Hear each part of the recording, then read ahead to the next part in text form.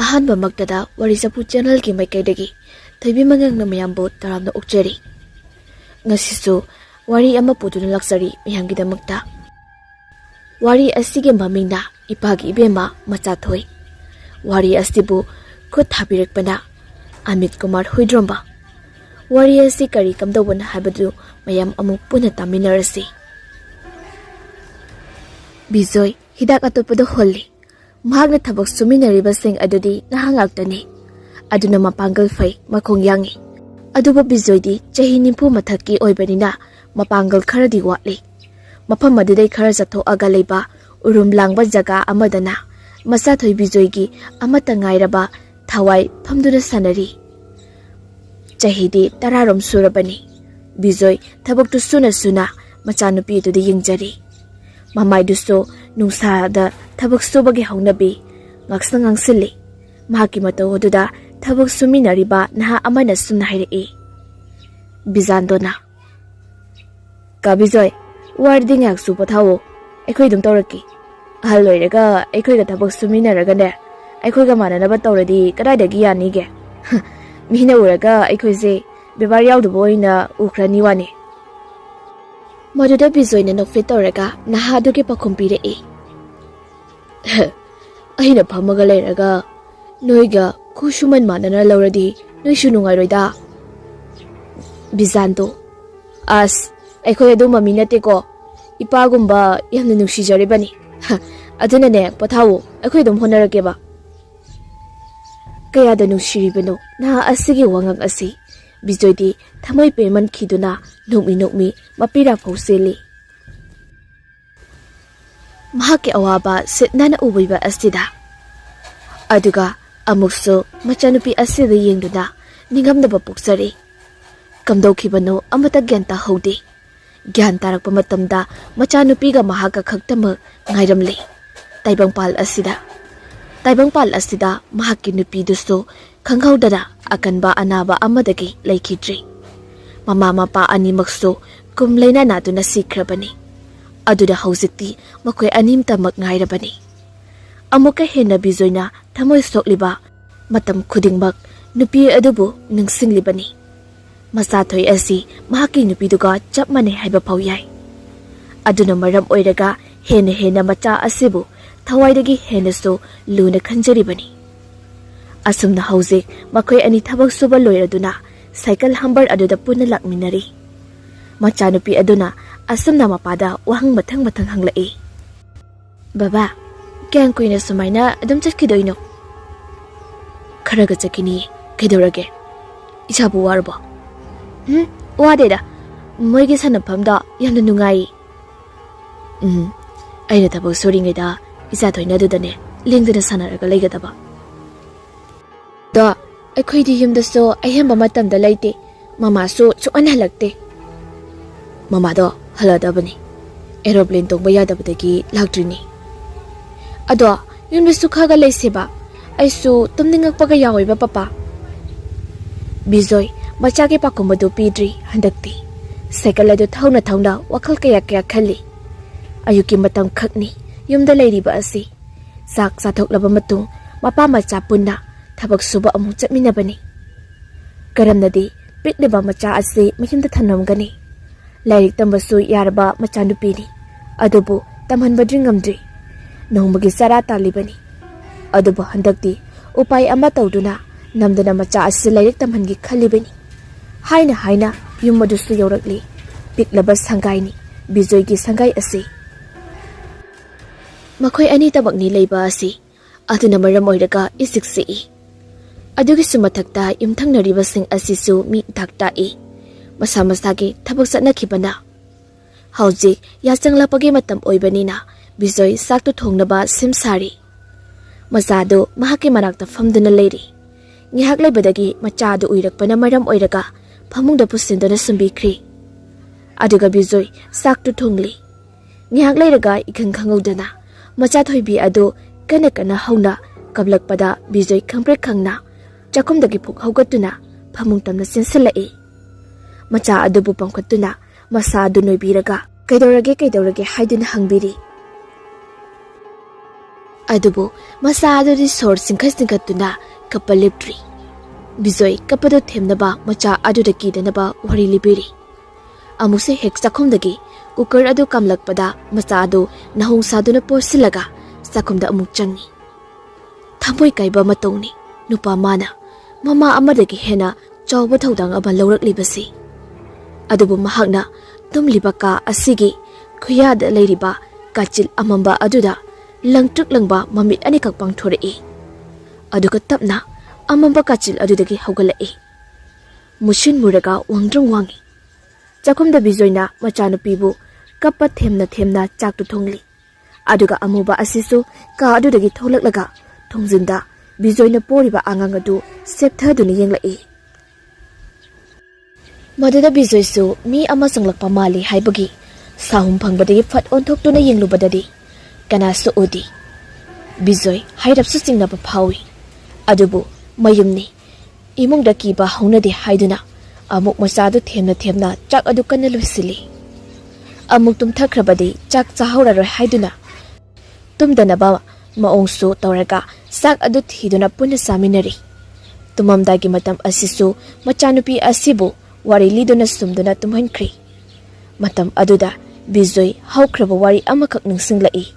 Matamdo machathoina tha ama pharakpa matamni. Bijoy ningaidana tumlibi macha adubu munna yengduna leiri. Manakta hipliba mahaki nupi santidi nofet tawduna hairei. Dacho isasi kay maming thonje haino. Bijoy sukongumlakti yengbatamag yengduna leiri. Mahaki masa adubu amukastu mahaki nupi don hanglai. Dacho ba tadro ina haise. Ha kariba. Ichanupisi kay kausi haino ba mamingdo. As khandira. Nalay phajay khanba ama adum tholaga lori kaino. Aigidine mapana nungsina kaubibaduna yarida. Awaba wari singa sulubada bijoy nungaitabadi poi. Adubu karibu kanarugani haiduna mamit adu chijet oisinduna tumthaba themkri. Aduga somdara samang aduda wangdrang wangba amuba ama leptuna mayum aduda yengli. Aduga tapna mangol aduda kakhalai. Mangol adu het yobagadi amubadu swai launa mangkri. Aduga thongodu phauduroktuna imungda sangkri. Amukasu thongjil adudagi sapthaduna mapa macha tumliba adu yengli. Madugi sawumdu handaksu bijoyna phangbadagi mamit adu fat pangthoraktuna onthoraklaga yengi. Adubu karisu udi babna oiramlani haiduna amuk macha adubu chilet konsinduna hiptharakri. Khazik jingnaba phawba aduna bijoy kitak kirong khradi tawi. Amuba asidi machi kari mata lengkhidrana yengi. Laimaida tamna famtharaktuna laimaida silaga changlai. Aduga phamungdugi hek mamang thangba phamangda leptuna kangkhal adudagi munna yengli mapa macha tumliba adubu. Kangkhal adu hairi nomli tawrakpada bijoy adu ayingba khradi phawrai.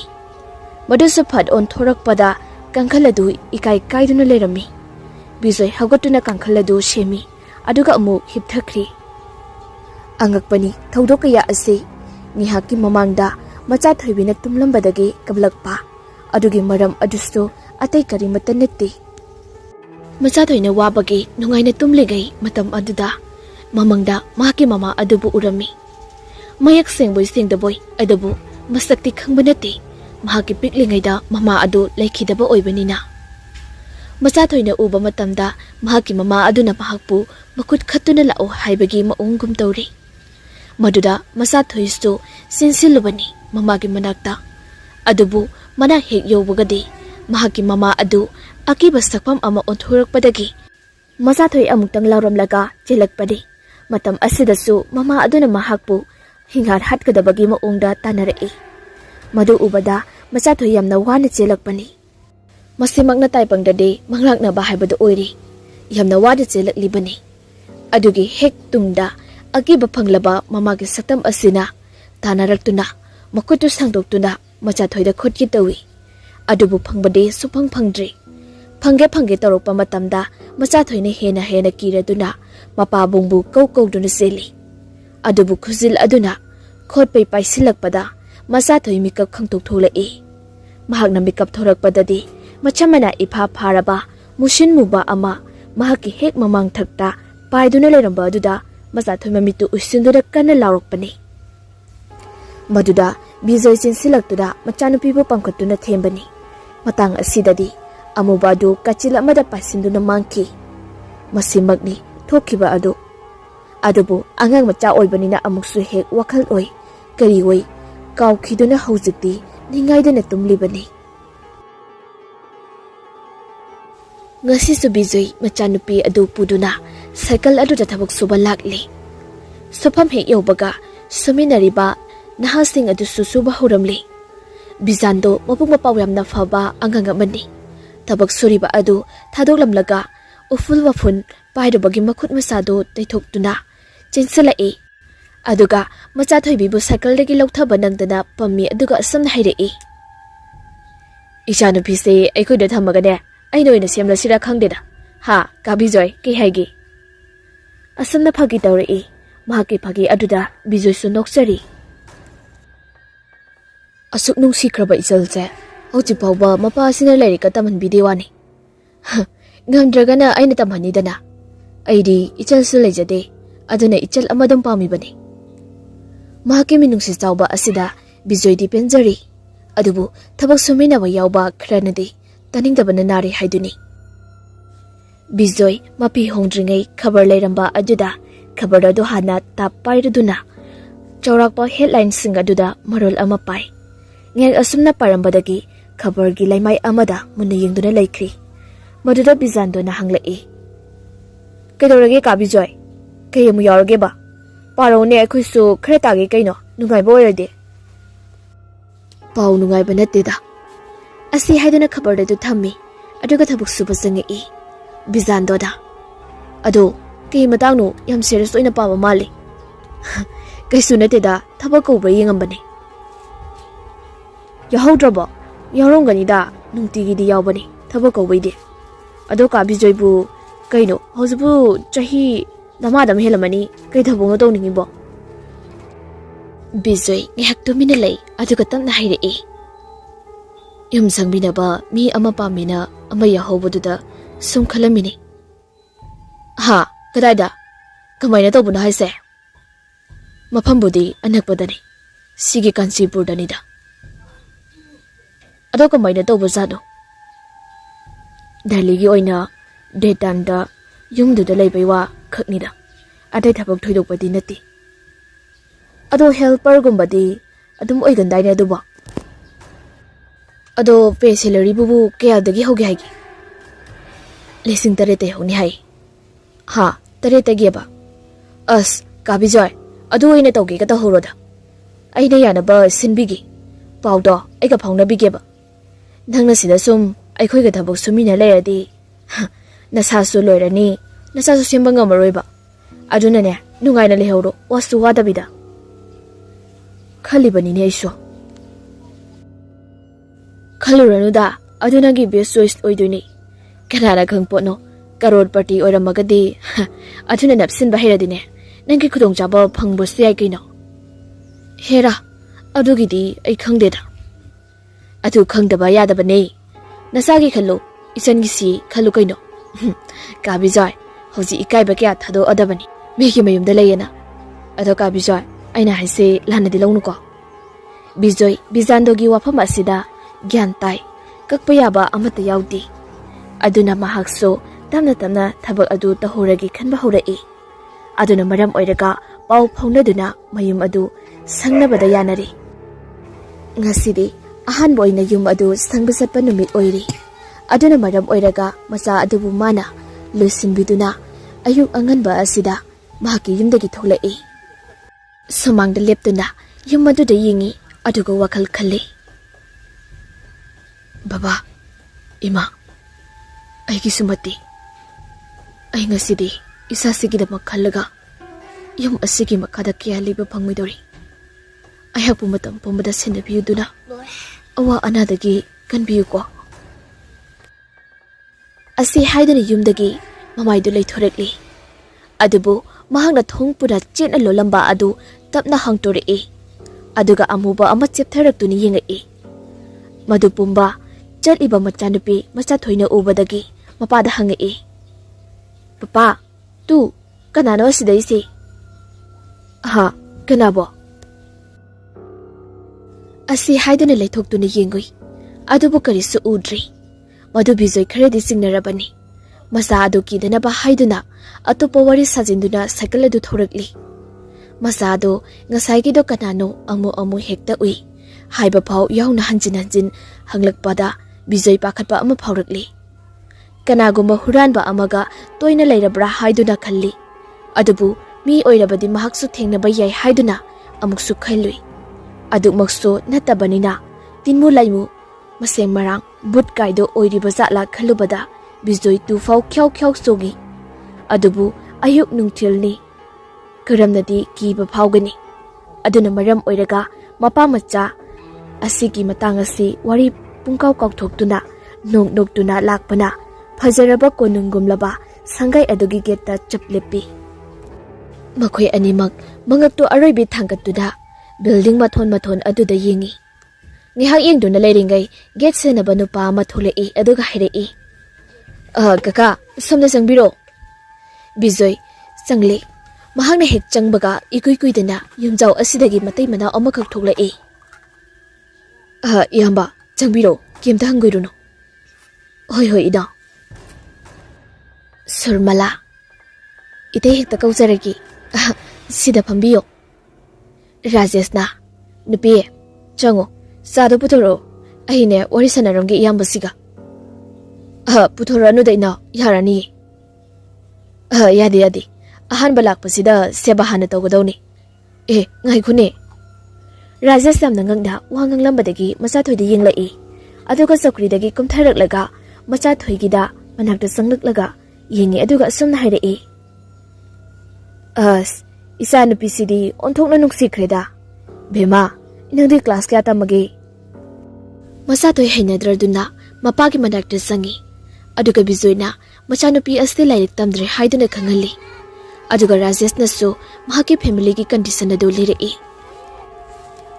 ꯏꯌꯥꯝꯕ ꯏꯌꯥꯝꯕꯒ ꯀꯧꯔꯔꯣꯏꯒꯦꯗ ꯇꯥꯃꯣ ꯍꯦꯛꯇ ꯀꯧꯔꯒꯦ ꯇꯥꯃꯣ ꯑꯩꯁꯦ ꯍꯟꯗꯛꯀꯤ ꯊꯕꯛꯁꯦ ꯈꯔ ꯆꯤꯟꯗꯧꯔꯤ ꯑꯗꯨꯒ ꯑꯩꯒꯤ ꯅꯨꯄꯤ ꯁꯨꯔꯃꯂꯥ ꯅꯅꯥꯎ ꯅꯨꯄꯤꯁꯤꯁꯨ ꯃꯣꯏꯒꯤ ꯗꯤꯄꯥꯔꯠꯃꯦꯟꯒꯤ ꯍꯟꯗꯛꯀꯤ ꯑꯣꯐꯤꯁ ꯊꯥꯗꯣꯛꯄ ꯌꯥꯔꯣꯏꯗꯧꯔꯤ ꯑꯗꯨꯅ ꯌꯨꯝꯁꯦ ꯄꯨꯡꯍꯥꯡ ꯍꯥꯡꯕꯗꯣ ꯅꯨꯡꯉꯥꯏꯇꯗꯅ ꯇꯧꯕꯅꯤ ꯏꯆꯥ ꯅꯨꯄꯥ ꯑꯃꯈꯛ ꯌꯥꯎꯕꯗꯨꯁꯨ ꯕꯣꯔꯗꯤꯡꯗ ꯊꯝꯈ꯭ꯔꯦ ꯑꯗꯨꯅ ꯇꯥꯃꯣꯅ ꯈꯔ ꯁꯦꯟꯅꯕꯤꯔꯝꯃꯣ ꯇꯥꯃꯣꯒꯤ ꯌꯨꯝꯃꯛꯅꯤ ꯈꯟꯕꯤꯌꯨꯀꯣ ꯇꯨ ꯏꯌꯥꯝꯕ ꯕꯣꯔꯤꯁꯁꯨ ꯂꯩꯗꯣꯏꯅꯤ ꯃꯥꯅ ꯒꯦꯠ ꯁꯦꯟꯅꯗꯣꯏꯅꯤ ꯀꯦꯝꯇ ꯍꯪꯒꯣꯏꯒꯅꯨꯀꯣ ꯏꯌꯥꯝꯕ ꯑꯁꯨꯝꯅ ꯌꯨꯝ ꯑꯁꯤꯒꯤ ꯑꯀꯨꯞꯄ ꯃꯔꯣꯜ ꯂꯣꯏꯅ ꯇꯥꯛꯄꯤꯔꯤ ꯂꯣꯏꯅꯅ ꯁꯤꯟꯅꯕꯤꯔꯤ ꯉꯁꯤꯗꯒꯤ ꯑꯗꯨꯝ ꯍꯧꯒꯗꯕ ꯑꯣꯏꯕꯅꯤꯅ ꯔꯥꯖꯦꯁ ꯑꯃꯗꯤ ꯁꯨꯔꯃꯂꯥꯁꯨ ꯊꯕꯛ ꯆꯠꯈ꯭ꯔꯤ ꯕꯤꯖꯣꯏꯒ ꯃꯆꯥꯊꯣꯏꯒꯁꯨ ꯀꯥ ꯃꯊꯪ ꯆꯪꯗꯨꯅ ꯌꯦꯡꯉꯛꯏ ꯀꯣꯅꯨꯡꯒꯨꯝꯕꯅꯤ ꯄꯨꯡꯂꯪ ꯂꯪꯉꯝꯃꯤ ꯑꯁꯨꯝ ꯃꯃꯤ ꯀꯨꯞꯇꯨꯅ ꯌꯦꯡꯂꯛꯄ ꯃꯇꯝꯗ ꯀꯥ ꯑꯃꯗꯤ ꯐꯤꯉꯧ ꯃꯌꯥꯝꯅ ꯀꯨꯞꯁꯤꯟꯗꯨꯅ ꯂꯩꯔꯝꯃꯤ ꯃꯗꯨꯃꯗꯤ ꯔꯥꯖꯦꯁꯅ ꯇꯥꯛꯂꯝꯗꯦ ꯑꯗꯨꯒ ꯕꯤꯖꯣꯏꯅ ꯊꯦꯡꯅꯔꯛꯏꯕ ꯑꯁꯤꯁꯨ ꯊꯣꯡ ꯂꯣꯜꯂꯝꯕ ꯀꯥ ꯑꯃ ꯍꯥꯡꯗꯣꯛꯂꯨꯕꯗꯒꯤꯅꯤ ꯀꯥ ꯑꯗꯨꯗ ꯆꯪꯉꯨꯕ ꯃꯇꯝꯗ ꯂꯩꯅꯤꯟ ꯃꯅꯝ ꯕꯪ ꯂꯥꯎꯅ ꯀꯥꯔꯛꯏ ꯃꯗꯨꯗ ꯕꯤꯖꯣꯏꯗꯨ ꯈꯔꯗꯤ ꯍꯩꯅꯗꯦ ꯃꯆꯥ ꯑꯗꯨꯁꯨ ꯑꯁꯨꯝꯅ ꯀꯣꯏꯅ ꯌꯦꯡꯂꯛꯄꯗ ꯀꯔꯤꯒꯨꯝꯕ ꯄꯣꯠꯁꯛ ꯑꯃꯗ ꯊꯦꯡꯉꯨꯔꯤ ꯃꯗꯨꯗ ꯄꯣꯠꯁꯛ ꯑꯗꯨꯗ ꯀꯨꯞꯂꯝꯕ ꯐꯤ ꯑꯗꯨ ꯃꯈꯥꯗ ꯇꯥꯔꯛꯏ ꯃꯗꯨꯗꯒꯤ ꯊꯣꯔꯛꯄ ꯎꯐꯨꯜ ꯃꯌꯥꯝ ꯑꯗꯨ ꯃꯆꯤꯟ ꯃꯦꯟꯗꯨꯅ ꯈꯥꯡꯉꯤ ꯃꯄꯥ ꯃꯆꯥ ꯀꯨꯞꯂꯤꯕ ꯄꯣꯠꯁꯛ ꯑꯗꯨ ꯑꯇꯩ ꯀꯔꯤꯃꯠꯇ ꯑꯣꯏꯔꯝꯗ꯭ꯔꯤ ꯐꯖꯔꯕ ꯅꯨꯄꯤ ꯃꯆꯥ ꯑꯃꯒꯤ ꯃꯨꯇ꯭ꯔꯤ ꯑꯣꯏꯔꯝꯃꯤ ꯉꯥꯏꯍꯥꯛ ꯃꯨꯟꯅ ꯌꯦꯡꯉꯤ ꯑꯗꯨꯒ ꯃꯆꯥꯊꯣꯏꯅ ꯑꯁꯨꯝꯅ ꯍꯥꯏꯔꯛꯏ ꯕꯕꯥ ꯀꯅꯥꯅꯣ ꯁꯤꯕꯣ ꯌꯥꯝꯅ ꯐꯖꯩꯌꯦ ꯏꯃꯥꯟꯅꯕꯤꯗꯨꯝ ꯑꯣꯏꯕ ꯌꯥꯅꯤꯌꯦ ꯈꯪꯗꯦꯗ ꯏꯆꯥꯊꯣꯏꯕꯤ ꯆꯨꯝꯅꯒꯤ ꯃꯨꯇ꯭ꯔꯤ ꯑꯣꯏꯔꯝꯒꯅꯤꯗ ꯑꯁꯨꯝꯅ ꯀꯥ ꯑꯁꯤꯗ ꯂꯩꯔꯤꯕ ꯐꯃꯨꯡ ꯇꯦꯕꯜ ꯆꯧꯀ꯭ꯔꯤ ꯄꯨꯝꯕ ꯐꯤ ꯑꯉꯧꯕꯅ ꯂꯣꯏꯅ ꯀꯨꯞꯁꯤꯟꯗꯨꯅ ꯊꯝꯃꯤ ꯕꯤꯖꯨꯁꯨ ꯍꯩꯅꯗ꯭ꯔꯗꯨꯅ ꯀꯥ ꯑꯁꯤꯗꯒꯤ ꯊꯣꯔꯛꯂꯤ ꯑꯗꯨꯕꯨ ꯂꯩꯍꯧꯔꯤꯕ ꯃꯨꯇ꯭ꯔꯤ ꯑꯁꯤꯅꯗꯤ ꯑꯍꯤꯡꯕ ꯑꯃꯒꯨꯝꯅ ꯃꯈꯣꯏ ꯑꯅꯤꯗ ꯃꯨꯟꯅ ꯌꯦꯡꯗꯨꯅ ꯂꯩꯍꯧꯏ ꯉꯁꯤꯗꯤ ꯑꯍꯥꯟꯕ ꯑꯣꯏꯕꯅꯤꯅ ꯌꯨꯝ ꯑꯁꯤꯒꯤ ꯃꯅꯨꯡꯗ ꯀꯣꯏꯆꯠ ꯆꯠꯇꯨꯅ ꯌꯦꯡꯕꯗ ꯃꯇꯝ ꯑꯗꯨꯝ ꯀꯣꯟꯅꯈ꯭ꯔꯤ ꯌꯥꯁꯪꯂꯛꯄ ꯃꯇꯝ ꯑꯣꯏꯔꯛꯄꯗꯒꯤ Rajesh amadi Surmalasu halai. Harau harau bijoisu mayum makai paglakli. Cycle adu thauna lakpada maikoi laikai di yoksilakli. Ngasai Rajesh na ebans oina listing ama pirakpa aduna ngasidi machanupi asibu ahawba ama pizage haiduna hotel amada changi. Hotel asi lamlong ahum hek phangba da leiba hotel ni. Mong amani hotel phambi du khak thangmai macha ama thandu da leirami. Bijoi du pukning bu nungsiruri. Matam kaina urudraba thangmai budol ama thalamba aduda. Adubu hotel asidi imamammi. Machanupi do chak lamloni haiduna changlakpani hotel asida. Adubu hotel phambi asi mahung ama itau tawi. Miyeng na ing ama jingnabaki miyeng ni. Wadi sungangang de. Bijoida phalap akiba pokpa amagum na tawi. Bijoi su singnaraduna kaidaurage hangubada khangpre khangba makhai laurei. Bijoi wadi makha tadri. Kaino mani tauri haibasi khangli. Aduna tan chado prap chatho aga thorai. Thorakpa matamdadi pumamamli. Leirak asida na kharana gari macha thawbagi mangaldo adudagi hena anganba kaya udi. Bijoi tungda kanagumba ema inarakpagi sahumdi phangi. Onthok lubadadi hekta leiramdi. Adubu khara khazit thorakpada ukhong amadagi nupa amakak phallawna chongthorai. Aduga mahagi cycle aduda khengeng yalai. Maduda tuge faw tawi.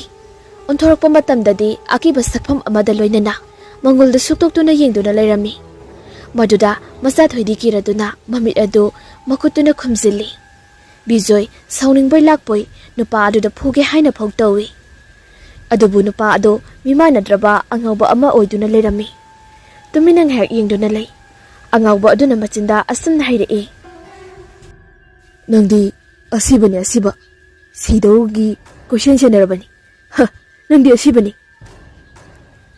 Asamna yamna sauna makutu makukta khoro kholaga wayasi hanjin haiduna mafamdugi chenkri. Bijoi angakpadi phawi. Adubu chingnabasu heli. Adubu amabu oiri mayumdadi yaurage haiduna mayum tamna lakli.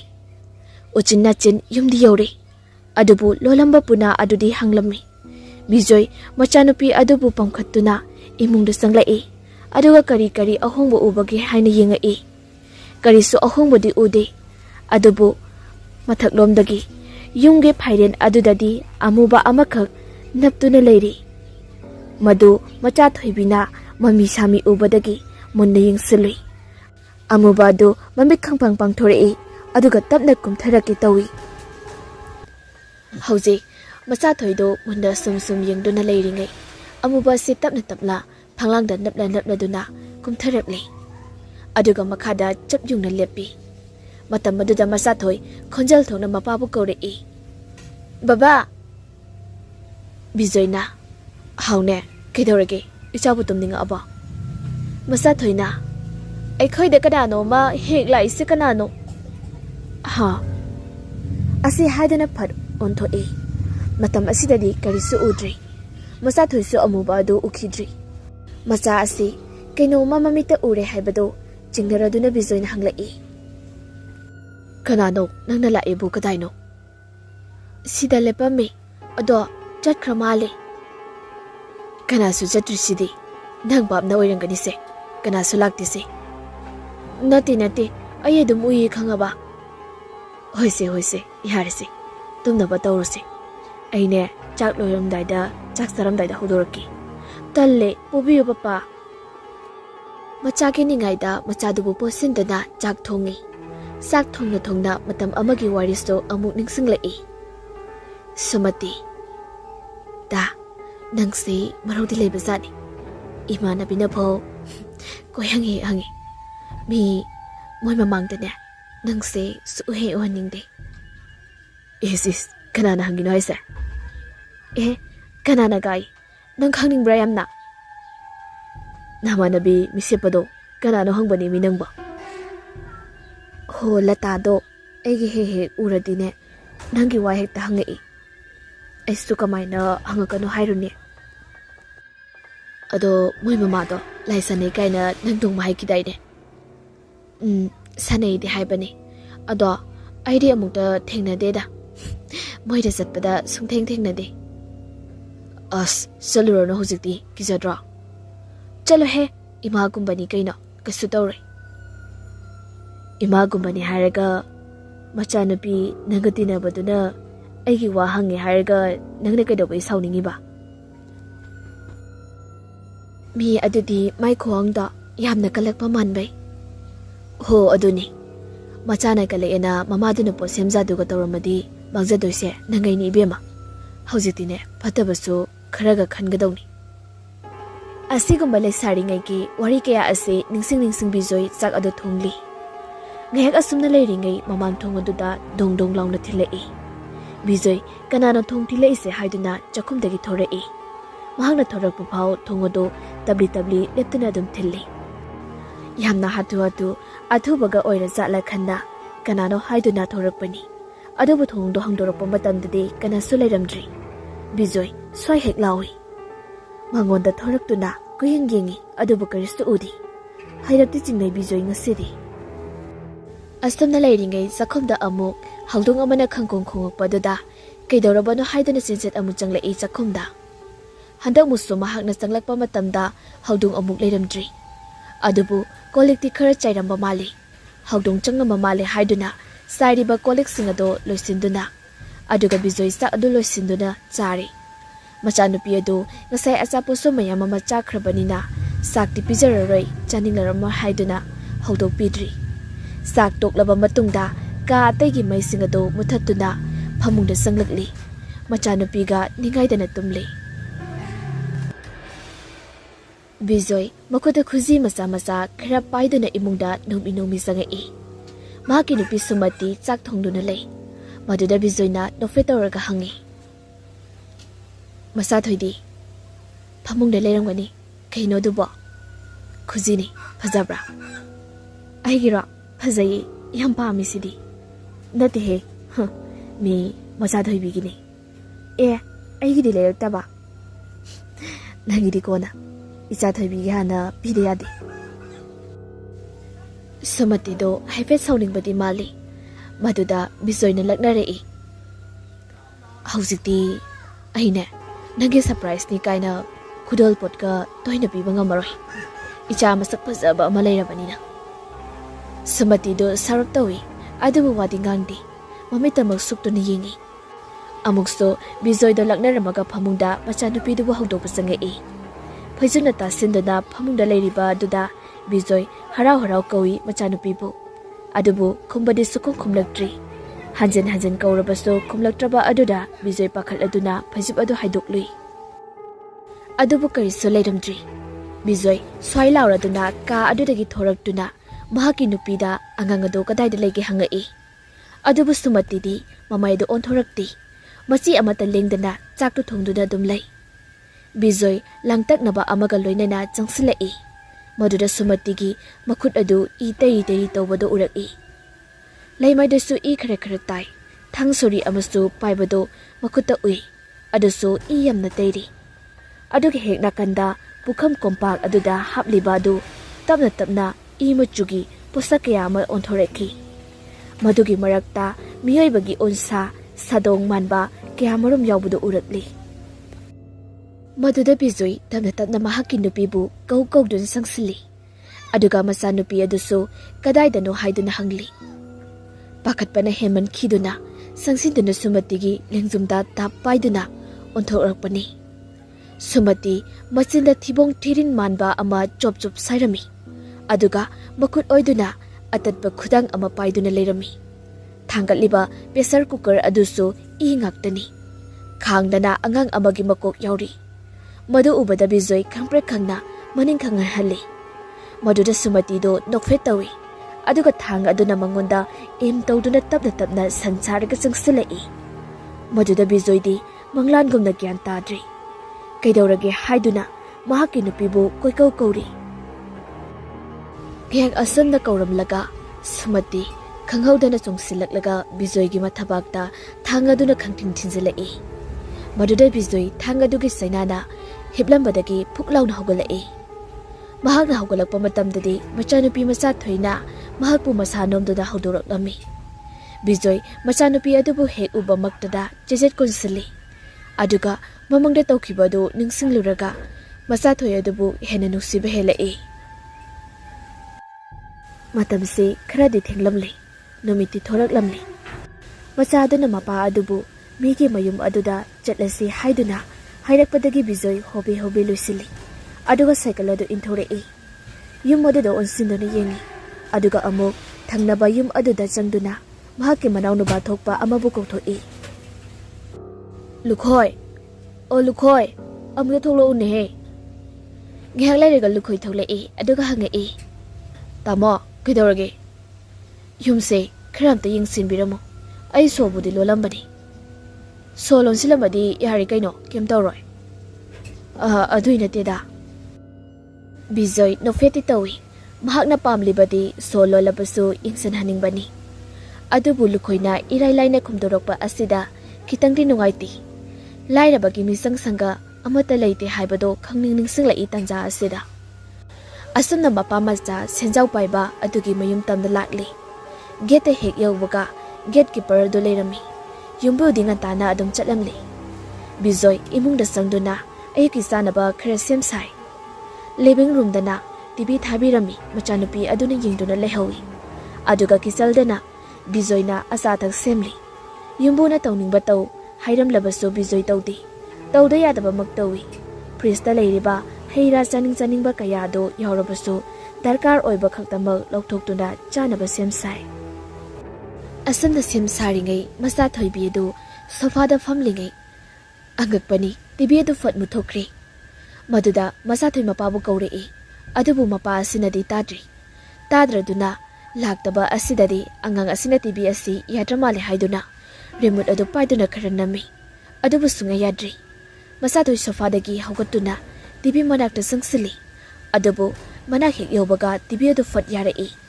Yarei haibagi wani. Channel de amata fadri. MACHATHOI amukasu remote adu koinam nami. Sunga yadri. Onthoktuna mapabu kaurubada TV do amusu yarakli. MACHATHOI mamado lesilaglaga yengubadadi. Mahakna ngasai yengkiba channel adu oiramdri. Maduda MACHATHOI adu mamitu kuptuna yengli TV aduda. Sinmuba nupi amakak manguda munna yenglakpagi saktam ui. Maduda MACHATHOI munna yengli. Aduga amubadu tapna sangsilai. Asum sangsilakpada screen adugi manakta heknak na leiri. Aduga makut anido tinthurokpagi maong tawrei. Maduda asengbagi oina TV nakan aduda amubagi makut ani adu jara thindurei. MACHATHOI sor thabet honduna yenglambadagi mamitu khumjilaga mamai onthokduna jenthorakpada mapaga thingjinei. Mapa leptuna leirambaduda konsili. Bijoy su kaidorabana haina hanglai. Adubu angang asidi kibui lakpoi ithing nuaina khumlaktri. Maduda Bijoy thoina khalludri. Mathanta tawfang khangda tawrini haidunak khandoi. Aduga sofa sida amu changsilaktuna makoi ani TV adu yengminari. Ngihak asumna yengminabadagi machanupi asi tumthokri. Tumthokri ngai asida Bijoy tawge khallamba wakhal adu ningsinglai. Blanket masa ama tawraga masa adubu sofa aduda tumhalame. TV de dum tharami. Aduga Bijoy yumsigi ka bayam asi amuk phajana yengge haiduna lai. Adubu ahanba maktada mana thengnakiba phi ango mayamna kupsinkiba ka adu yamna sangningi. Aduga yamna so mafamado kamai tawbano khangningi. Aduna madugi ka adu tamna Bijoy prap lai. Ka adu handakti sojaw ama londona thaname. Bijoy kharadi singnari. Aron atu magtawdragasu mafam ase mi atopa kanama changningdraba male haiduna mahakhalli. Aduna maram oiraga mamai adu leithuraktuna atopa kasing adugi thongnong mayam aduda yengi. Karabada hana sangsigi haina phau masa matomta khalli. Matam asida ngasai sojaw lonkiba thong adugi mase kharaka aduna leiriba adudagi angangi mukut amakak lithorei. Aduga sojaw aduda tapna paisilaga khangsingjingduna thadatke tawi. Adubu yochaw oibanina tatluha yadraduna mukutai nanthokri. Aduda ahoba makhol ama thokpadagi Bijoy tungamuk phat onthoraktuna yengi. mahakna onthorakpa matamdadi sojaw adu hairi tawramli adubu kanamtadi leiramde Bijoy sum yenglabadagi changsilaklaga hairi tawriba sojaw adu paiduni yingi asumna leiringai amuk machanupi leihoriba ka aduda mi khara wari marum sanabadungna tarai kana janglabanu khalli ibung asida amuk machanupi matomta leihobani kari nungaitaba amuk thokladi haiduna prap lai mahakna lakpai lambidaso makholadu ngaranga ngalaga dumak tari adubu tibi kadu hek yausilakpagadi chaplepkhri kari mata takhidri Bijoy hadak tingak puna suloiri tibi dadi angang machagi cartoon nina ngasai takhiba khonjal adumakti amata tadri aduisu mathakta tibi dagi tholakpa makhonga mire ngangbagi makhonga adum khene aduna tibi dagi tharakpa makhol adu nati habasima khangli yum sida mi changlam bra khangdadi khanglage haiduna dolal adu da kakhalai aduga gate lom tamna yinglai gate ta chokri amada phone yingduna gate keeper adu phambadu uri maduda Bijoy na kauri kana changa onge gate keeper adu fat yingkhlai duga khumai kanam laktiye kedorage kaka oh yare Bijoy wa makha taramdana amu imung lomda sanglakli wakalda asumna khalai as yumdasu sidasu kaino mai tawrise ai kamai tawni ai di to putokro ichana pisi kamai na senagani ai yam thuna jantra phaba sadunu ichana pi ga iga puna sida bayadi aduga matam supada achikpa mafam ase laitana phonaragi natrabadi ichana pi ga igaje soidana da satarani asi khana amuk machanupi ge manakta changlakli somdana angang amakhakna ka adda makhada phamduna kuilei yingi mamitu mapira sujeli amuk haugatuna pi angobuna kupliba posak singadu paiduni yingi adubu mahangna pairiba adudi malangda paibuka chakmanakri matam aduda kana kamlai aduga amumukso kana laurai mahakna kapalaubagi makhol adu sonthangnada uitharuraba Bijoy na amu tarekpada khangladuna chongi matam aduda TV adu channel yadabadagi sthauduna leirami aduga machanupi adusu tumduna amuk leirami Bijoy TV du muthatli aduga machanupi du hawdoi machathoi hagolo ni nangbo ise hore nungdangdi tupagamta yarare ni nangbo makoisto mamitu noiraga hugulai asamna makoi ani amuk yumsigi top floor da kakhalai mathak ithang thangba ahangba asidadi yenglakpadadi laikai asiloinaba ubaga chapmanari machathoidi liri sitpa nungsit asida nungairaduna chenchongduna sanari Bijoy so nongmi yengi mahaki machanupigi matau asi asamna yenglingai makharamda amuk yengtharubadadi lambidagi kanagumi wakhal choirabi manbi amada mamit khana thak niktuna yengduna leirambadu Bijoy na uri madu ubada swai hek lawi ngihak muna sum yenglingai nupi adu amuksu akiba phawwa amanbagum Bijoy da phalap yenglanmaga chachkri Bijoy amuki hena akibadum pukli ya changlakpaga oibagi hainabadi hainadrabani yumbudu so laklabadi mahak yumda prap haninglabani adubu pak hek yade gatekeeper asisu chatningbagi male sorokta thoktuna amu yumbuba lakpra haiduna yengli adubu pak hek laktri Bijoy machanupido tawrega yumda hannabagi phiron athabado sesinduna mangolda phamli gatekeeper adusu tawfum khangdurduna mahaki manakta changlai aduga hairei kaka su yumda haningamani aisu haningi ado yumbudi laktri kamai tawsige yam thengmadi aidi tallebu mai laksa sanida ado thengadi talleba aibidi gari masalina yumsu panglap laptido ado kakadi cycle dina thengnine Bijoy matang asida wa ama khangning singai aduga hangai Bijoy na ado ngaikone kaino mahangi hango kaka kaino yumbuji ki machasi kayano Amakakni, nupani, class 9 karabani, boarding the thamkrabani. Asingbagi mathantarane. Mane, aina lakpadaso, mathantani leramisi. Aduga moinaso, mathantani haridudi. Bizoy, ngakpanadi loiri. Wa makatadana, tumina ungduna leiba duda. Boris na singnaraduna hangai. Kaidorage kaka, adubo. Kesu tawdeda. Aisu sida lakpadi chahi anirom tangairi. Ado, aku mamarondi khangdi. Nang moi imu sidi sangabro. Amu marang marakta di sangi. Kaka laktringaida. Potchay arum mayang thangzinba. Aina habadi ka anamba changbraba. Changdeda dodi. Aina zangisidi kitchen gumba maning mayang gumbadani. Bizoy jingnabadu koktri. Aduna maram oiraga tumina ungduna leiba aduda amukasu Boris na hangai. Kaidorage kaka. Asi haringai geta horon khongopa duda Boris tu senthokri. Aduga thongodu hanguri. Rajas amadi Surmala su puna sangai. Aduga makoi anisu chinanaba tholai.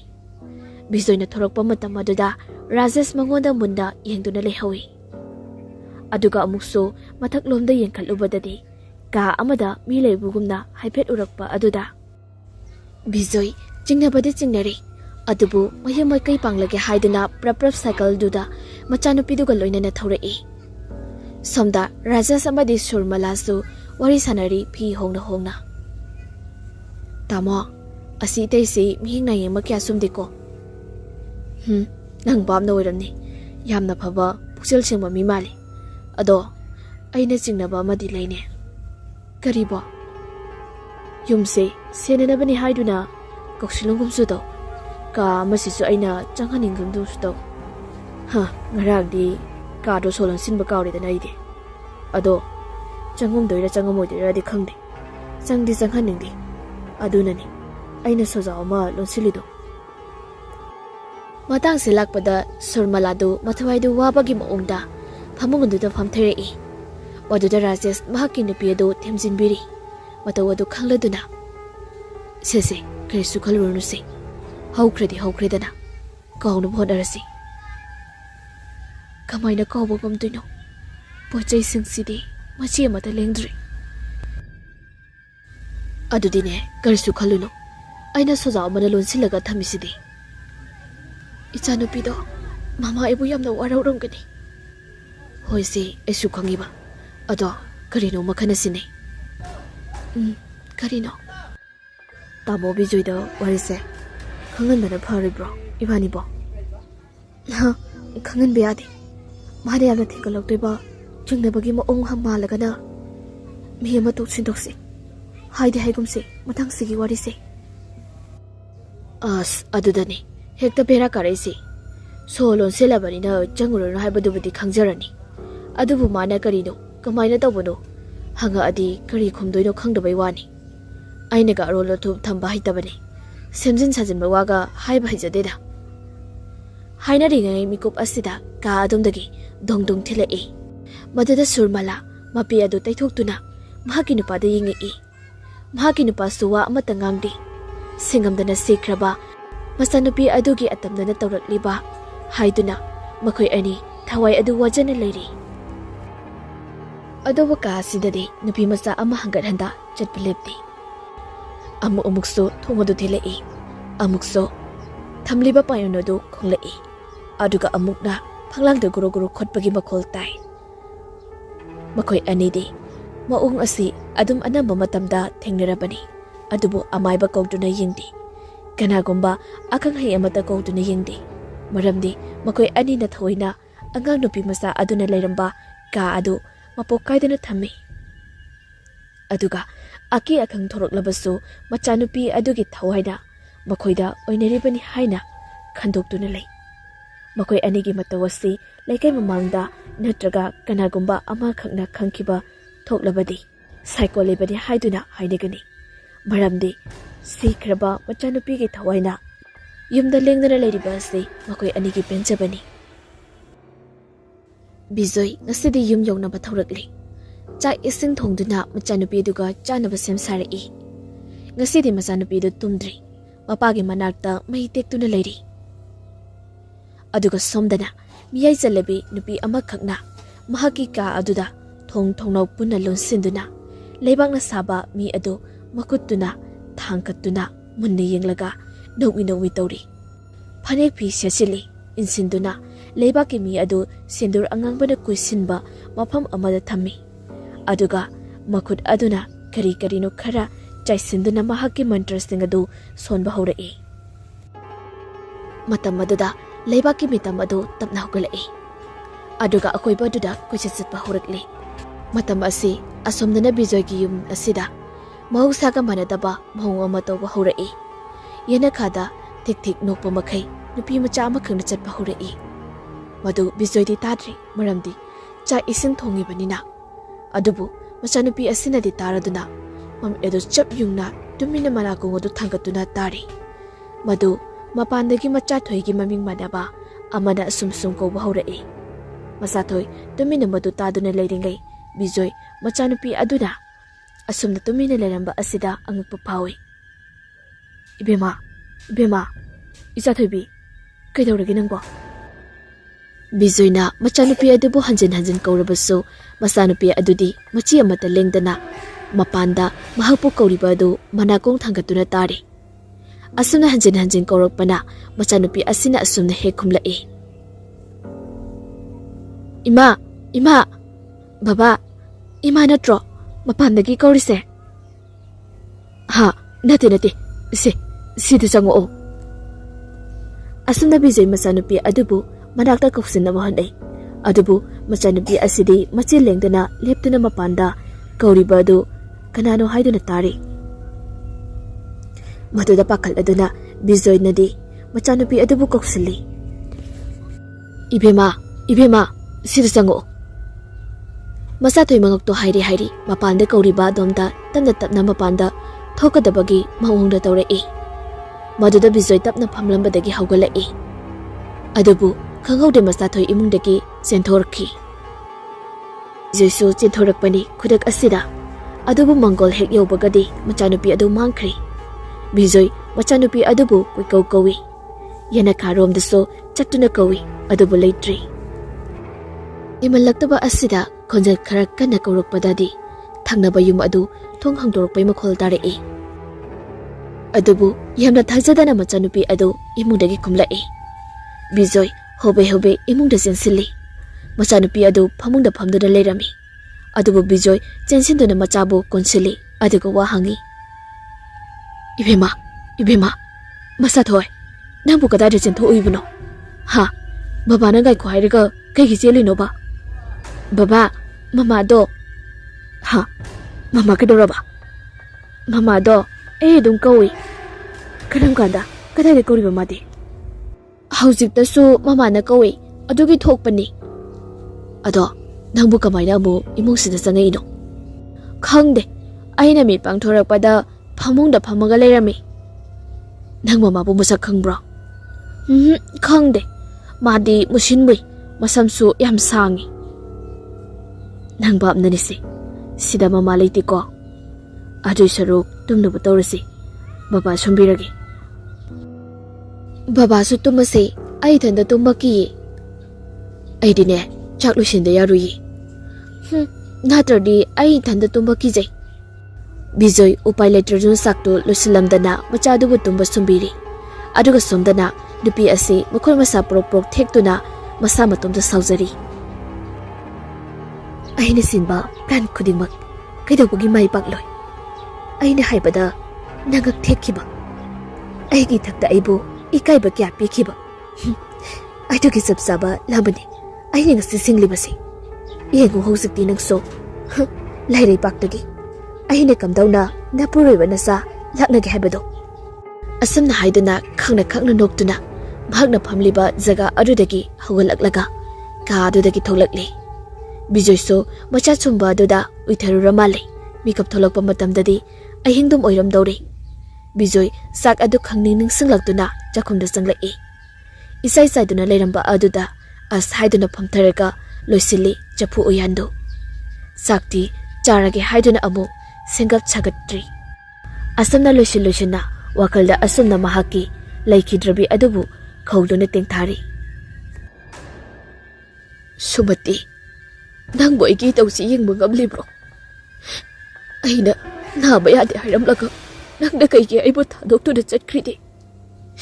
Nangbu nachanupida laisabi pungkak pharakpada yausang kumaigi thabal chungbado yengdigi hairambada. Oh, aibu karamda hingwa haibano. Asumna wakal lungaitana leiringai makoigi yum adugi maningda murum sonba makol ama tarai. Maduda Bijoy kolik loisinba do tokli. Aduga thang surya do tapna paiduna maning thongo do tapna hangdorai. Mahakni hek hangdorakpaga mahaki hek matungda amuba awang baba leptuna leiramli. Madu mahakti uzaba natti. Bijoy maningi blab adu mai phat thale. Matam adudadi amuba do leiramdri. Bijoy maning aduda thoraklaga kana leiribano haiduda khongdimi. Huranba mi oirabasu imunggi mi tumnadri. Thengnarabadi pharabadi khudung thigani haibagi ingit amagumna masama udu podrok theklaga marira mangarak hauna khongdemi. Matam asida karisu makol tadabadagi Bijoy amuk chakhomda changlai. Adubu mahakni hek changlakpada blabki maingalda MACHATHOI adu mami stoktokuna mangonda yengduna leplaga leirambada Bijoy khangbra khangi. He khangi MACHATHOI nangbo la subaba ko ro yadro. Baba kaidawbagi thoino mapan thokpani changa isidi. Bijoy machanupibu amu phamungda pusili aduga hip inari. Machanupi asigi natural asi kitang hongba asida Bijoy ngaksanabadi phawi. Lata Sumatiki breastfed makni haibiyai. Adubu lata nadi Sumatibu kari oina khanbanodi kananasu mamutana khangdi. Anamba matamda Sumatidi masang matau phajaba asina latana kala ami. Aduna maram oiraga tinajarebasu kalakpa kaya asina phatraba lausing itattatana khali. Adubu Sumatinadi masi khangdi. Aduna maram oiraga lata amadi mahaki phatrabi mama asiga tanaduna pasanjadu kaya tawrami. Loinana lata asi hek yengbada nupana pambidaba sakta oibona mangondadi jut chaba nupa amata kaya hairakti. Aduna maram oiraga amuka hena Sumatibu kala amai. Sumatidi ingna sangkhon benina mahakpu pamjaba pakhang kayana sangu lai. Madugi manungda Bijoy su amani. Bijoy ga mahaka hek mari leinaba hobadagi latadi adugi matik kalakpa phawrami. Masimakna maram oiraga lata nomata mahaki marup asigi afaba wakhan khandri. Chakmakta jaminarabasu posemjadu tawsinba asa athak atopa tawbadasu asigumba kaya asi tawduna Sumati amadi Bijoy kainanaba silami. Adubu pak hek yamde. Adugi sumathakta Bijoy asi latana pamlami. Masigi matangda ningai sangdanaba kharasu adum thoki. Nongma Bijoy amadi Sumati labuki laurida phamduna orisanari. Aduga tung oirapna khara chathoklaga lata matomta phamduna pedrek makhut adu thektuna phamle. Aduga tung oiramna khara chathoklaga lata matomta makhut adu pedrek thektuna phamle. Bijoyna lata se soida kausulaune matomta nungairamroi. Sumati nangdi kausiningamni. Asamna Sumati mamitu paithoktuna Bijoydi yengi. As adui wanatiba phajaribo siba mina uraga bhab ama khalani. Yare adumaina tawnusi ai kaisu lana khanba leiti nangnasu lana khalluno mana phagi tawbani he haidudi aduisu se kausaloba. Sumati sauning na latabu kawi aduba latadi sangu uyatri. Adugi mahut mahaki maro leiba miyeng mau phatabagi matau ado Sumatina kharadi chingli. Adubu Bijoyna haimanbadagi khara phana adum khantoi. Aduga latadi masinda mahaki mantra adu murum sole. Madu sonba loiraga makhut anidona isinga maikai semibagum ahangba malang aduda makhoi anina phamliba maikai aromda honthai. Mana hek yogibaga masambana nuksina lirili hai humbagi matau adu urega latadi kalakpenbagi mino ama tawri. Mathangi numitni Bijoy hanagumna machanupi aduga yumjaw aduda lakli. Chakmak natrasu ahaw athum kya chaduna leiri. Boris sungasidi emungda changai aduga punna phamini.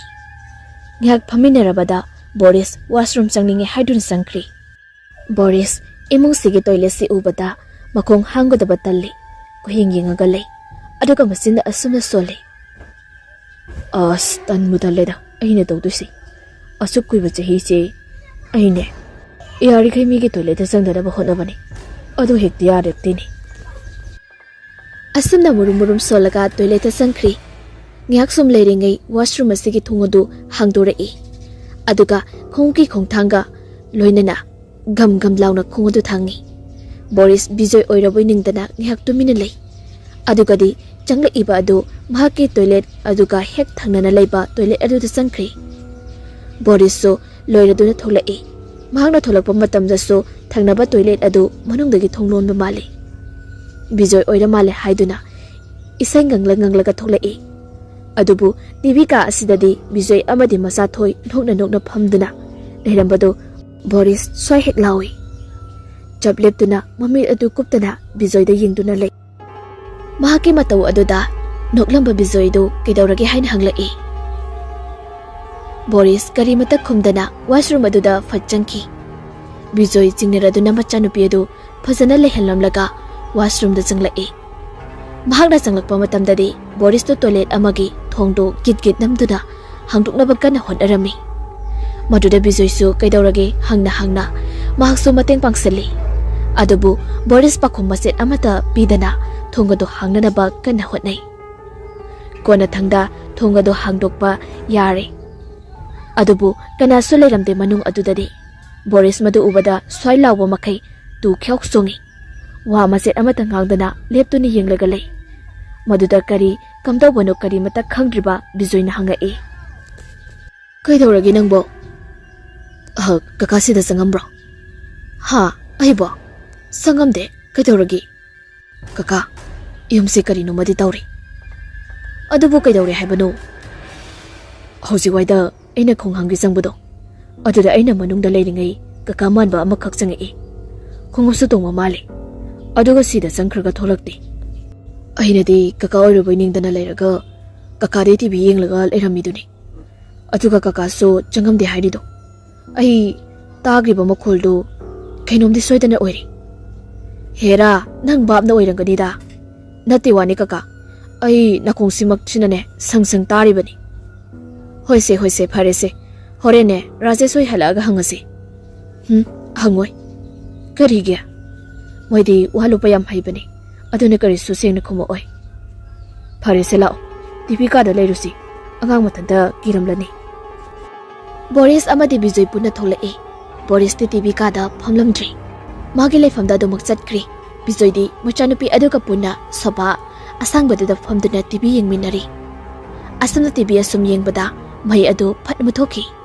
Matam aduda TV gi amuba mingsel aduda Bijoy ga MACHATHOI ga phamleba adu laptakna oi. Adubu Bijoy khangawdana sum yenglubadadi mahaki hekna kada phamliba adu machanupi adu yamna malaktri. Phingau setpa masam soina taba angang amagi sabanda oina uri.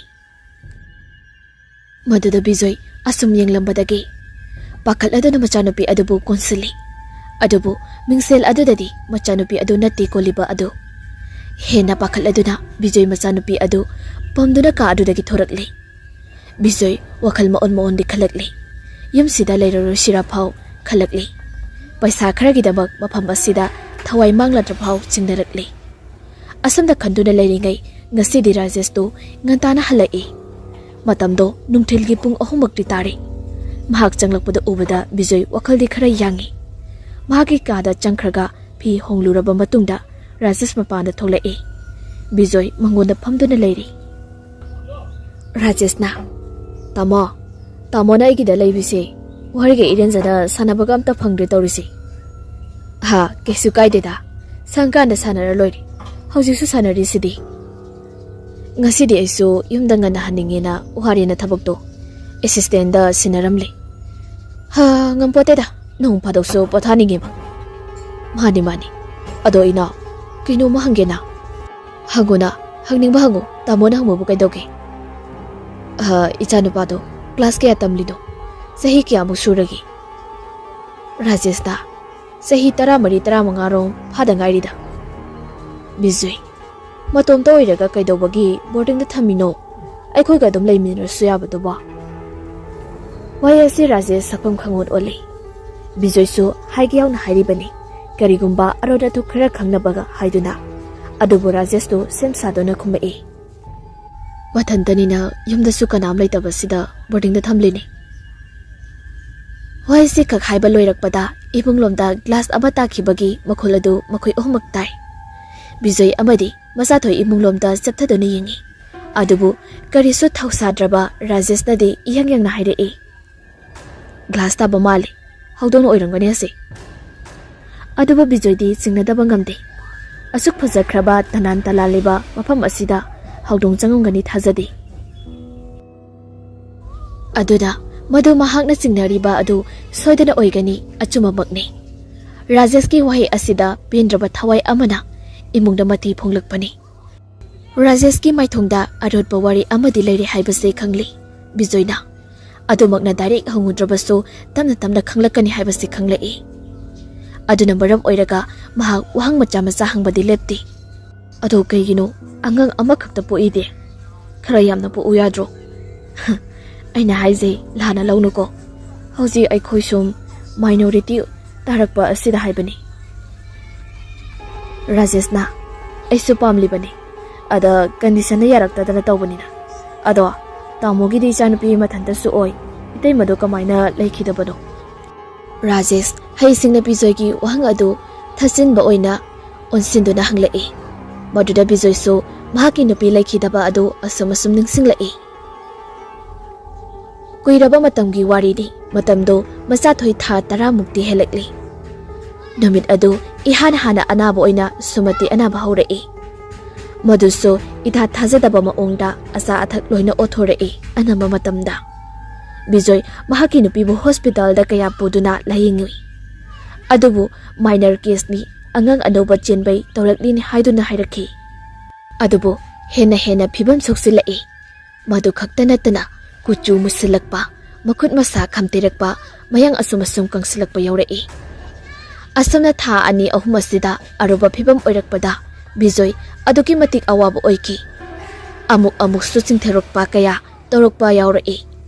Ahing matomta haugattuda joiron pangangda ngangba kaya su yaurokpa asida Bizoi kokmei khangdana awaba haibadu oiki. Asamna tha 3-5 sujalakpa asidadi ikang khawdana yumyaida phibam sadana siraga taduna leramki. Mamai mamit musilaga tinbong oduna siramni. Wari singasi Bizoi na Rajesh da liba matamda Rajesh su yamna nungairamde. Aduga mahakti pakhatpa pau phawi. Adubu wari singasi samjiladuna haujikti Bizoi yumna hanaba semsarakli. Ngasina amukari kamdau dauribano mahaki yumase khallubada wakaldo ungi haiduni. Karamba akang ahi kamdauna mahaki yum asibu aki akangdagi ngakthokkadoino khana lakpada yumasi yauri. Ngasidi thongnau khudingmak jajet lonsili. Aduga phamungda sangduna machanupi aduda ngasidi direct tambige haiduna punna phaminaduna Bijoyna akhangba angangi rhymes thabiduna takpiri. MACHATHOIna harau nok mapagi matau aduda penjari. Aduga Bizoi su masaki maithong adu uraga hena nungaijaba poksari.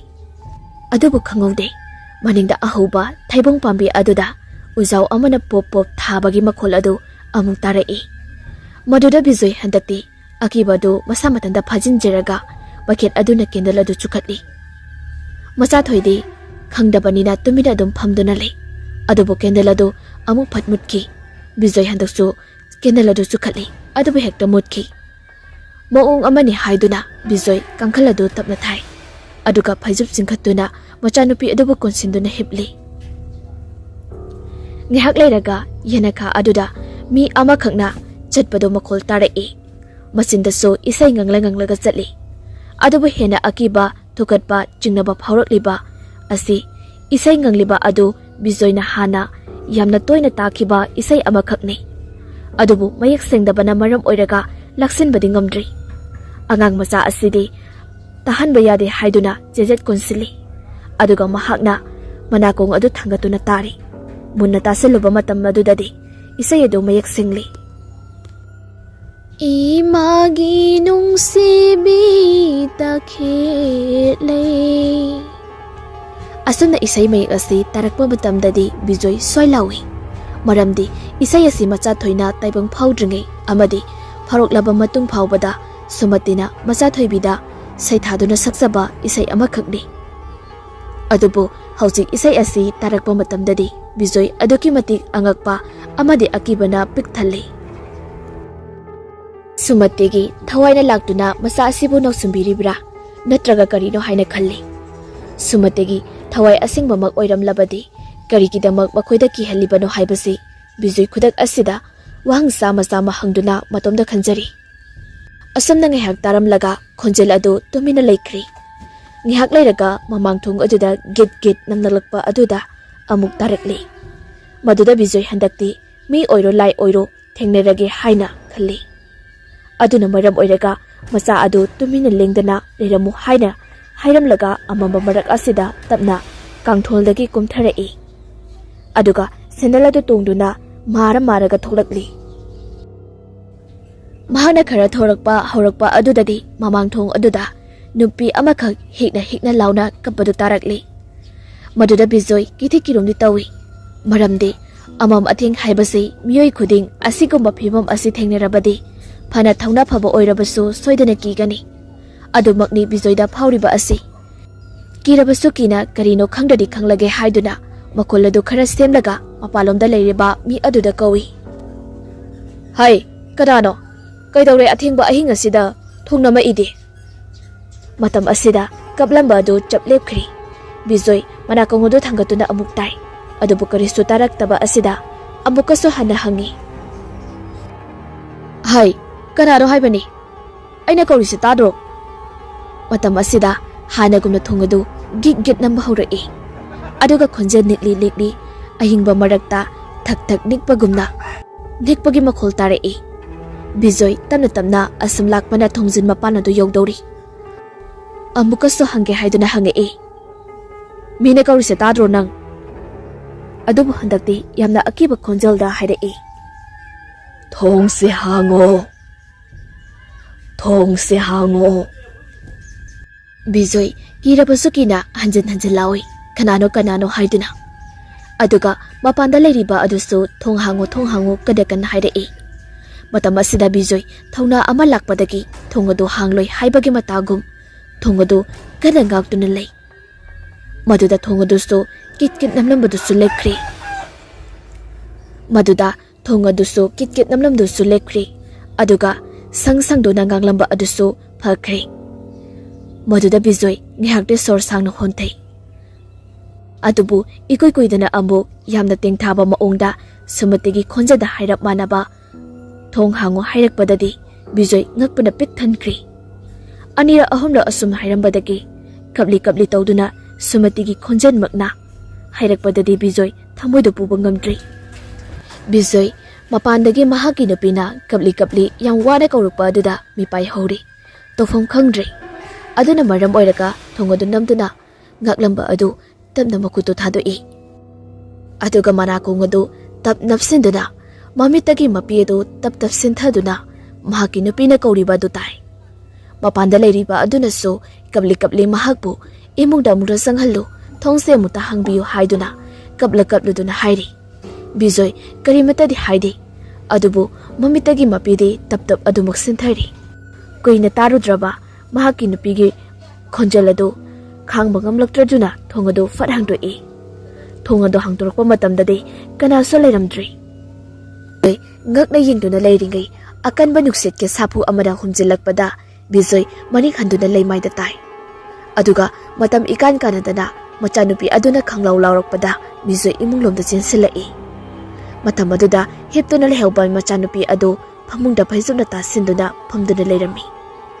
Bijoyna sangsinduna kaidawrake hangbada machanupi adu thak niktuna leiramli.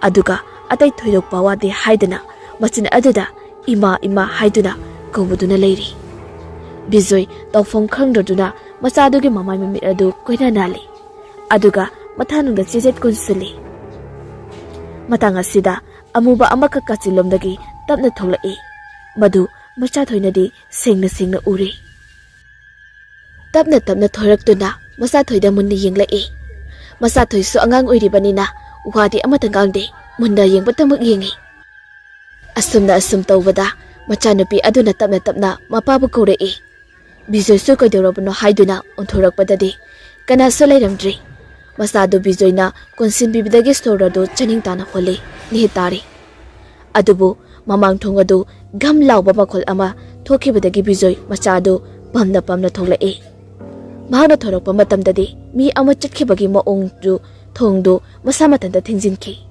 Bijoy ꯋꯥꯈꯜ ꯑꯗꯨꯛꯀꯤ ꯃꯇꯤꯛ ꯅꯨꯡꯉꯥꯏꯔꯝꯗꯦ꯫ ꯀꯔꯤꯅꯣ ꯃꯉꯣꯟꯗ ꯇꯧꯔꯤꯕꯁꯤ, ꯀꯔꯤ ꯃꯍꯥꯛꯀꯤ ꯏꯃꯨꯡꯗ ꯀꯔꯤ ꯊꯣꯛꯂꯤꯕꯅꯣ ꯍꯥꯏꯕꯁꯤ ꯍꯥꯏꯗꯨꯅ ꯃꯊꯟꯇ ꯄ꯭ꯔꯣꯛ ꯄ꯭ꯔꯣꯛ ꯆꯥꯛꯆꯩ꯫ ꯍꯌꯦꯡꯗꯤ ꯑꯐꯕ ꯑꯃꯥꯏꯕ ꯑꯃ ꯇꯥꯟꯅꯗꯨꯅ ꯀꯔꯤ ꯇꯧꯕꯅꯣ ꯍꯥꯏꯕꯗꯨ ꯆꯞ ꯌꯨꯡꯅ ꯌꯦꯡꯂꯒꯦ ꯂꯦꯞꯈ꯭ꯔꯤ꯫ ꯑꯁꯨꯝꯅ ꯉꯁꯤꯒꯤꯗꯤ ꯇꯨꯝꯅꯕ ꯁꯦꯝ ꯁꯥꯔꯦ꯫ ꯉꯁꯤꯗꯤ ꯕꯤꯖꯣꯏ ꯑꯃꯥꯏꯕ ꯑꯃ ꯊꯤꯕ ꯊꯣꯔꯛꯂꯦ꯫ ꯃꯍꯥꯛ ꯌꯨꯝ ꯁꯪꯕ ꯆꯠꯀꯅꯤ ꯍꯥꯏꯕ ꯃꯈꯩ ꯊꯧꯁꯥꯗ꯭ꯔꯤ꯫ ꯁꯝ ꯂꯥꯛꯄꯅ ꯏꯈꯪ ꯈꯪꯍꯧꯗꯅ ꯂꯝꯕꯤꯗ ꯂꯇꯥ ꯊꯦꯡꯅꯔꯦ꯫ ꯃꯗꯨꯗ ꯀꯔꯤꯁꯨ ꯈꯪꯗꯕ ꯃꯒꯨꯝꯅ ꯂꯇꯥꯗꯤ ꯅꯣꯛꯐꯦꯠ ꯅꯣꯛꯐꯦꯠꯃꯛ ꯇꯧꯔꯛꯑꯒ ꯀꯧꯔꯛꯏ꯫ "ꯑꯦꯍꯦ ꯕꯤꯖꯣꯏ, ꯅꯨꯡꯉꯥꯏꯔꯤꯕ꯭ꯔꯣ?" ꯕꯤꯖꯣꯏꯅ "ꯅꯨꯡꯉꯥꯏꯔꯤꯌꯦ ꯂꯇꯥ." "ꯑꯁ ꯎꯗ ꯀꯨꯏꯔꯦꯅꯦ." "ꯍꯩꯃꯥ, ꯏꯆꯥ ꯊꯣꯏꯕꯤꯁꯤꯗꯤ ꯌꯥꯝ ꯆꯥꯎꯔꯝꯃꯦꯗꯅ." ꯑꯁꯤ ꯍꯥꯏꯗꯨꯅ ꯃꯆꯥ ꯊꯣꯏꯕꯤꯒꯤ ꯃꯈꯥꯖꯥꯏ ꯑꯗꯨꯗ ꯁꯤꯛꯏ꯫ ꯕꯤꯖꯣꯏꯅ "ꯅꯪ ꯊꯦꯡꯅꯕꯁꯦ ꯌꯥꯝꯅ ꯐꯔꯦ. ꯑꯩꯁꯦ ꯀꯔꯤꯅꯣꯃ ꯇꯥꯟꯅꯅꯤꯡꯕꯅꯤ." "ꯍꯥ, ꯀꯔꯤꯕꯣ? ꯀꯔꯤ ꯇꯥꯟꯅꯁꯦ ꯍꯥꯏꯅꯣ?" "ꯑꯗꯣ ꯅꯪ ꯊꯕꯛ ꯆꯤꯟꯕ꯭ꯔꯣ? ꯍꯥꯏꯗꯤ ꯌꯥꯝ ꯊꯨꯔꯕꯣ? ꯌꯨꯝꯗ ꯑꯣꯏꯅ ꯍꯣꯔꯦꯟ ꯂꯥꯛꯑꯣꯔꯥ?" "ꯌꯥꯅꯤꯌꯦ, ꯑꯗꯨꯝ ꯍꯥꯏꯔꯛꯑꯣ ꯀꯔꯤꯅꯣꯕ." "ꯁꯨꯃꯇꯤꯁꯨ ꯂꯩꯇ꯭ꯔꯕꯅꯤꯅ ꯌꯨꯝꯗꯣ ꯏꯍꯥꯡ ꯍꯥꯡꯉꯤ." ꯋꯥꯍꯩ ꯃꯈꯥ ꯇꯥꯔꯛꯇ꯭ꯔꯤꯉꯩ ꯂꯇꯥꯗꯤ ꯋꯥꯈꯜ ꯑꯃꯕꯨ ꯇꯧꯔꯨꯔꯤ꯫ ꯑꯗꯨꯅ ꯋꯥꯈꯜ ꯃꯀꯥ ꯂꯥꯝꯕ ꯍꯧꯔꯛꯏ꯫ ꯃꯔꯝꯗꯤ ꯃꯍꯥꯛꯅꯁꯨ ꯕꯤꯖꯣꯏꯕꯨ ꯄꯥꯈꯪ ꯑꯣꯏꯔꯤꯉꯩꯗꯒꯤ ꯄꯥꯝꯖꯔꯛꯄꯅꯤ꯫ ꯑꯗꯨꯕꯨ ꯕꯤꯖꯣꯏꯒꯤ ꯑꯀꯣꯟꯕꯒꯤ ꯋꯥꯍꯩꯁꯤꯡ ꯑꯁꯤꯗꯤ ꯊꯃꯣꯏ ꯀꯥꯏꯔꯤ꯫ ꯑꯗꯨꯅ ꯃꯔꯝ ꯑꯣꯏꯔꯒ ꯄꯨꯡꯆꯤꯛ ꯆꯤꯛꯏ꯫ ꯏꯆꯥꯅꯨꯄꯤꯁꯤꯁꯨ ꯑꯉꯥꯡꯅꯤꯅꯅꯦ ꯈꯔ ꯀꯤꯒꯟ ꯈꯪꯒꯜꯂꯤ꯫ ꯑꯗꯨꯅ ꯑꯃꯨꯛ ꯑꯃꯨꯛ ꯑꯆꯤꯛꯄ ꯑꯊꯦꯡꯕꯗ ꯑꯀꯤ ꯑꯈꯪ ꯍꯦꯛ ꯊꯣꯛꯏ꯫ ꯃꯗꯨ ꯅꯣꯏ ꯏꯃꯥ ꯇꯧꯔꯒ ꯃꯇꯦꯡ ꯑꯃꯨꯛꯇ ꯄꯥꯡꯕꯤꯒꯦꯔꯥ? ꯑꯩꯒꯤꯁꯦ ꯂꯥꯟꯅ ꯂꯧꯅꯨꯀꯣ." "ꯂꯧꯗꯦꯗ. ꯑꯗꯣ ꯏꯃꯥꯗꯤ ꯂꯩꯈꯤꯗꯕ ꯀꯨꯏꯔꯦ. ꯅꯪ ꯈꯪꯍꯧꯗ꯭ꯔꯕꯣ?" "ꯍꯥ, ꯏꯃꯥꯕꯣ? ꯑꯁ ꯈꯪꯍꯧꯗ꯭ꯔꯦꯗꯅ. ꯀꯌꯥꯝ ꯀꯨꯏꯔꯒꯦ?"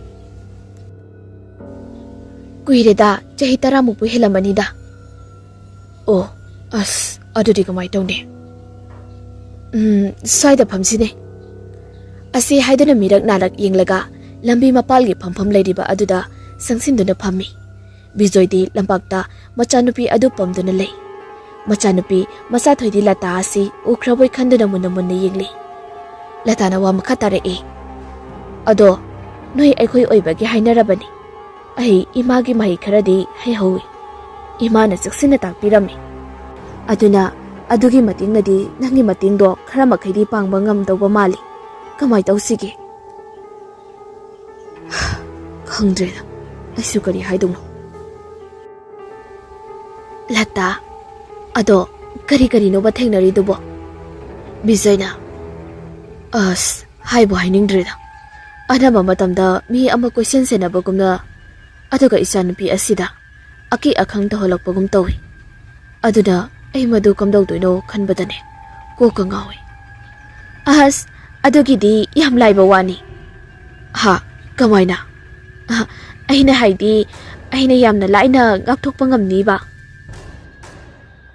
ꯑꯁꯤ ꯍꯥꯏꯗꯨꯅ ꯂꯇꯥ ꯃꯆꯥꯊꯣꯏꯗ ꯃꯔꯧ ꯂꯩꯕ ꯃꯤꯠꯌꯦꯡ ꯑꯃ ꯌꯦꯡꯉꯤ꯫ ꯄꯨꯝꯅꯃꯛꯁꯤꯡ ꯑꯁꯤ ꯕꯤꯖꯣꯏꯗꯤ ꯑꯃꯠꯇ ꯈꯪꯕ ꯅꯠꯇꯦ꯫ ꯑꯗꯨꯅ ꯈꯔ ꯐꯒꯗ꯭ꯔꯥ ꯍꯥꯏꯗꯨꯅ ꯇꯥꯗꯕꯅꯤ꯫ ꯑꯗꯨꯅ ꯃꯔꯝ ꯑꯣꯏꯔꯗꯅ ꯂꯇꯥꯗꯤ ꯕꯤꯖꯣꯏꯅ ꯋꯥꯈꯜ ꯁꯥꯒꯠꯆꯔꯝꯕꯗꯨ ꯕꯤꯖꯣꯏꯒꯤ ꯃꯑꯣꯡ ꯑꯁꯤꯗ ꯍꯦꯟꯅ ꯑꯗꯨꯝ ꯐꯠꯇ ꯂꯧꯁꯤꯡ ꯇꯧꯅꯤꯡꯂꯛꯂꯤ꯫ ꯕꯤꯖꯣꯏꯅ "ꯑꯁ ꯌꯥꯝ ꯐꯔꯦꯗ ꯑꯗꯨꯗꯤ.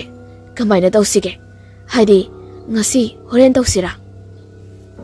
ꯂꯇꯥ "ꯌꯥꯏ. ꯑꯗꯨꯗ ꯊꯕꯛꯇꯨꯗꯤ ꯅꯨꯃꯤꯠꯇꯤ ꯂꯩꯔꯤꯉꯩꯗꯗꯤ ꯇꯧꯕ ꯅꯨꯡꯉꯥꯏꯗꯧ ꯃꯥꯟꯗꯦꯅꯦ." "ꯑꯗꯨ ꯑꯣꯏꯔꯁꯨ ꯀꯩꯁꯨ ꯀꯥꯏꯗꯦ. Aduda nangdi nupinina kamaina lakani kamaina hangani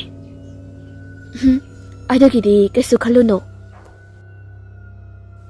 ado sisu ama oire ahine thabuk sakadabani ado amukta chatluki aduga nang horen numidang wairamdo aikhoida dum law ai sem saraga ngairamagi asamna makhoi ani matam thanaraba matungda bijoyso mahaki thabaktugi yumsaw aduda tamna lakli aduga latadi mahaki plan khudimak success oirakli khanduna mathanta pangnokta nuksari phattabegi pangkha leite haibado pangkhak oiri bijoy hobe lai get hegyo baga borisna asamna hangai kaka kedorege ngasidi thenglade ha thaba amagi pharakitang takri ngasido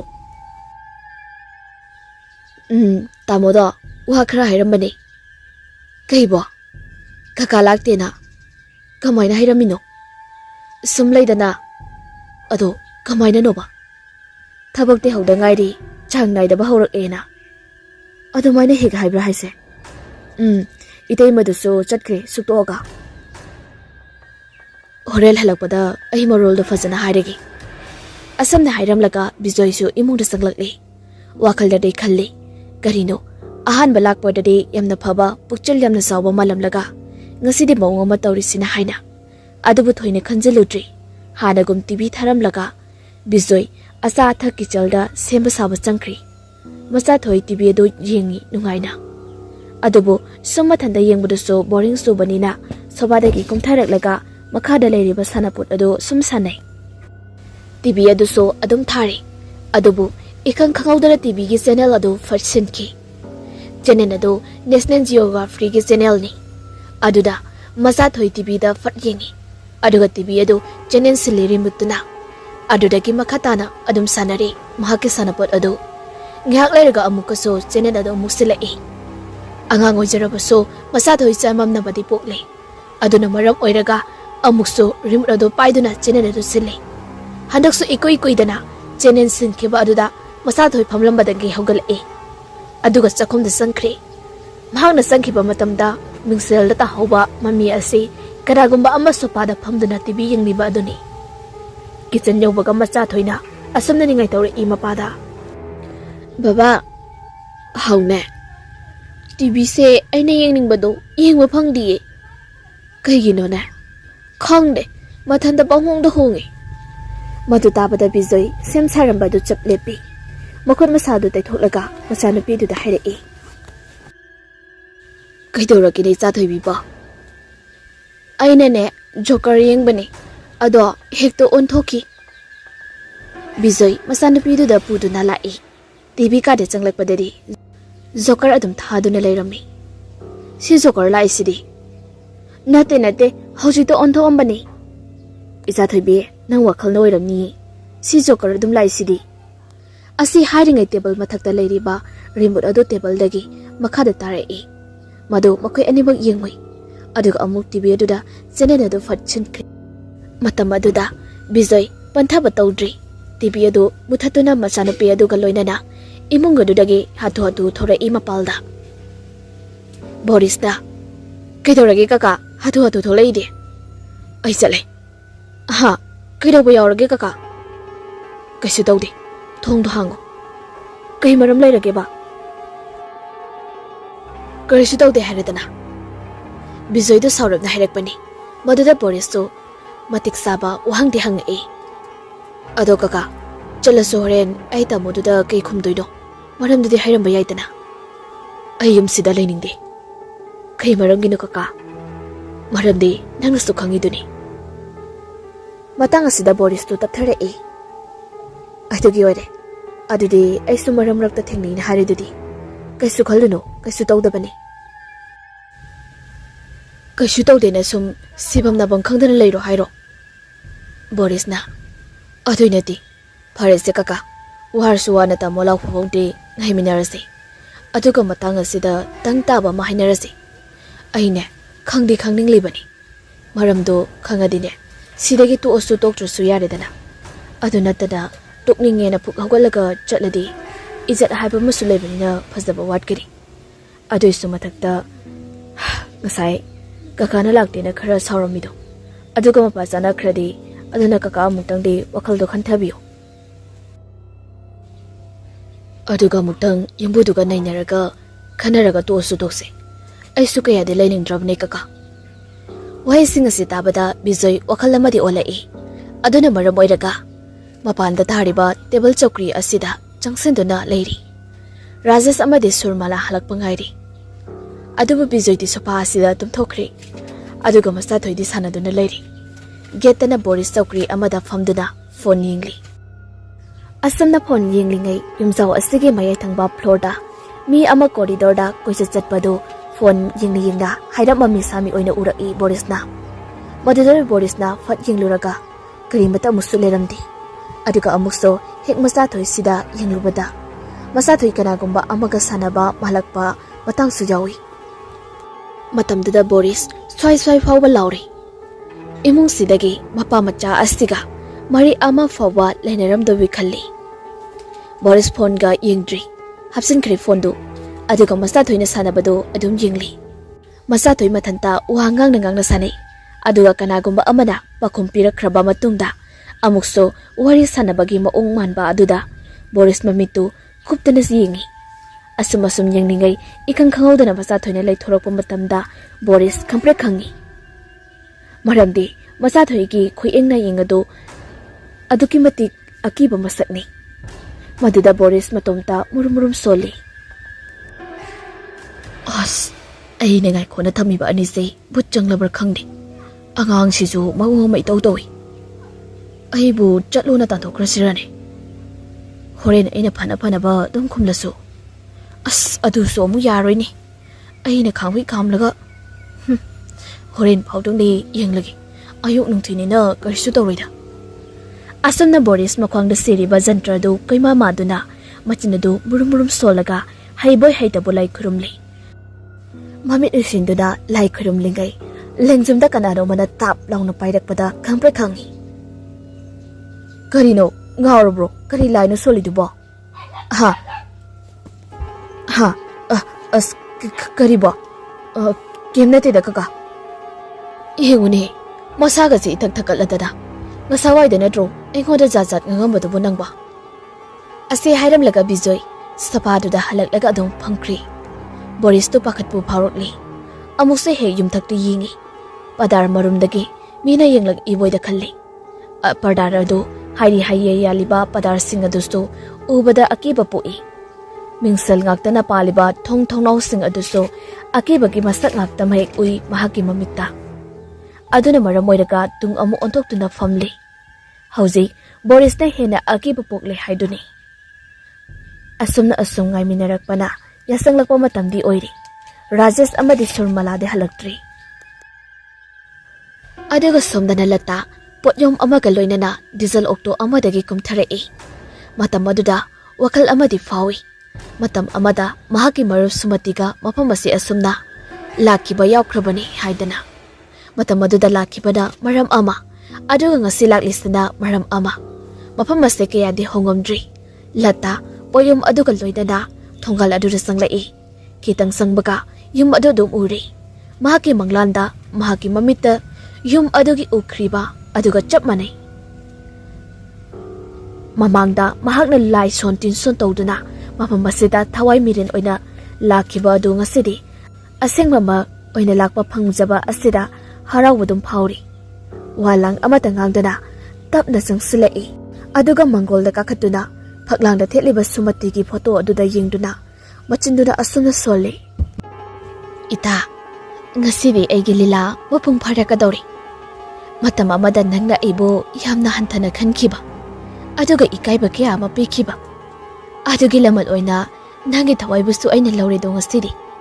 Aduga imong si busu wala lagi do. Nang patal lebaktagi ay natawriba mayam se yengu ko. Ase haduna nokfe tawraga khuru khudak kullaga lang angang ba adu puthoragtuna ukong tin asigi akoybada korok koina thami. Aduga mantra ama sonba matamda lang angang badu sumakri. Ngayak asum na lepto na yinglingay yung thangnabadagi nupado thorei. Aduga kanano hanglai. Maduda latana mahak abaybi ni Bijoy na lay kurimbiyo haibagi lakpani hairi. Madudagi imungda kanamta di laytapani na mapanda asungay reke haiduna lata chokri asang maduda phammi. Mamita urei, mahakna sanakiba lai mayam aduda, Bijoy amadi Machathoina wana khangkiba kaya adu khallu raga mathanta pangnokta nokchari. Amuksu hek akoibasti kamdauribano haina yenge haiduna, maning maya changduni yengi. Asomdana Bijoy lakmandraduna, masada khuirang khuisauna halli. Boris haifang khangdri, aduna maram oiraga Bijoy miyumda halagi, oiningba ma oirasanu, thokningba ma thoosanu haiduna gate-tagi tholai. Laibak phabadi Rajesh amadi Surmala gari thaujalai. Madu ubada Bijoy chap lepi. Tasengna hoi mai haiduna chatkibadi yarabani. Adubu tang taba amadi khanglage haiduna cycle adu khamlaga macha aduga amuk puna sanglai. Somdalatana ngairamlani haibadu loina kawba makai. Boris sungasidi asengbadu khangningbadagi nahan gaide asum kanda adum yumda hanbani.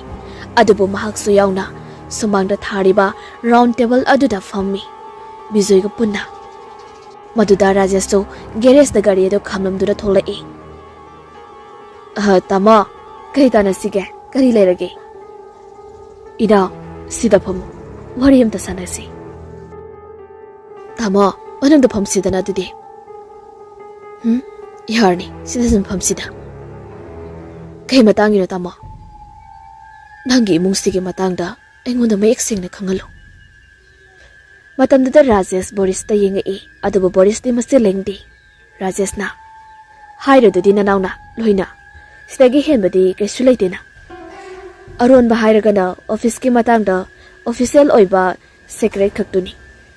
Madugi tamona khangbada kaisu thoina kanaroidaba male. Surmala wari asi imungdagi haidap tabana maram oiraga thongnaudagi yengai. Mahakna yenglaiba adu Machathoina hek ururi. Adubu mahakna uba matamdadi Surmala gi nakalda mahakuma nupi macha ama leplibadu uri. Bijoy mahakna khangningba adu direct hangba haurai. Nangi mungse aina mamutana khangdrabadi aina kamaina leidoido. Aronba thamgodo afaba oiro phataba oiro tanamirasi. Nadrabadi ne kanamata mafam asida leiba ngamloi. Tama karisu leiti. Nanaro loina haikrabani. Ka asigi matangda aduga family gi wariso loina haikradudi. Bijoyna adudine mai thangbu parengida ka ma pochai phingau mayamsina kupsilesina kari maramgi nangna sidi haikitri. Rajesh to mina lai karistu kumdi Surmala su yenglambadagi thongna wado lonsinkri. Adubu Machathoidi thongnaugi mungsenda phauna uriba kanagombi adu yingduna leiri. Bijoyna adugi matangda aina phajana khangningi. Kado accidentally aina changuri. Aduna maram oiraga adugi ka adugi maramda khara khanglabadi nangi yumse aina mental tawba ngamgani laina. Adudi ka adudi aina solo duna thamkrabani. Khanarasu changdabani motleyana. Bijoy ahan balak podadi sodo hangami. Aduga mathangdagidi sodo lonkibani. Inaw aise na yambabakni khalaga asengbadu tam. Borisu matang asida chamam na halabani. Hoi adu tama kado changbironu matungdadi. Adubudi changaroini soju lonsilabani na. Adubu nang aise na yambabakni khalabadi warido liro. Akoida khangalo. Rajesh ngihakti tumina lay. Rajesh sor asangba ma holamlaga matungda wari singa du lirakba haurakle. Matamdo Surmala miroli. Rajesh nati miroli ba angang adu nupa oiba paungki. Masi angang asi mahaki anisuba oigadoini. Hana angang nupa macha amasu phangjarabani. Adubu laibak thiba haigadra angang asi nupi oina pukli. Madusu kuchu taiphet taba. Samna hairabada amuba kuchu oiba nupi macha amakak phangjari. Maduda Rajesh aduki matik sawi. Nupi poi kuchu mure haiduda bisak piklingai degi hauna tathita oina mapa amani haiba phau khandakai loina rei. Adubo mama oibisinadi nungsina. Nupa asigi misai kirabasu kina macha adu yokcharakpani. Rajesh ki maung aduga macha nupi adugi khanbada Surmala anaba matamda lona kapchaki. Aduga amuksu lona macha asibu yokchai. Lairik laisu ithing nungaina tambide. Phana haiduna su Surmala nupagi wa ngaktaba ngamlakti. Aduna maram oiraga macha asti ka manungda punsinduna thambaga chap manai. Mafi maron sanapot ki karikara sananaba leirabasu ka adudagi hindok andi. Asum ot naiduna thamlakpana angang adu khangoldana naraki. Matam adudadi Rajesh gya lakli. Mahaki machani haibado ningsinglubada pendabana yumlakli. Dr. Kayana yingluri phaba kauba leitri. Mamai mamit maksilaba anaba matamda timbung oba kaya asi tawbadagi Rajesh yingba yaba yinglaba matungda upai leirore khanglakpadagi machanupi asi taibang pan thadolani haiba phau khangli. Aduna maram oiraga machanupi na apamba posak khudingmak leiduna mahaki manakta thambi. Maru oina mahakna yamna pamna yengzaba National Geography Channel ni. Madu tabada bizoy di singnari. Madudi imong sida tamnariba asi agang aduna oigani haina. Masak maming kari kawi hangba kanda Rajesh purikha odudagi follow the lotore aduga yinghale. Masak to bizoy gi bab nara karino mahaki laikhidrabi sumati yamna malai. Adubu maming hanguba matamda amuka hena singnaba phawhalli. Maming adu thoibi kawi haina hairaki. Asumna Rajesh ki wari khare asida bizoy angakpana thankri. Adubu matam thengjilakpana maram oiraga yum hannanaba haibadagi yum hannaba thorakli. Bizoy wakhal amadi ole. Hana lana khalamba kaya adu phakri. Lambida halakpada machanupi aduna wari sumsarai. Baba haune isa thoibi kaithorage. Kaigi kakaduna mapi taridubo. Ekoi chakrani haiduda nungaita tawrini. Ado baba thoibi haidu kanano. Makoigine machanupini nangumba. Ado sung udi kadaida leigiba madu. Arapada lei.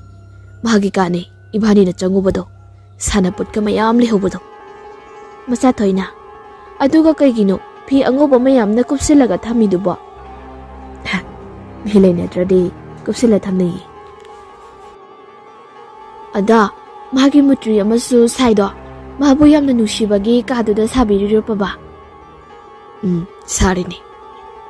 Asana wari sanaduna laklingai. Moy mutkrapa male. Dukal yum sing ado pumamamkri. Gari sukhare lali. Moy mutkiba matam asidadi.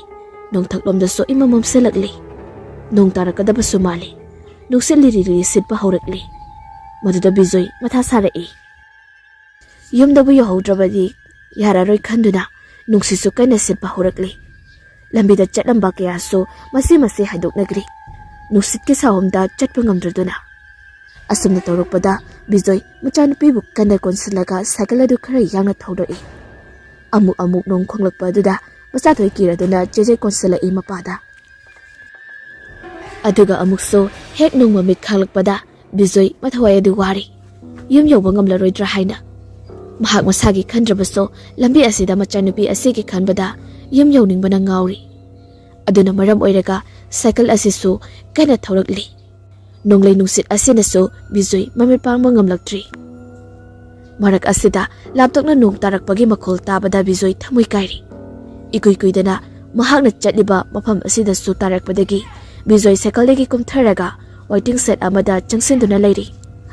Machadusu kirani haiduna pamkhatli. Waiting set asi kana sulaiti matomta magni. Yumsu amata taba nati pura lamhangni. Nongsu kana haitharakli bizoy nongsimadi thoplagi aduga khara patharaga halak ike khalli. Asumna leiringai lepadu warakpadagi phampam thirakpada phambam asangba amadi leiramle. Aduda hek phamthabaga kachilamda yengsilubadadi mi ama phamba leirami.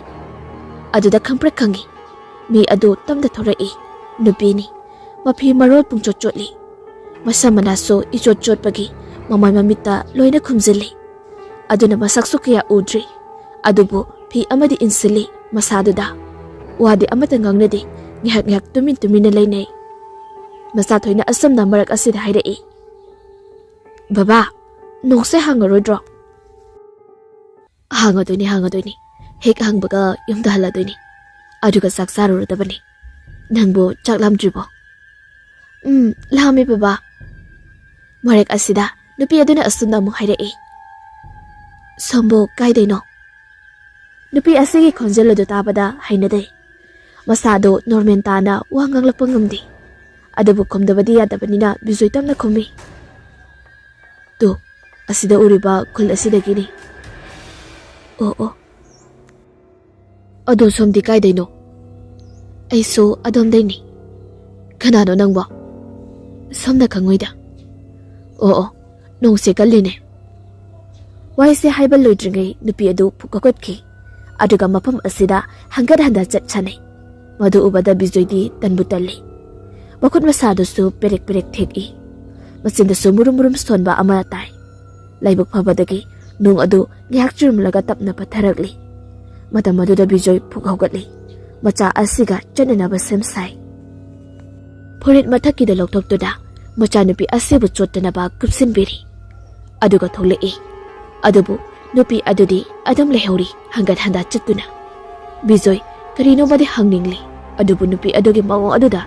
Taladuda karimata haidra sakal adu inthokduna thoba haurai. Nongga tabagi lambi asi kanata heksati. Maingal ama phawba phangde. Mahangna uribasi thasi matamdi natabanina nong taraso mangan khara phawba asida yengdura sakal adu thobani. Sakal thoba horakpaga onthokduna yengoi. Nupi adu nong marakta chapletuna leibado ubada Bijoy swai hek lawi. Makathana sakal do amuk thawri. Aduga amuka onthokduna yengubadadi leiramdri. Matam aduda Bijoy amuka hena masado jingnaba pakatpana hele. Hena sinnarakliba si handak mahakna onthorakpa asidadi mahaki mamang oirapna nupi adu chattuna amuk leirammi. Matam asida Bijoy cycle brake adu chapphai. Angang masa asinadi khangdarduna asumna hangai. Kaidorage baba lepade. Kaishu dawdi. Baba da chena ko lo ko. Namaido leithorakano dong chotkani. Asi haidura cycle adu kana thaunaba semsai. Aduga hena gagliba asi nupi adura chatliba asi adugi matik yangi. Nupi adaiga manadi. Adubu chattabadi yadabarina mahaksu cycle adu kana thaugalai. Asum thaugallaklaga nupi adugi mappa hek lanbaga nupi adu khanglaurai. Bijoy so maduda khangpre khangi. Adubu cycle dudi thauba lepti. Kirabu sukida onthokduna yengubada nupi adu phamtakhri. Kaidawrabano haina so hangningba poi.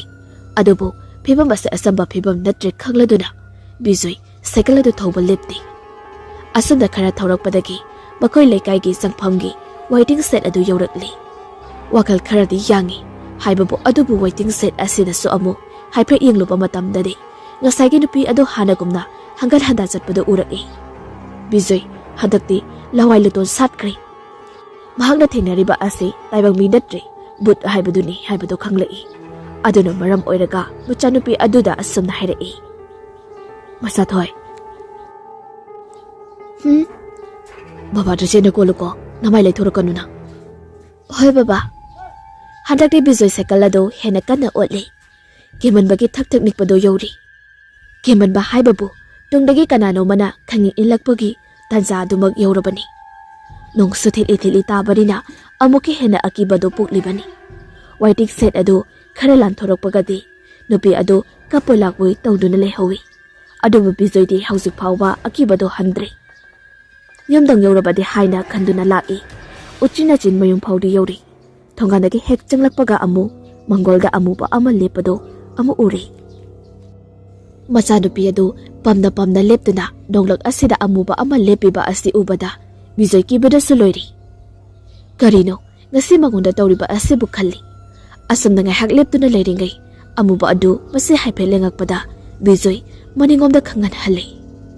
Thawai thagadabagi mahutta mapam asidagi lapna chenkrigi khalakpa mikup asida amuba aduna asumna kaurai.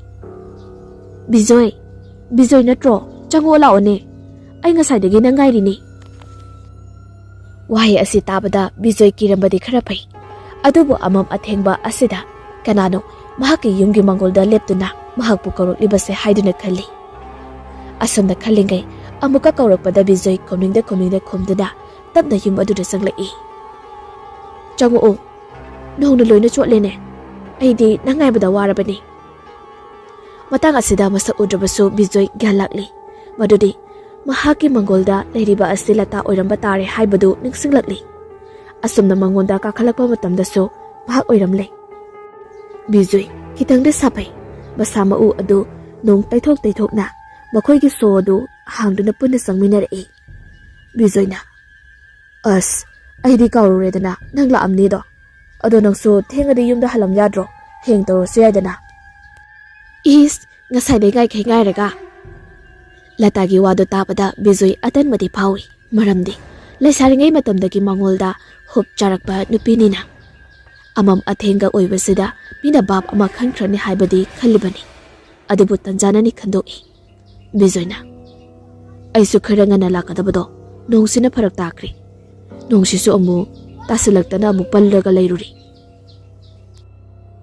Lata kaisu kalunuse aina phana phar kari no adum tawragi Lata machindari asumna haijai adubu thamodadi pena nokchari mahaki tawningba thabak kayagi magun phangba mahi phangba haurakle khanjari hausiti makhongna thongna mafam asida laktuna maning makha tamna mapa macha bulakna bangablani khallubada ngaigamdre haiduni asumna khara thengzilakpa misik mira khulta draba matam asida hauraste hairaduna makhoi animal yumyaida mamai onsina duna phammi candle amadi thali Latana taklakpagi matung ina makhoi ani makhot ani du paini Bijoidi thaurangi niti niyom oirabasu hainadabadi phawi aduga Latana asumna hairei Latana hangoigano tawribase arubani aduna wakhalsu joithokano aina nangi khut pairise nangoda thokpa amadi nangoda phawba kayado aingonda su phawnaba unabani matamduda aina tawgadaba kaya pangthokpa ngamdoini hausi aina ngonda yetliba adu kaugi hek lakpa matamda candle se mutki gani matamduda namito isinggadabani aduga aigi khuse tapna ahingba phawrakani aina sunagi khuto ahingba phawgani matam aduda tapna ahingba henjilakpadagi ahingbagi khuse samnada boy khalakani matamduda nang kiganu ko nangi nakta edom leidoini aduga nangi akoibada aki akhang kaya matawrakani madu nang nakiba yadi aduga aina yari hydri phawba namit pangthokpa yadi Asamna hairamlaga Lata machinda maitai lon mandaba londa karino ma solamlaga makoi animak phamle ngihak leiraga mai adu muthokri adubu mutringai mikop khara sidadi Bijoina uhoba Latana nokfet toba aduni maduda Bijoi soilawi maramdi mahaki minok to achamba minok nati yengbada akiba tujungba phawba minok ni adubu haina khibagi matung inna mamittu ushili matam aduda Lata mahaki marol adu lonba lepti aduga chapmanana makut adu ingsilai aduga tapna makut adu mana sokpa paibada amata phawdri khangdri Bijoina pakatpadi phawi mahakna hojik khangliba asi jingada nong makhol asi khakni aduga Latana solamba mantra kaya adusu tapna lapthokhiduna takhidri amuksu taramba nonggi makhol adusu takhidri hojik Bijoi pungchikchi gari tawribano machet ama phau khangdi ngihak leiraga maning thongado hangdorakpai makhol tarai aduga kanagumba ama tapna changlakpado tari Bijoi kanano haiduna yamdi yengningli adubu Latana mami pangthor o yari haidaktribanina adubang phamdana leiri asumna sumdainingai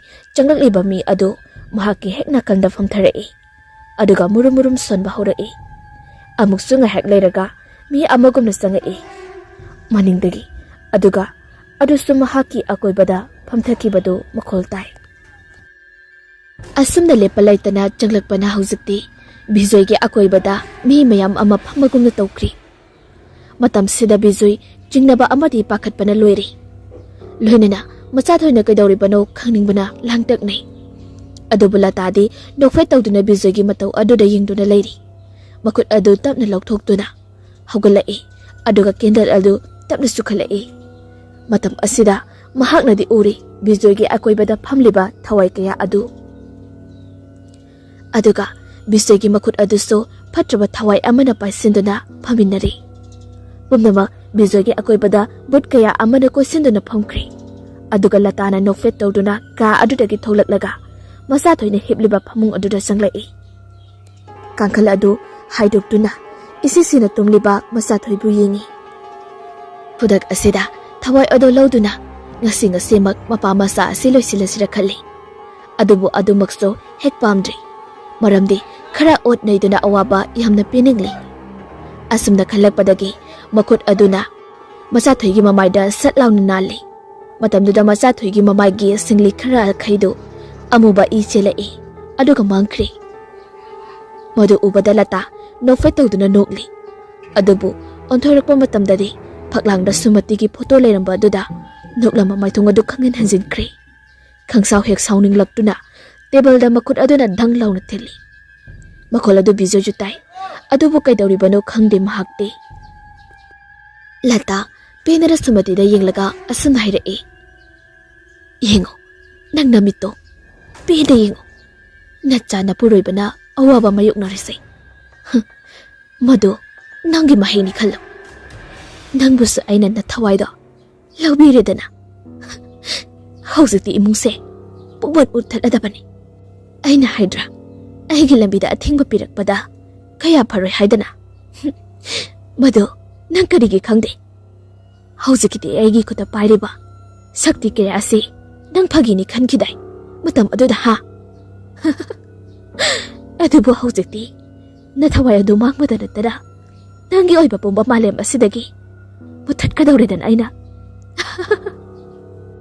Lata nokli hauna adubu handakti bizoi manakungdagi akiba khonjaloina tari. Mahakti thauram kaya chatharagi haiduna lata bizoigi manakta amuk lakli. Aduga bizoida yenglaga asunda hairae. Nangi thawai adu hawzikti aigi kutta leiri. Matam leiba khibita aina nangbu senagani. Nangi awaba taba matam khudi aigi nungairi harauri. Aduna aina pendri phauba nangbu awafamda singthagani. Wahising asi bizoigi manakongda akiba khonjalamada tabana maram oiraga wahising asi data na haibani khangde. Aduna maram oiraga bizoi wahangdi hangningni. Hangningabasu latana karimata ayaba piraktri haibagi matagum khasiktuna khangli. Aduga amuk so latana bizoigi manakong mayada sangsilaktuna khakna nukli. Aduga akiba wahiso hairi. Adubu wakhalaiba latani hanagi phamphamda amuk phamthaduna bizoigi makuta tapna paisilai. Aduga hanadagi hena hanjin kauba manaba hanjin kaurei. Bizoi nangbo ina kaurisi tadro amukta khumo taradi. Tare as aidi pakhaluredana ngasai sukung khumlaktabaduda ngasai ki tadi hojita muktabani. Lata mabukningdadi nokli adubu afaba saduna khumai asumna. Yarise mito tapna pangthoro. Bizoi mamitu pangthorakpa matamda hanagumna makhoi ani phamduna lerame. Aduga kendan adu sungalame. Bizoi koyang yinge aduga maningthongda ha maningthong gaidoragi maningthong hangdue ha hawgasi aduga yengusi. Asi haiduna bakhoi anina satuna yenguba matamdadi maningthongdo hangduna lerami. Mafam aduda makhoi ani leptuna mapalomda yengi.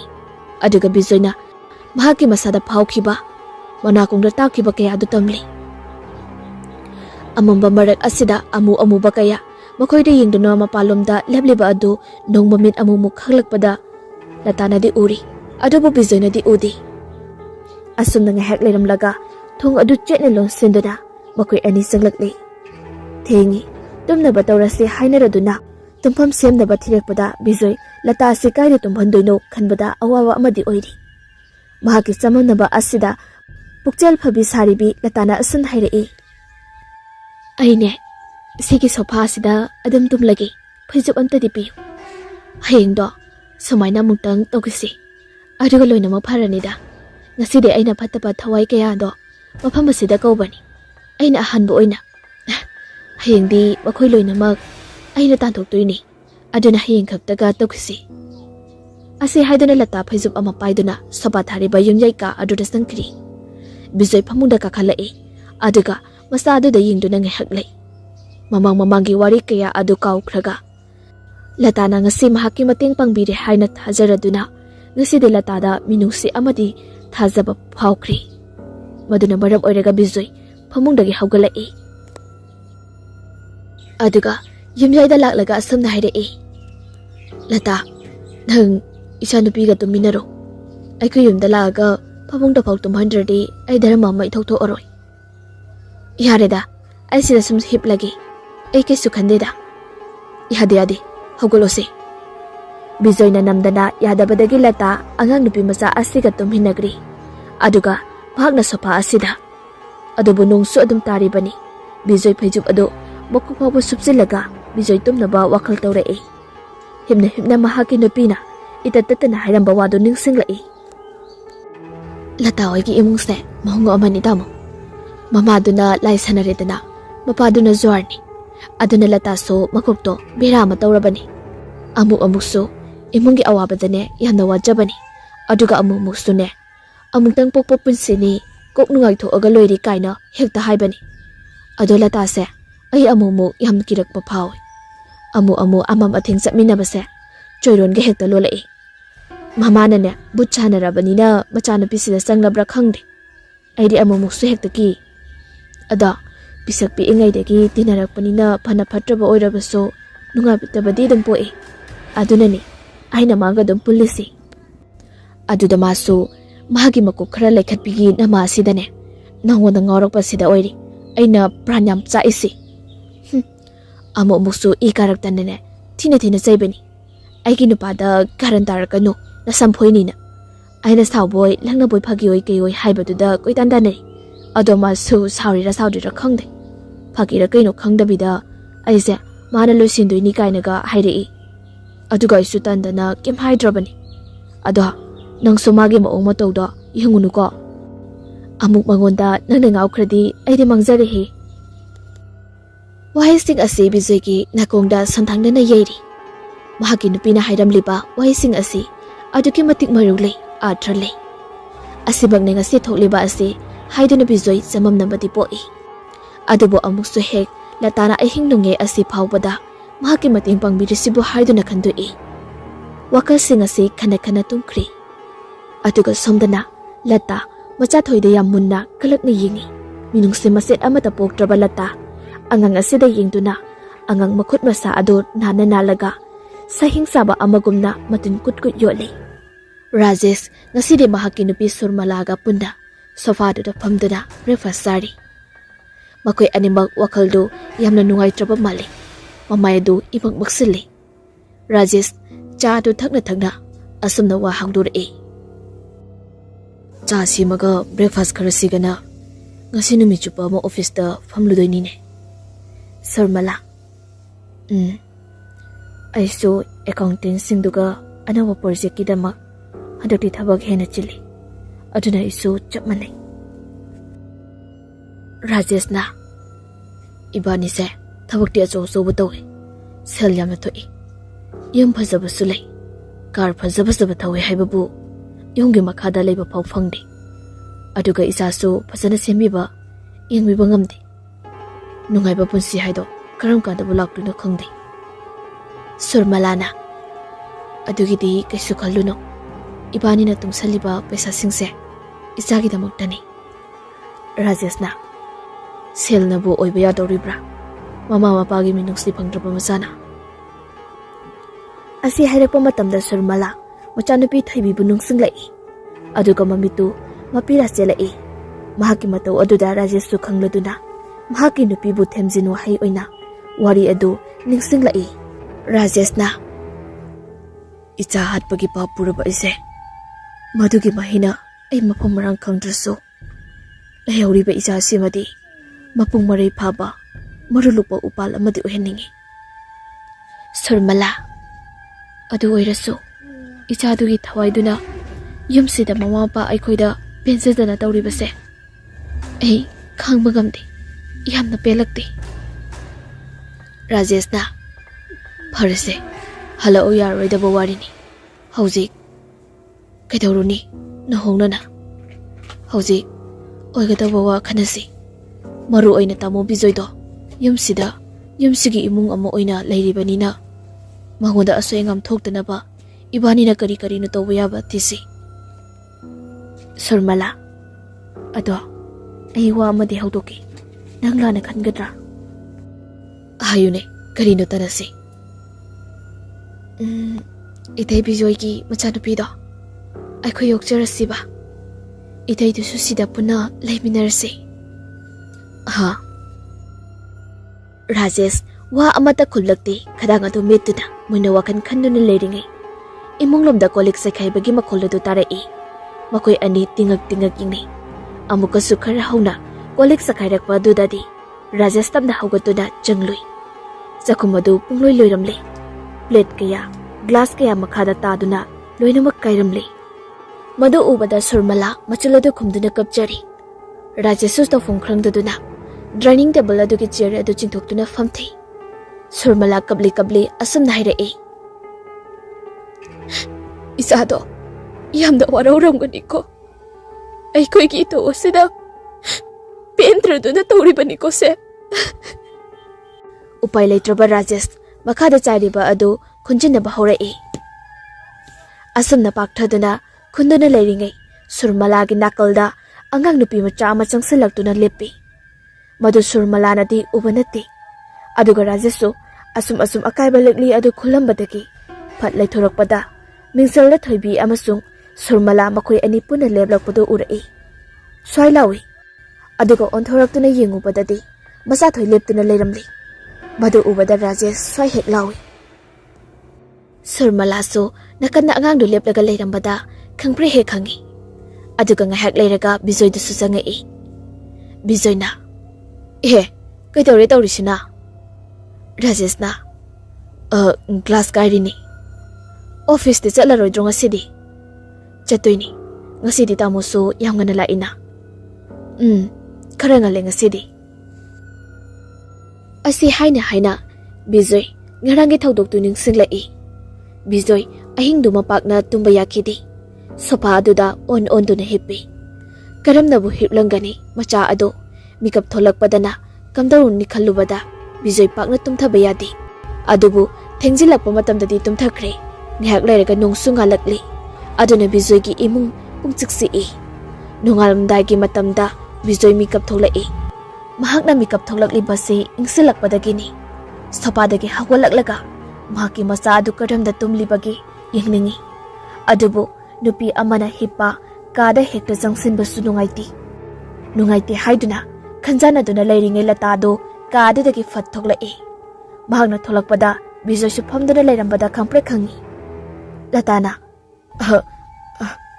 toilet to kadomda asomdare tanja jare haiduna Bijoy machanupi gi kada sangi. Machanupi adu machilengdana tumduna leibadu uri. Adubu asumna yengduna leiringai ka asigi thongnawadu tapna hangdore. Madu Bijoy uri. Kari tawrapagi yengi haiduna Bijoy tumina phamungaduda phamduna lei. Asumna leiringai makhut amuba asangba ama tapna thinjilai.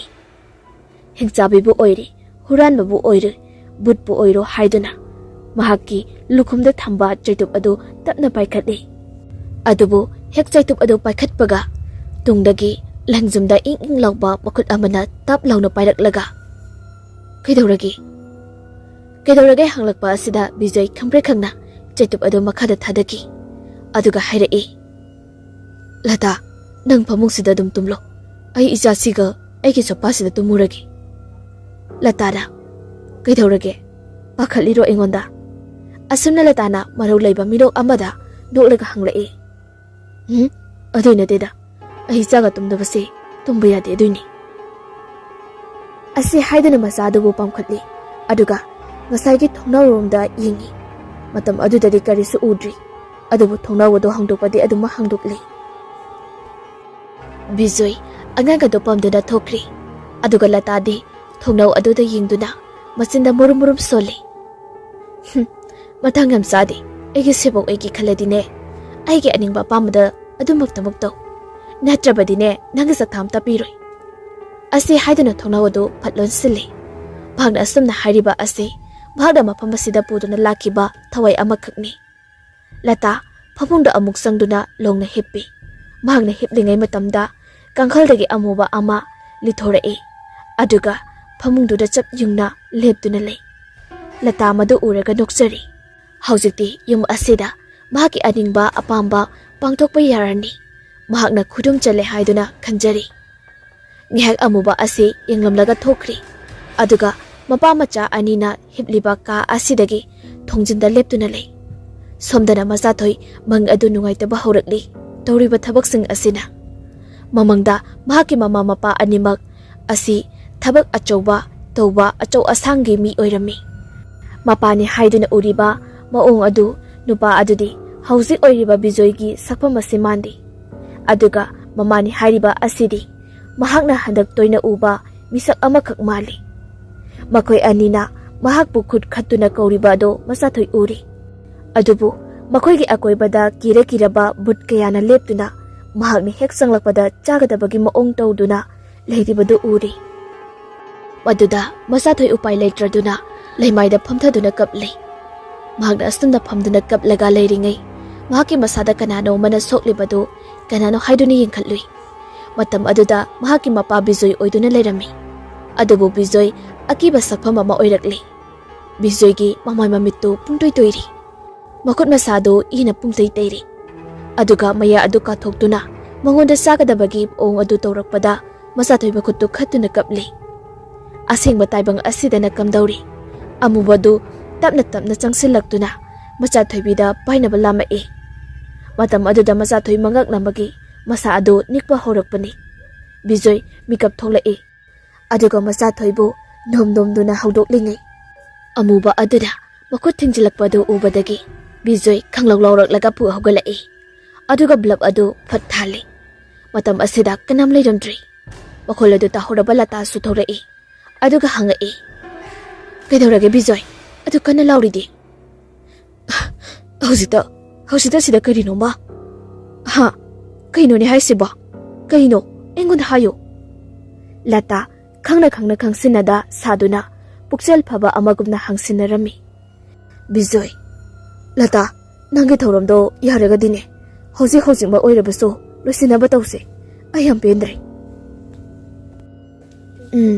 khangi nangido aki akhang torokpaini haiba ado aisu upai leita tawni aina ngarang hairiduni ngarangi dudi aina thawai dubu kawbanina ado ngasidi tawdoini matam ngaibai wari marak asida khara aki akhang tawbodo khangminarasi khangwo nangsu aina sune yariba makhaidi khara sapanaba tawribadi bijoyna ado nangna butubu kawraga tawni harise kawdaba iyamu yadrabra lata nofre tawrai aduga yam haina khamlai sidine tawdriba thabak thoramsigi makha yamna ponba aduda tawribani nangna yamna henjina kibasu phauruno ai leirisidi ai leiringaida aki akhang khara charabaso nakhoi anigi asok apandina kholoida bijoyna ai to phom khangdri ta sengna lata pharise nongsungan gadori ai adum hanaba tawragi horen ya chaklakpada amulagi aduga puna khanaraga aroiba thoramdo pangthoklase bijoyna adumaina silasi aisu to funga khangdabani aigi thabokto hauji adum thokragi machathoidi peri nasaidagi mangak leruraga haugalakpagi mapada konsinduna lairibani aduga latadi mahagi pochai loisinba aduga phong phaningdu semjinba saba oina changkri lata phamungda phamduna makoldi thoktana pena nokchari phong phanungado semjinba sajinaraga mongpak makada mahakna purakpa mangpham amadagi kolakpa ud adu parapna chaisilami kanamta khangandaba maongda aduga mongphamda kaluba hailei khara adu mon manungda namsinduna thamli asumna mahakso chatnaba sem saduna thorakli bijay amadi machathoijo loisinduna ayuk ngantana numit thoktrenge asida hanagumna thorakli asumna lakpana ngantana rajeski mayumda thunglari machathoi angangnina but lai phattaba karino khangdabanina getagi changsilai tibida nungai ba yengani haibagi asada adubu mangonda nupi macha amakhakna mangonda yengduna leiramliba adu uri mahake marup amakhak oiramale haiduna nomi chensilai mahakna naksilakba matamda leplamliba nupi macha adu makuta mingsel akaiba khara paiduna lei aduga isu yamna thoi maduda sokle haiduna mapa adubu kauge tawi Matamduda Bijoydi gatekeeper aduga wari saduna leirami. Wari sabadu loiraga onthoirakpa matamdadi machanupi adu imunglomda chinchin khiramle. Laimaidagi I matum taramba aduda MACHATHOI I adugi matung inarakpada chakum asida Rajeshna mingsen khulamba adu surmalana leptuna leiramba adu thengnakibani. Aduga Bijoy so machanupi imungda parap changkhiba aduda pakhatladuna idanarakpani. Makhoi puna chakum asida thengnabani. Ngahak wari sanaramlaga Rajesh amadi Surmala so makhoi thabak mafamda chatkri. Hanagumna hojikti mapa macha animakta ngaheuri. Ngasidi MACHATHOI na ningai tawrabaso Bijoy TVD yanghalamdri. Maramdi Bijoy karinamadi yamna khangningli. Imung asige matangda aduna maram oiraga MACHATHOI do mahakna puthoraklaga Boris ka leminahalli. Aduga mahakna imungda sanglaktuna so lonsinduna thamliba ka adugi manakta lai. Haifet induna namduni yengi lolabaso lona hangdokpa yakadra haiduna adubu yaba ko leittabadagi Bijoy so adu thiba haurakli. TV kagi sofa table upu mathak drawas pumnamak amata chithadana thiba haurai. So khara makhaidi phangi adubu maduda amata chanadre. Sufang phangdraba asidadi sofa aduda mamit adu usinduna makuk adu paiduna famli. Asumna leiringai ising thaknanaba glass amakhak chakhumlomdagi chentharak TV gi hek mamangda tai. Glass oibanina makul aduso hairapta hobadagi Bijoy mamito pangthoraktuna yingi. Glass amakhak pharak tana mafam asida leiramba asida Bijoy glass adu khumgatli. Matam asida sakhumdagi glass amakhak tarai leimaida khangpre khangi sting glass makhol oibanina Bijoy chakhumda panthaba tawduna changai. Aduga changuba matamdadi glass amaga sumakhada taduna leiramle. Glass sing asigi thampamda yenglakpa matamdadi glass atu mathakki rek achauba adudagi tarakpani habadu khangli. Maram zadada mathang glass adi tarakpa hongnadi haiduna tun amat haduna rek aduda kakhatli aduga yengui. Matam aduda glassing adu mafam amata chadana leirame. Mathang so asumaina soidana mathang tarakpa tare haiduna Bijoy glassing adu loisali mafam chana. Adubu loisilakpadadi so amakhak leiramki. So adu ta paibadadi masado swai hek lawi. Mangwanda pambai ama sak ubadongna kanano manapirak ma malay khalai. Bijoy panthaba tawdana so adu pairaga komtharakpada amu londona thamliba thong adu gam tawrai. Bijoy chinchachatuna thong adu so adu tawraga phat hangdoi. Yamna kuiraba amagi maongda uful mayam paikhatlakpada Bijoy lokhoi. Mamit adu ushili aduga sora adu khara sangno hontoi. Aduga ngahak leiraga phakri Bijoy ka aduda tapna sanglai. Ahanba lakpada mahakna thengnakiba adu kaya honglamdi. Adubu nupi macha amagi murti adudi phi haidoklamli. Maduda Bijoy munna yengi. Murti asidi aduki matik yamna phajai. Hena magul leihalibadi mahaki nofret tawbada dimple amakaba manba asini. Madu urubada Bijoy mahaki nupibu phatning singlai. Mahaki nupi so dimple khara kabani aduna ani se hairapu manari. Sumutri asi ikoi ni yenglakpada mahaki maming amadi pokpagi sok adu thabadu uri. Matam asida hairap amuk wakal khanjanai. Maramdi mahaki maming asi THOIBI kawi. Rajesh na sumamangda haikri. Aduga pokpagi sok asisu MACHATHOI ga pokpa numit chap manaramle. Ngihak tingak sanai aduba kaisu thoina khanjandana potchai adu mathang yengai. Table da thamliba boilarik amata masilengdana phi angobuna kupsili. Phamungju asimangai. Phina kupsinriba haibabu phaklangna theliba mahaki picture mayam asini. Picture sing adu anabana khara saurakpagi picture ngakni. Masi surmalana tawba soidana oigani. Amusu khanjari wakalda. Aduga calendar asu yanba ui. Aduga chokri amakhakti yamna nana ui. Kari karamba chokri no asuk nanba asi leiribase haiduna Bijoy chokri aduda paidunim nali. Matam aduda mangonda mahaki mamita karigumba khara urakpagum tawi. Madu angang macha amakhaki khuchani. Akonbada thongnau adu hangdokli.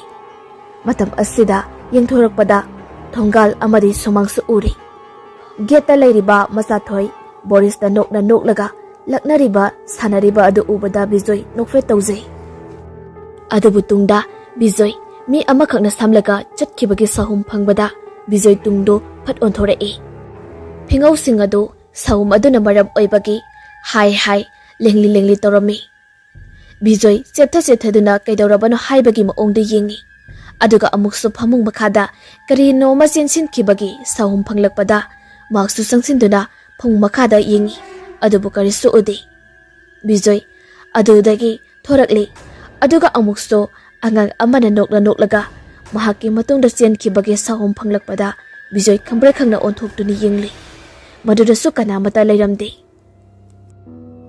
ꯑꯗꯨꯒ ꯑꯃꯨꯛꯅ ꯐꯛꯂꯥꯡꯒꯤ ꯒꯥꯔꯤꯒꯤ ꯈꯣꯡꯊꯥꯡ ꯌꯩꯕ ꯃꯈꯣꯜ ꯑꯗꯨꯗ ꯈꯪꯄ꯭ꯔꯦꯛ ꯈꯪꯗꯨꯅ ꯆꯣꯡꯉꯤ꯫ ꯑꯗꯨꯒ ꯒꯥꯔꯤꯗꯨꯗ ꯑꯃꯨꯛ ꯌꯦꯡꯉꯤ꯫ ꯑꯃꯨꯛ ꯇꯦꯕꯜꯗ ꯂꯥꯏꯔꯤꯛ ꯈꯔ ꯇꯥꯔꯛꯄ ꯑꯗꯨꯗ ꯕꯤꯖꯣꯏ ꯈꯪꯄ꯭ꯔꯦꯛ ꯈꯪꯅ ꯌꯦꯡꯉꯤ꯫ ꯑꯗꯨꯒ ꯏꯈꯪ ꯈꯪꯍꯧꯗꯅ ꯇꯨꯡꯗꯒꯤ ꯑꯉꯥꯡ ꯃꯆꯥ ꯑꯃꯅ ꯇꯥꯞ ꯂꯥꯎꯅ ꯀꯣꯟꯁꯤꯜꯂꯛꯏ꯫ ꯃꯗꯨꯗꯁꯨ ꯈꯪꯄ꯭ꯔꯦꯛ ꯈꯪꯉꯤ ꯑꯗꯨꯒ ꯂꯥꯎꯏ꯫ ꯑꯗꯨꯕꯨ ꯃꯇꯝ ꯑꯁꯤꯗꯗꯤ ꯃꯆꯥꯊꯣꯏ ꯑꯣꯏꯗꯨꯅ ꯂꯩꯔꯝꯃꯤ꯫ ꯁꯣꯔ ꯊꯕꯦꯠ ꯍꯣꯟꯗꯨꯅ ꯈꯔ ꯐꯊꯔꯒ ꯑꯁꯨꯝꯅ ꯍꯥꯏꯔꯛꯏ꯫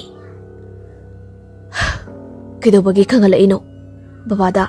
ꯕꯕꯥꯗꯤ ꯃꯤꯍꯨꯜꯒ ꯌꯧꯔꯨꯔꯦꯅꯦ꯫ ꯃꯄꯥꯒꯤ ꯋꯥꯍꯩ ꯑꯁꯤꯗ ꯃꯆꯥꯊꯣꯏꯗꯤ ꯁꯤꯗꯕ ꯃꯈꯩ ꯅꯣꯛꯂꯤ꯫ ꯑꯁꯨꯝꯅ ꯃꯈꯣꯏ ꯑꯅꯤꯅ ꯀꯥ ꯑꯁꯤꯗꯒꯤ ꯊꯣꯔꯛꯅꯕ ꯇꯧꯔꯛꯄ ꯃꯇꯝꯗ ꯊꯣꯡꯅꯧꯗꯒꯤ ꯅꯨꯡꯁꯤꯠ ꯁꯤꯠꯆꯜꯂꯛꯄꯗ ꯀꯦꯂꯦꯟꯗꯔ ꯈꯔ ꯌꯥꯜꯂꯤꯕ ꯑꯗꯨ ꯂꯩꯃꯥꯏꯗ ꯇꯥꯔꯛꯏ꯫ ꯕꯤꯖꯣꯏ ꯃꯗꯨ ꯈꯨꯝꯀꯠꯇꯨꯅ ꯌꯥꯡꯈꯠꯀꯦ ꯇꯧꯏ꯫ ꯑꯗꯨꯕꯨ ꯃꯗꯨꯗ ꯑꯉꯥꯡꯕ ꯀꯣꯂꯝꯅ ꯏꯀꯣꯏ ꯀꯣꯏꯅ ꯀꯣꯏꯁꯤꯟꯕ ꯇꯥꯔꯤꯛ ꯊꯕꯥꯜ ꯑꯗꯨ ꯍꯦꯛ ꯎꯔꯨꯔꯤ꯫ ꯃꯗꯨꯗ ꯕꯤꯖꯣꯏ ꯃꯃꯤꯠ ꯑꯗꯨ ꯀꯨꯞꯄ ꯀꯥꯎꯈ꯭ꯔꯤ꯫ ꯋꯥꯁꯨ ꯃꯆꯦꯠ ꯑꯃꯐꯥꯎ ꯉꯥꯡꯈꯤꯗ꯭ꯔꯤ꯫ ꯀꯣꯏꯁꯤꯜꯂꯤꯕ ꯇꯥꯔꯤꯛ ꯑꯗꯨ ꯃꯍꯥꯛꯀꯤ ꯃꯆꯥꯅꯨꯄꯤꯅ ꯄꯣꯛꯂꯤꯕ ꯇꯥꯔꯤꯛꯀ ꯊꯕꯥꯜ ꯑꯃꯗꯤ ꯍꯣꯁꯄꯤꯇꯥꯜ ꯐꯥꯎ ꯆꯞ ꯃꯥꯟꯅꯩ꯫ ꯀꯔꯤꯒꯨꯝꯕ ꯑꯃꯠꯇ ꯈꯦꯠꯅꯔꯝꯗꯦ꯫ ꯍꯟꯗꯛꯇꯤ ꯕꯤꯖꯣꯏ ꯑꯗꯨꯛꯀꯤ ꯃꯇꯤꯛ ꯑꯉꯛꯄ ꯄꯣꯛꯂꯦ꯫ ꯑꯁꯨꯝꯅ ꯎꯪꯗꯨꯅ ꯂꯩꯔꯤꯉꯩ ꯃꯆꯥ ꯑꯗꯨꯅ ꯀꯧꯔꯛꯏ꯫ ꯕꯕꯥ ꯊꯣꯛꯑꯁꯤ, ꯑꯩ ꯃꯐꯝꯁꯦ ꯌꯥꯝ ꯍꯩꯅꯗꯦꯕ꯫ ꯕꯤꯖꯣꯏ ꯊꯣꯡꯅꯥꯎ ꯑꯗꯨ ꯂꯣꯟꯁꯤꯜꯂꯝꯂꯒ ꯃꯆꯥ ꯑꯗꯨ ꯄꯪꯈꯠꯇꯨꯅ ꯊꯣꯛꯂꯛꯏ꯫ ꯑꯗꯨꯕꯨ ꯊꯣꯔꯛꯄꯒꯤ ꯂꯝꯕꯤꯗ ꯊꯣꯡꯖꯥꯎ ꯑꯗꯨ ꯃꯁꯥ ꯃꯊꯟꯇ ꯂꯣꯟꯁꯤꯟꯈ꯭ꯔꯦ꯫ ꯉꯥꯏꯍꯥꯛꯇꯤ ꯕꯤꯖꯣꯏ ꯑꯉꯛꯄ ꯐꯥꯎꯏ꯫ ꯑꯗꯨꯕꯨ ꯆꯦꯟꯁꯤꯟꯗꯨꯅ ꯊꯣꯡ ꯑꯗꯨ ꯍꯥꯡꯅꯕ ꯍꯣꯠꯅꯩ꯫ ꯄꯥꯛꯅ ꯌꯥꯗꯦ꯫ ꯃꯆꯥꯊꯣꯏꯗꯤ ꯀꯔꯤꯃꯠꯇ ꯈꯪꯗꯕꯅꯤꯅ ꯌꯦꯡꯗꯕ ꯌꯦꯡꯉꯤ꯫ ꯕꯤꯖꯣꯏ ꯀꯟꯅ ꯅꯣꯝꯃꯤ꯫ ꯂꯣꯏꯅꯅ ꯃꯍꯥꯛꯀꯤ ꯃꯅꯥꯀꯣꯡꯗ ꯑꯉꯥꯡ ꯅꯨꯄꯤ ꯃꯆꯥ ꯑꯃꯅ ꯀꯥ ꯑꯁꯤꯗꯒꯤ ꯀꯞꯂꯤꯕ ꯑꯗꯨ ꯇꯥꯔꯛꯂꯤ꯫ ꯍꯦꯟꯅ ꯅꯨꯡꯁꯥ ꯊꯤꯔꯗꯨꯅ ꯊꯣꯡ ꯑꯁꯤ ꯅꯝꯈꯥꯏꯔꯒꯦ ꯐꯥꯎ ꯈꯜꯂꯛꯏ꯫ ꯇꯨꯡꯗꯒꯤꯁꯨ ꯀꯞꯂꯤꯕ ꯅꯨꯄꯤ ꯃꯆꯥ ꯑꯗꯨꯒꯤ ꯈꯣꯟꯖꯦꯜ ꯑꯗꯨ ꯑꯁꯨꯝ ꯅꯛꯁꯤꯜꯂꯛꯇꯨꯅ ꯈꯪꯂꯥꯎ ꯂꯧꯁꯤꯜꯂꯛꯄꯗꯗꯤ ꯕꯤꯖꯣꯏ ꯀꯟꯅ ꯑꯃꯨꯛꯇꯪ ꯅꯝꯂꯗꯨꯅ ꯊꯣꯡ ꯑꯗꯨ ꯍꯥꯡꯗꯣꯔꯛꯂꯤ꯫ ꯕꯤꯖꯣꯏ ꯈꯣꯡꯂꯩ ꯊꯨꯅ ꯁꯖꯥꯎ ꯑꯗꯨ ꯂꯣꯟꯁꯤꯜꯂꯤ꯫ ꯑꯗꯨꯒ ꯀꯥ ꯑꯗꯨꯗꯒꯤ ꯃꯈꯣꯏ ꯑꯅꯤ ꯄ꯭ꯔꯞ ꯊꯣꯛꯂꯛꯏ꯫ ꯇꯤꯚꯤ ꯀꯥꯒꯤ ꯁꯣꯐꯥ ꯑꯗꯨꯗ ꯐꯝꯗꯨꯅ ꯃꯆꯥ ꯑꯗꯨꯗ ꯃꯨꯟꯅ ꯌꯦꯡꯉꯤ꯫ ꯀꯔꯤꯁꯨ ꯈꯪꯖꯗ꯭ꯔꯕꯤ ꯃꯆꯥ ꯑꯗꯨꯗꯤ ꯀꯔꯤꯃꯠꯇ ꯈꯪꯗꯕꯅꯤꯅ ꯃꯄꯥꯒꯤ ꯃꯇꯧ ꯑꯗꯨꯗ ꯃꯍꯥꯛꯁꯨ ꯋꯥ ꯃꯆꯦꯠ ꯑꯃꯐꯥꯎ ꯉꯥꯡꯗꯦ꯫ ꯉꯥꯏꯍꯥꯛꯇꯤ ꯕꯤꯖꯣꯏ ꯋꯥꯈꯜ ꯃꯆꯥ ꯈꯜꯂꯨꯏ꯫ ꯀꯔꯝꯕ ꯑꯉꯥꯡꯅꯣ ꯃꯐꯝ ꯑꯁꯤꯗ ꯁꯤꯈ꯭ꯔꯤꯕ ꯑꯁꯤ? ꯑꯗꯨꯒ ꯃꯆꯥꯊꯣꯏꯁꯤꯅ ꯀꯅꯥꯅꯣ ꯍꯥꯏꯅ? ꯑꯗꯨꯕꯨ ꯃꯆꯥꯊꯣꯏꯒꯤ ꯃꯥꯏꯊꯣꯡ ꯑꯗꯨ ꯎꯔꯨꯕꯗꯒꯤ ꯕꯤꯖꯣꯏ ꯁꯨꯝ ꯐꯝꯗꯨꯅ ꯌꯦꯡꯂꯝꯕꯗꯒꯤ ꯆꯦꯆꯦꯠ ꯀꯣꯟꯁꯤꯜꯂꯤ꯫ ꯀꯔꯤꯕꯨꯗꯤ ꯍꯪꯂꯨꯅꯤ, ꯀꯅꯥꯗꯕꯨꯗꯤ ꯋꯥꯀꯠꯂꯨꯅꯤ?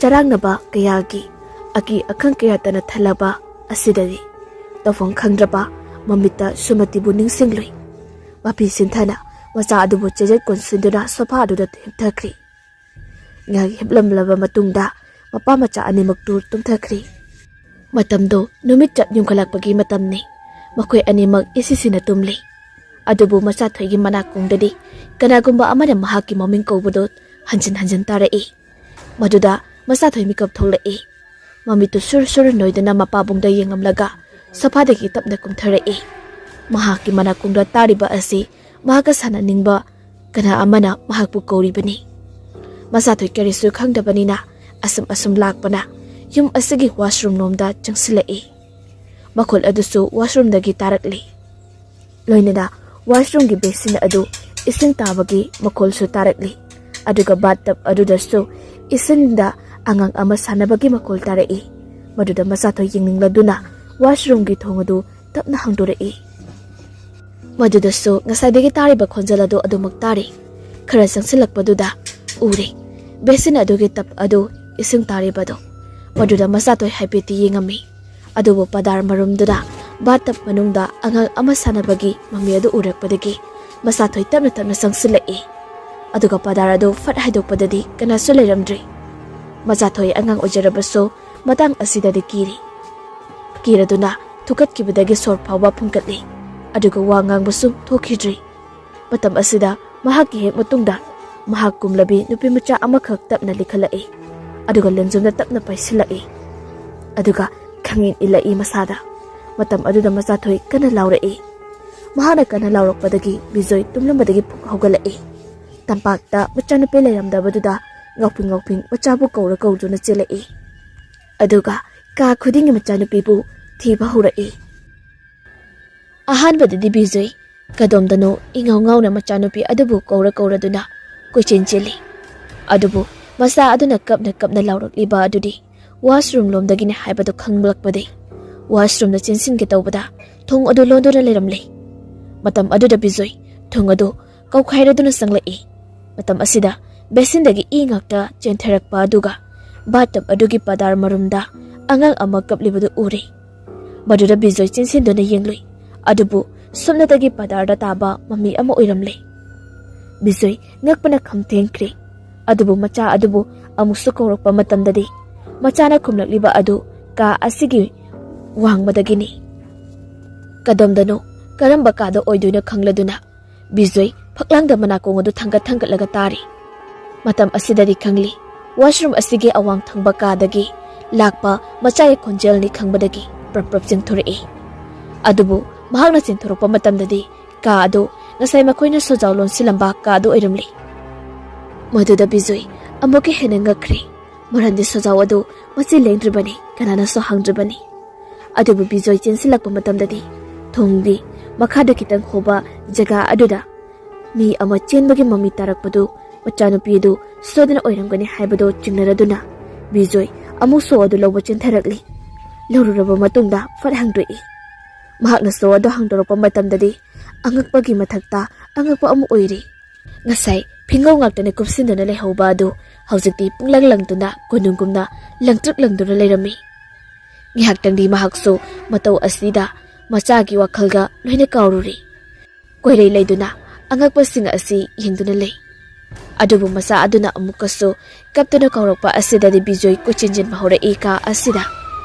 ka asi kharasu sawi aduga masidagi ka ama ani solongthoi aduna maram oiraga ka amada mau cheng ka amada muchang koithi thiri kona thangda upu achoba amagi manungdagi kaurokpa khonjal tarakpadagi upu adu thongfat hangdoi matam aduda kurak amuba mayam ama paithore aduga yaliba phiyam aduso yamkhibana Bijoi ngaktang di baram chatli masagi khonjal adubu amukso langtak naraduna Bijoi phiyam adu haidok tawbadagi khonjal adu sum naksilai machagi khonjal adu asum de naksilaki masa phangdore khanbadagi hena thauna lakpagum tawri akon pradadi phi marek amadagi Machathoigi makut adu tingthorokpada ure makut aduda tap paiduna singthoki tawi adubu khangpan palli Bijoi ngakladuna amukso kanni yange tawi adubu mana chingbagi mahutta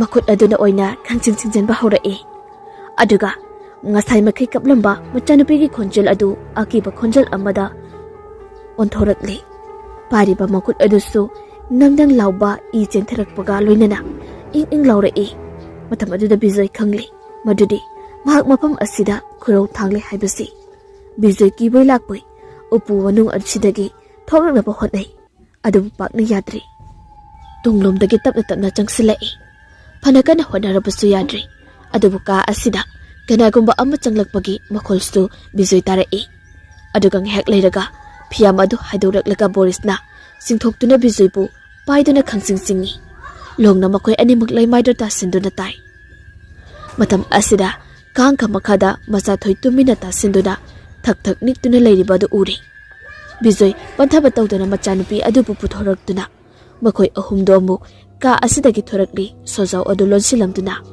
aduga sumangna thariba table chokri aduda phamduna akiba du phathari Borisna kaka asokpadi yawbra Ijalsidi soktabra. Bijoy uhadi ngangdi masa ma uadu koina nali machatoi gi su yauna aduga sokte haibagi mangaktu nomi. Borisna aisu kakagi konjal manba ma yamna singnabam ongda tabatuda chansilakpani. Kaka kamaina tawrino. Bijoy ngihaktang tumina macha adubu konduna lei. Adubu Borista wari pumbadu leri. Maduda makoi animak chap yungna leple. Ngasi haiba numisidagi yum ase thadoktu chatlasdi haina. Adubu Bijoy di wakal leitadri. Yum nasu asoba thawdo ama lehawribanina. Aduga MACHATHOI su mapagi tampakta phamna. Mangonda kihalakpa maongda kaurakpa. Mahakumbi nupi macha aduna mataki thonau amadagi makoida yamna sauna yenglakliba adu ui. Adubu mahakti kimaladuna madu mapadadi tamdri. Asumna makoi ahum Rajesh amadi Surmala halakpa ngairi. Batamdi asum haukibana numida wairam oisilakli. Ngihak leiraga kar ama thawjilai. Maduda Rajesh amadi Surmala yawbuda uri. Adubu nahan kaiga manadaba mau amadi uri. Rajesh tu masa yamna ngamdana ui. Maduda makoi punna yum asil sanglaktuna wari sanai. Ite nanau nupasi lehu yam kana tawraktana aiga punna oina lakminarabani ngasidi. Aduna kharasu thengtokri ngasidi. Ado EBEMA aikhoi ni ngairimisi atigi wanati. Nahanda so haikhradoni. Aikhoi ne nakhoi gi yum ase senaba ngamlaroi. Ha kaidoragi. Borisna mida tamdiam tamningdabani. Adu ngasidi kaka amadi aikhoi gi thawai se tharamdori. Surmala kamdaunano tamo ingonda so. Boris amadi Bijoyna wari pumbado amata chithadana tammi. Phamungda na hedona hipliba Rajesh mapi ado sadum taduna kablai. Mahaki matau aduda Bijoy amukkasu minungsidi poktabadi nati. Adubu madugi matam natre haiduna yum asidagi thabak adu tokjaraki hairakpa matamdadi Rajesh to soli asamna hairei. Tamo nanause pukchel kharadi sengudri. Adu makna tamoge pusida akaibadi pihaningti. Adubu tamo yum sidadi nanau nupiga aigatani. Aikhoidi adum siba ngaiba tabani. Yengba yabasu yengabani imungose. Adubu upai lete. Ado madu pumnamak upsinaba tamoi hoibu mafam asida kaubado nasjadi. Sida tamoigi mateng kitang pamdana tawjabani. Ado tamoina nungaitrabadi nanaudi kari hairuni. Asumna soli hairakpa matamdadi Bijoy di thamoida puba ngamdri. Mahaksu asiguma sithing phangba misak amakhakni. Mi amagi awabada chapchana masu khangli. Matau asida Surmala su susut kaptuna leiri. Upaide amata leitrabanina Bijoy macha aduga tawraga yumma kai panglakli. Aduga Boris su mayumma kai hankri. Bijoy thorakpa matamda yum adubu munni yengi. Aduga matai manau adidugi khalubada nungaitabadi pokli. Adubu MACHATHOI gi khallaga cycle adu thobu haurakli. Wakalde khalli yum astige awabadi koklani. Adubu yum yoraga yumgi amu kamdauba aibu bangla taibangla haina tawribase khalli. Ase khana thawrai tungi clear ajuda tongliba machanupi adu mapagi makhwangda kole. Ichamchamna lehramba maithong adu tapna musilaklaga nokfet tawrai. Matau asida gari macha thaurakpa sangna madu ubada Bijoyda yamna ngakni yengi.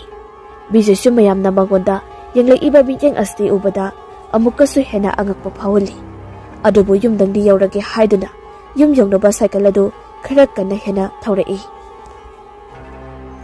Amuksu hek leikaigi thaliba strip lamp sing adu manakta blab amagi hek mapa hek lanbaga khap hekta tawrai. Masida Bijoy chap chane khangni. Madudi mahak amadi machanupi asida hauju phattaba laina khurau thangli haibasi. Kirabasukina Bijoy cycle thorakpana thongal adu yaurakli. Matam asida ngaragi adumna darida lata leptuna momantawna ngairami. Madu ubada Bijoy atanba madi phawi. Karigidi phawri nupi thiraba nupa amage mayumda ningol amana amam athengda lerambase. Adugi sumatakta miyamgi miyeng haiba amasu leiri. asumna changlapa matamda Latana hairei. Ai ngasi su ngairamlabani. Bijoyna ai ngasi ju khara tingtokri. Kaisu kaideda. Mamle mapanda sum leibase nungairoi imungda changlasi. Bijoy makuta masanupi adobu samdona changlei. Lata su machathoida munni yengi. Machathoina su munni yengi. Aduga mukhui animaki miyeng adu sangsar asida yengnaba miyeng natri. Bijoy imung yobaga mayadu thali. Puga digali adubu ngihaktangdi tofam khangdri. Bijoy upai di leitri tofam su khangdri. Lata gi yamne henjinba matau asida. Haina lata cha ising phabo thongtokri. Nupi amani haiduna. Awuwa minadi tinsitnagani. Aduga Machathui su hanaga manadaba baong amada ngasi tawba horei. Hanadi mapagi manakta suru neiduna leibani. Adubu ngasidi phamungda sangkhri. Bijoy di waraduda tumninglambagi changkhri oiramni khalli. Adubu phamungdagi Machathoina agakpa maung amani tawriba asi. Phaizu manung aduda sangkhiduna manungda kanagumba amaga sanabagi maung tawri. Amusi hek phamungdagi makok adu kangka makhada yanthaduna amamba marak aduda nofet tawna yingli. Aduga amu longda hiptuna yonggi palen amade yangda yengduna nofet tawri. Nofet tawbadagi hendoraktuna makol thokna maram leitana pangnokta nokli. Amuk sulongna masa adu thektoktuna hauna nokli. Bijoy di sofada phamli. Aduga saksang asidana Lata adu chak thongli. Wadi masat amata ngangnadi. Adubu ngihak leiraga Latana asumna wari hawdorei. Samati do yamna ningsinglei ngasidi. Bijoy khumbadi karimata khumludi. Lata wari adum sarei. Nahan wai mana nangse yamna khanjeyna aigunda toina wari sabani. Bagi khonjel do ngasi silung tari nako ngasida aigi. Aidi nongmutabu ningsingludreda. Ningsingluraga kidawdoina haidana. Bijoy nokningda noe. Aduga Lata di ngihaki mi sumayai pugadaba waresing ado mathang lirei. Samati banida saunaba kanda ahidiga amumuk thina saibado haujikta nungairaktre. Aisu matamduda phagi oi kai oi wachoi yamna ngangkhra mali. Adugi khaluragadi aisu yamna ningamlakteda. Ado ai kaidomati haigena nangna so lana khangano aina su khanbadi khande. Hayo tase. Aina matamaduda nangonda yamna wachoi ngangkhibado nang lana su khangano. Aidi sumna khoi anigi nungsinabado aisu adugumna pambagi laknawna tawkhibani. Hana oirabaso haujiti khemta khadarugumse. Aidi amu nangna madu ningsinglamkhidra khallubada isase ikaibana pikthali. Hainaringai matam asida kukar adu kamlakpada makhoi animak khangi. Aduga tanja chana mai adu muthokri. Bujoy prikhaudigi mekhet adu mai ka asi mamle. Adubu gas ki maisak aduna hidak nganbadi piri. Aduda Bijoy hek Latada yingluri. Amamba mare asida mi oi kayoi Latagi stabal adu onthorokpa phibam amada urei.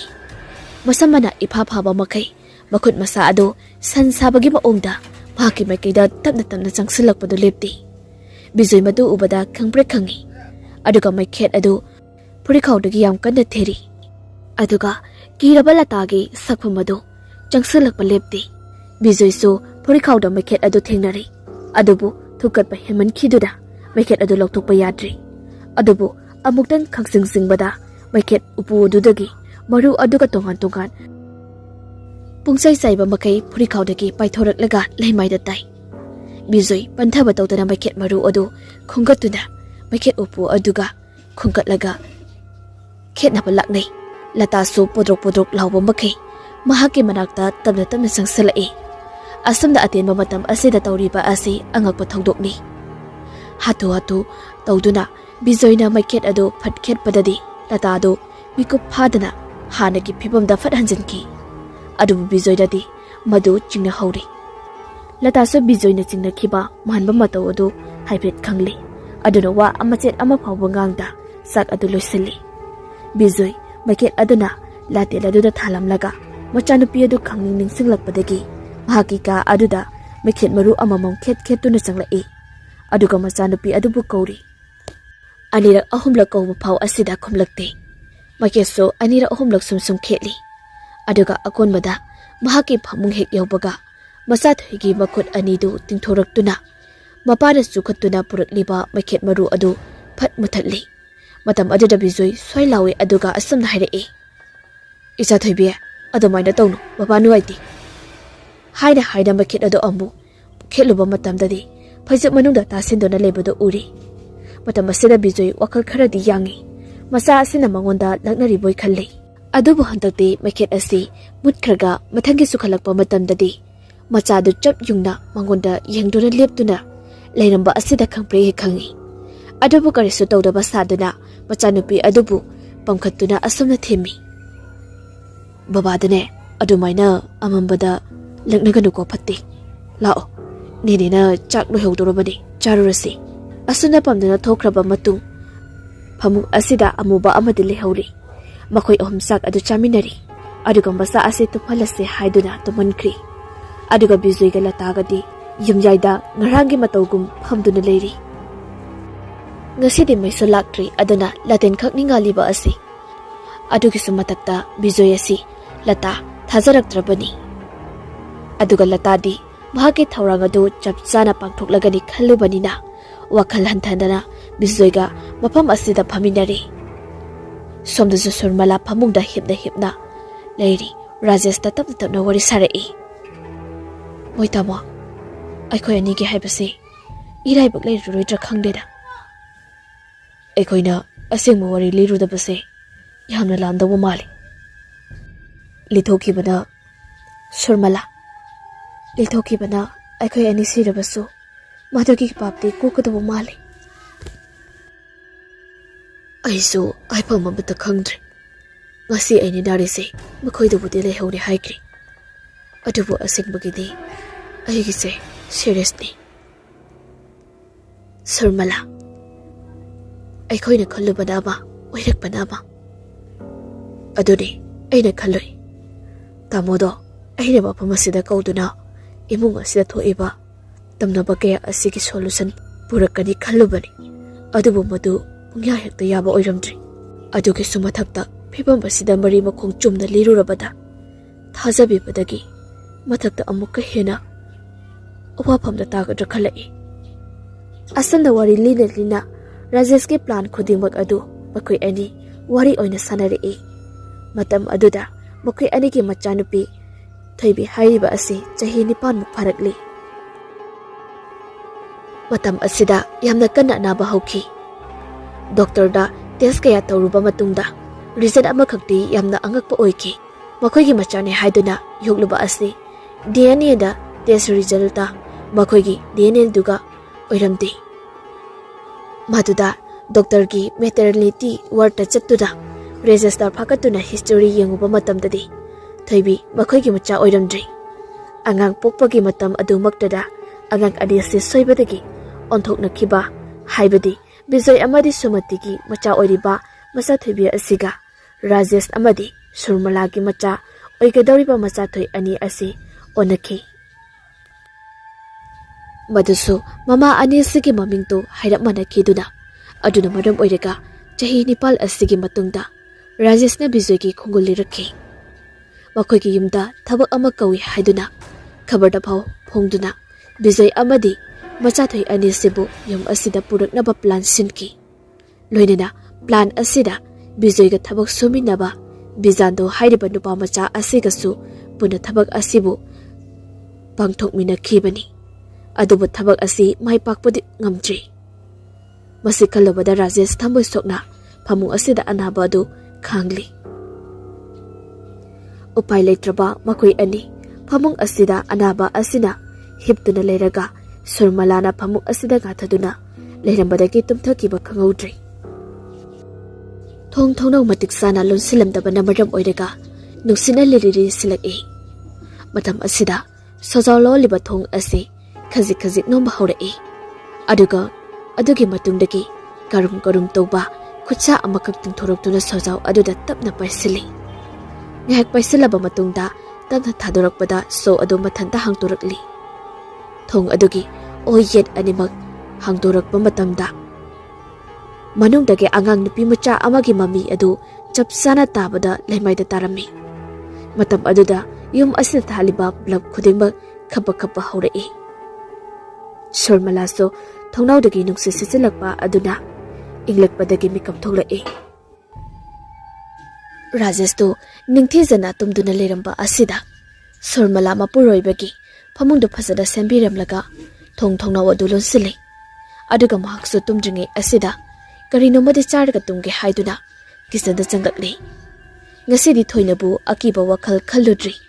Aduna thawa isa sadana changkhibani. Chakum asida pres thamliba aduri sangsinduna hangdoklaga karino masage haiduni yengi.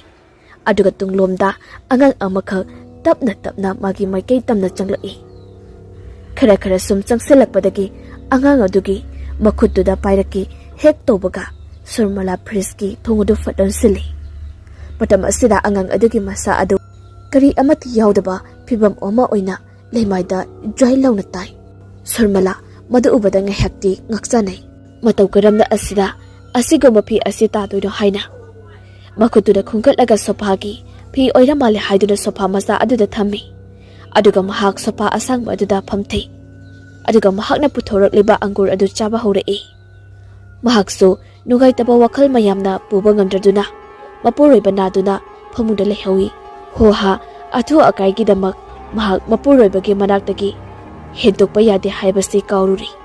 Aduna mafam asida phamduna wakhal adu inghalli. TV adu amuk phathai.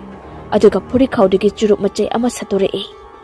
Achau asangi haurabi nupi oirabasu wakhal nungaitrabadi churup singbasi mahaki su hainapini. Aduda churup adu chungkhatke hek haiduna lighter adu fat khetpada TV adu fat mutki. Surmala lighter adu khetuna remote adu lami table dagi. Adubu remote tu paidrangai da TV adu fat ngalei. Mahakna tharamba channel adudi natana channel yadaba saurami. Channel adu so semge haiduna amu remote adu lami. Matamasida TV adugi channel adu National Geography channel da falakpada Surmala wakal amada ungri. Masi amata lengdana mamit kuptadi yengduna lay. Matam asida Surmala akiba ama phawdona haurai. Aduga mamay adu humang marik karai. Mahaki mamita thoibibu mayak sengna urai. Mamay adu suklaydana nakanda theliba mingsel apakpa aduda yamna wani yengi.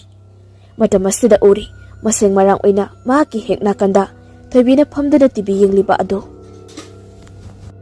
Masi upadagi Surmala khamprek khangna ima haina lautuda phansongi. Aduga mafam asidagi hobe chenthoraktuna pokhik ka aduda sensilai. Aduga mapuroibagi famung hekna kanda thariba safa aduda makhung adu thangatuna phammi. Mamai mamit adu khangaudana humang marik yomli. Wadi masjid amata ngangnadi thongjilumda munna yengduna amuk leri. Nahan makhaidi asi yauna aki akhangmakti tawraktabani. Adubu ngasigi sidi Surmala aduki matik mihun chengkhatkre.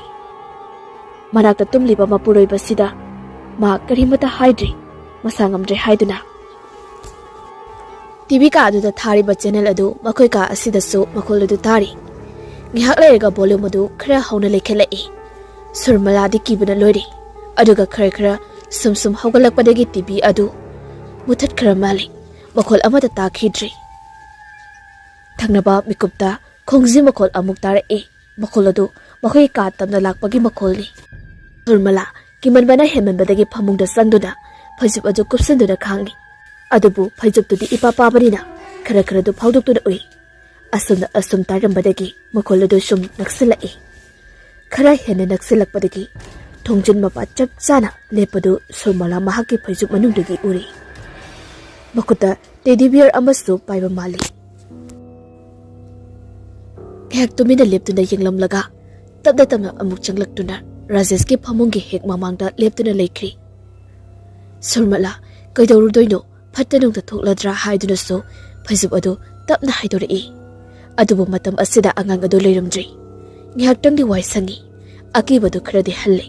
Mamai adu koile leiduna yengubada tung mang ka asida koilay layduni yengba matamdadi karisu layramdaba asida Surmala tapna phamungdagi kumtharae aduga kangka adudagi angang adugi makut animak Surmalagi makhong animakta khangpai pai silaktuna jinglakpa matamdadi Surmalana kanda laurumlaga laimaida haitharaklaga mamai adu upsinduna yisinduna tai manatona du sukaibadagi nahi ororo taba makai laimai aduda kaptuna taduna lay phiba maje rajaste amata khangdri maramdi mahaki anaba amadi mahaki mana kongdadi angang asigi saktina amata tahandabani Surmala manaton kaibaga loinana gyan sumangli mangli tawri mahagna uriba asi maka adudagi thoibina sitla mahak tamna lakliba aduni matam aduda mamay mamit ina pungtay tayraba Surmala mahakso sitla duna ka adudagi thokna napatawi amuk handuna yenglubadadi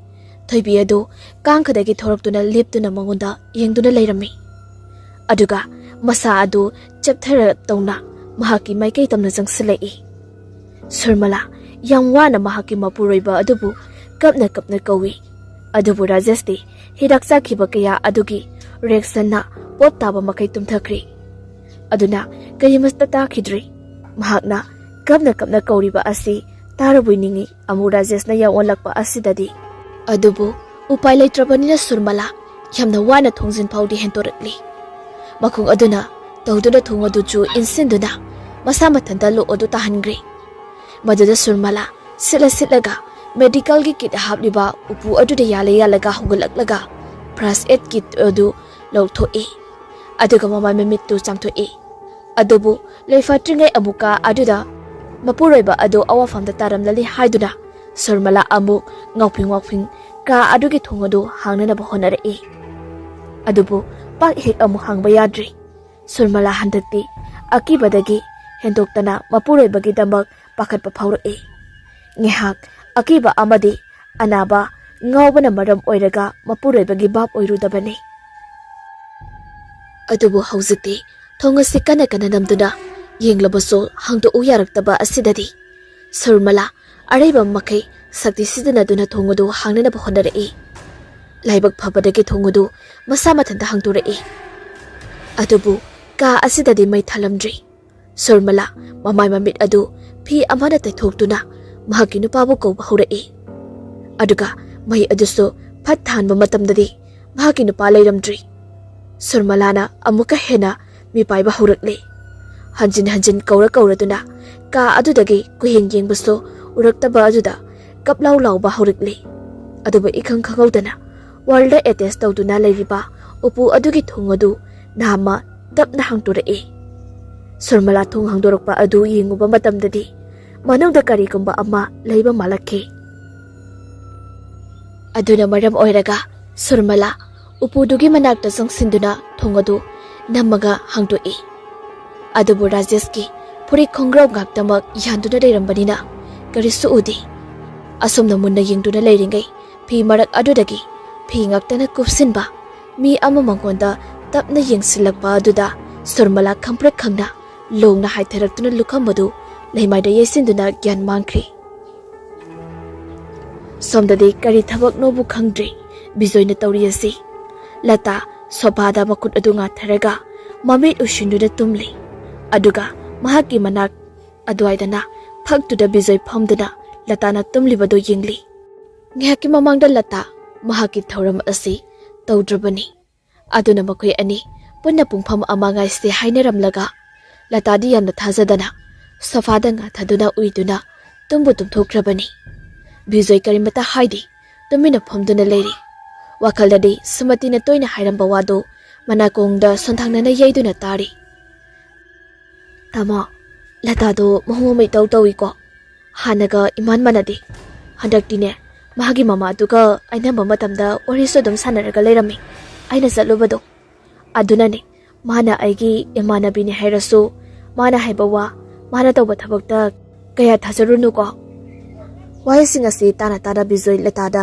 tumlibadu yingduna leiri keidi upai leiri chatkro haiduna so sa sangumna talubaso yabadoi nati adubu angakpani lata tumbadi nati tumsinabani masiso mahaki lalo ngaktani mahaki thawai asi Matang asida mahaki haksangdagi tholaktuna bijoyna phamlaba adu munna yengi aduga dokfet tawi ngihaktangdi ikoi-koina satuna bijoybu yengnomlaba matung machanupi aduna tumliba ka aduda tamna changlekri machanupi adusu ngihakti tumlamli adubu thongjil aduda amuba machakiba adu khangladuna mamit adu thapna pangthorei mahaki mamit adusu musin muri mamang thakta makoigi ibungda machanupi asne hi uriba amuba adu latagi thawaidi mahi hiraba latala mahaki thawai adu buthoptuna tawningba tawduna lakpani aduna maram oiraga ngaside mahaki thabak asi lisilagi khalakpa matamni asumna amuba asi changlakpa matamda masathoi masa mathanta pukhagolai aduga makoi ani makut samnaduna tholai matam asida latana sinba plan gi matung inna maning thonglomda makol ama thokpa adu bijoyna tahalai maduda bijoy haiphe chingnaraduna maningomda onduna famlaga leiri mikup asi maktada yamna haisingna sinba amuba thawai asina masa thoibu makusamna ka asbeki thokri aduga mapa ibungode karisu khangudri asana makoi ani tamna tamna thokiduna thongal wangba lankri chatminariba ani asisu tapna tapna latagi thawai asidi tungda leitha hori aduga masa thoidi mamit adu musin muraga masadu gyan tanada lambi asida satpa lepti lambi da thengnaba gari macha sing aduna thorokpa misingna angang amat mathanta satle kaidarabano haiduna phalap phatlapti yengami adubu phatraba taibang asida leiba miyoibagi minungsi jindraba ai da soidraga loire khanaba yengtamak yengamlaga chatkibani asumna asum lakpana haujikti masathoi fajaraba konungumlaba gate adugi mamangda chapleptuna lekri hek asumna munna yengamlaba matungda gate asigi makha thangba ahoba khara lawba duda lisinduna changlai bahakna sumangda hek lepa matamda mathaklomdagi amuba ama bom lawna tarai madu mini megi maung oi adubu yapta ngaklibadi awangbadagi taraiba mi adusu seraba malurabaso makong makut adu itik tekai thek tawduna hawgalai aduga mi amagi putri amatada khaidaba amagumna chap yungna leptuna laikri aduga makut anidu tingthoraktuna lao haibagi maungda tingthorai madu ubada masa thoi nokmi mahakso makutu tingthoraktuna changsilai aduga makoi ani mafam asida konsinaki matam adudadi swai launa mangkri aduga thawai oina masa thoida sangki maduda masa thoi kana laurai masa thoigi akanba kholau aduda thangnaba yum adugi nupa macha pakhang amakhakna sak tokpagi kolwari sana na thola iba adu yumjawlom asida yenglai ado dagai ko ha yare kaisuna teda saidami amakhak kana laukibagi makhol mataba asunda adon wari sanaraduna thongal mapa ase landuna thokri sarmala su khonjela du tabada sor phunguluba amagumna ghalai akoibada kuyengi aduga maku adu khasik cheklakpa asida lukhamda maduna yengubadadi I thoktuna leramli madam asida maduge anaba adu su khanglai aduga mahaki nupa adusu mahaki nakanda phi mayamna yumsinduna tarami sarmala anabaga kawa makai mahaki nupa adubu phiyam adudagi singthorai laibak thibadi mahaki nupa adudi gyan taramdri manaki table aduda leiriba ising bottle adu amuk thabiduna tawrubasu gyan laktaba asidadi sarmala khangle mahaki nupa ase gyan mangkri wanthakri haiba ase karina tofong khangduduna kapoi lakwoi kaidosigi khalli phonda emergency number call tawragi khanduna phone ado amuk koi thithiba horai onthokpa haiduni phone adu su amuk thiba khangdri kanbiyo haiduna koi law gadaba su magi pangkal amata leitri aduna maram oiraga surmala mapuroiba adubu phamung aduda amuk singkhatpiri aduga makut masadu suru noibiduna kapna upai leitana tingthajari aduga somdana samang asida angang nupi macha masa thoido mamit muslimuba asiga loinana mangol mathakta ka khalai matam asida mai phut taromba adusu ꯄꯨꯡꯃꯨ ꯃꯨꯠꯈ꯭ꯔꯦ ꯑꯗꯨꯒ ꯁꯨꯔꯃꯂꯥ ꯀꯞꯂꯝꯕꯗꯒꯤ ꯃꯤꯍꯨꯜ ꯑꯗꯨ ꯑꯃꯨꯛ ꯆꯣꯡꯈꯠꯂꯛꯏ inverter ꯑꯗꯨ ꯊꯥꯒꯠꯀꯦ ꯇꯧꯕ ꯃꯇꯝꯗ ꯑꯗꯨꯁꯨ ꯑꯃꯨꯛ ꯌꯥꯗ꯭ꯔꯤ ꯎꯄꯥꯏ ꯂꯩꯇ꯭ꯔꯗꯨꯅ ꯇꯦꯕꯜ ꯂꯦꯝ ꯑꯗꯨꯈꯛ ꯊꯥꯟꯗꯨꯅ ꯀꯥ ꯑꯁꯤꯗ ꯀꯞꯂꯗꯨꯅ ꯂꯩꯔꯤ ꯕꯤꯖꯣꯏ ꯉꯁꯤꯗꯤ ꯑꯀꯤꯕꯗꯤ ꯊꯣꯏꯅ ꯐꯥꯎꯗꯦ ꯃꯗꯨꯒꯤ ꯃꯍꯨꯠ ꯂꯇꯥꯒꯤ ꯃꯑꯣꯡ ꯑꯁꯤꯗ ꯍꯦꯟꯅ ꯗꯨꯝꯅ ꯈꯣꯏꯔꯥꯡ ꯈꯣꯏꯁꯥꯎꯅꯍꯜꯂꯤ ꯀꯨꯏꯅ ꯂꯇꯥꯅ ꯇꯨꯝꯗꯨꯅ ꯂꯩꯊꯣꯛꯈꯤꯕ ꯑꯁꯤꯗ ꯀꯩꯗꯧꯔꯝꯕꯅꯣ ꯍꯥꯏꯗꯨꯅ ꯕꯤꯖꯣꯏꯅ ꯃꯍꯥꯛꯄꯨ ꯍꯧꯗꯣꯛꯏ ꯃꯗꯨꯗ ꯉꯥꯎꯐꯤꯡ ꯂꯇꯥ ꯑꯗꯨ ꯑꯁꯨꯝꯅ ꯈꯨꯝꯃꯛꯏ ꯑꯁ ꯑꯩꯗꯤ ꯅꯨꯡꯉꯥꯏꯅ ꯇꯨꯝꯊꯣꯛꯎꯔꯦꯗꯅ ꯄꯨꯡꯕꯨ ꯀꯌꯥ ꯇꯥꯔꯒꯦ ꯄꯪꯊꯦꯡꯗꯤ ꯊꯦꯡꯗ꯭ꯔꯤ 11 ꯇꯥꯔꯛꯀꯗꯧꯔꯤ ꯍꯣ ꯑꯗꯨꯕꯨꯗꯤ ꯊꯦꯡꯖꯤꯜꯂꯛꯏꯁꯤꯅꯕꯨꯗꯤ ꯐꯩꯗ ꯀꯔꯤꯒꯤ ꯅꯠꯇ꯭ꯔꯗꯤ ꯑꯩꯈꯣꯏꯅ ꯊꯕꯛ ꯄꯥꯡꯊꯣꯛꯀꯗꯧꯔꯤꯁꯦ ꯌꯥꯔꯣꯏꯗꯧꯔꯤꯅꯤ ꯑꯗꯣ ꯍꯧꯅꯕ ꯇꯧꯔꯁꯤ ꯉꯁꯤꯅ ꯀꯝꯗꯧꯒꯗꯣꯏꯅꯣ ꯀꯃꯥꯏꯅ ꯑꯃꯨꯛ ꯇꯧꯗꯣꯏꯅꯣ ꯍꯧꯔꯁꯤ ꯀꯃꯥꯏꯅ ꯇꯧꯁꯦ ꯍꯥꯏꯅꯣ ꯇꯧꯕꯕꯨꯗꯤ ꯉꯔꯥꯡꯒꯤꯗꯨꯒ ꯑꯗꯨꯝ ꯃꯥꯟꯅꯗꯣꯏꯅꯤ ꯑꯗꯨꯗ ꯉꯁꯤꯗꯤ ꯑꯆꯦꯠꯄ ꯊꯕꯛ ꯑꯃ ꯇꯧꯗꯣꯏꯅꯤꯅ ꯈꯔ ꯁꯥꯊꯤꯕ ꯃꯑꯣꯡꯗꯤ ꯑꯣꯏꯔꯅꯤ ꯑꯁꯤ ꯍꯥꯏꯗꯨꯅ ꯌꯥꯝꯅ ꯍꯩꯅꯗꯕ ꯑꯀꯤꯕ ꯃꯤꯠꯌꯦꯡ ꯑꯃꯒ ꯂꯣꯏꯅꯅ ꯅꯣꯛꯁꯜꯂꯛꯏ ꯕꯤꯖꯣꯏ ꯍꯥꯏꯐꯦꯠꯇꯤ ꯍꯩꯅꯗꯕ ꯐꯥꯎꯏ ꯑꯗꯨꯕꯨ ꯑꯐꯕ ꯊꯕꯛ ꯇꯧꯒꯗꯣꯏꯅꯤ ꯍꯥꯏꯕꯒꯤ ꯋꯥꯈꯜꯗ ꯀꯔꯤꯃꯠꯇ ꯍꯩꯅꯗ꯭ꯔꯁꯨ ꯍꯩꯅꯗꯅ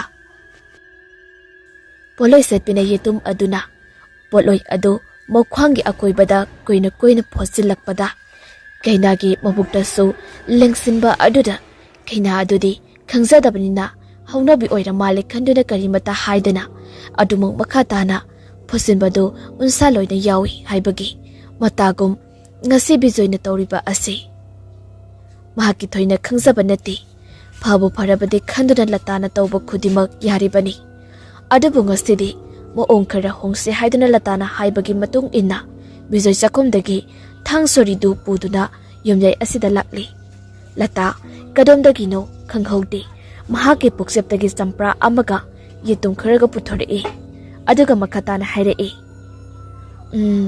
ꯂꯪ ꯑꯃꯨꯕ ꯑꯃꯒ ꯌꯦꯟꯗꯦꯝ ꯃꯀꯛ ꯑꯃꯒ ꯄꯥꯝꯃꯤ ꯅꯪꯕꯨ ꯂꯩꯒꯗ꯭ꯔꯣ ꯂꯩꯅꯤ ꯌꯦꯟꯗꯦꯝꯗꯨꯁꯨ ꯃꯅꯤꯡꯗ ꯍꯧꯕꯅꯤ ꯑꯗꯣ ꯍꯧꯖꯤꯛꯄꯨ ꯃꯀꯥ ꯑꯃ ꯍꯦꯛꯄ ꯅꯨꯡꯉꯥꯏꯒꯗ꯭ꯔꯣ ꯀꯔꯤꯁꯨ ꯀꯥꯏꯔꯣꯏꯗ ꯑꯗꯨꯗꯤ ꯑꯩ ꯍꯦꯛꯎꯈꯤꯒꯦ ꯑꯁꯤ ꯍꯥꯏꯔꯝꯗꯨꯅ ꯕꯤꯖꯣꯏ ꯇꯣꯔꯆ ꯂꯥꯏꯠ ꯑꯗꯨ ꯇꯧꯔꯒ ꯃꯅꯤꯡꯂꯣꯝꯗ ꯊꯣꯛꯂꯛꯏ ꯑꯗꯨꯕꯨ ꯂꯇꯥꯒꯤ ꯃꯤꯠꯌꯦꯡ ꯑꯗꯨꯗꯤ ꯀꯤꯁꯨ ꯍꯩꯁꯨ ꯍꯩꯅꯗꯦ ꯑꯗꯨꯒ ꯆꯤꯡꯁꯨ ꯆꯤꯡꯅꯔꯕꯅꯤ ꯇꯧꯗ ꯌꯥꯗ꯭ꯔꯕꯅꯤ ꯈꯟꯗꯨꯅ ꯕꯤꯖꯣꯏ ꯃꯅꯤꯡ ꯊꯣꯡ ꯑꯗꯨ ꯍꯥꯡꯗꯣꯛꯏ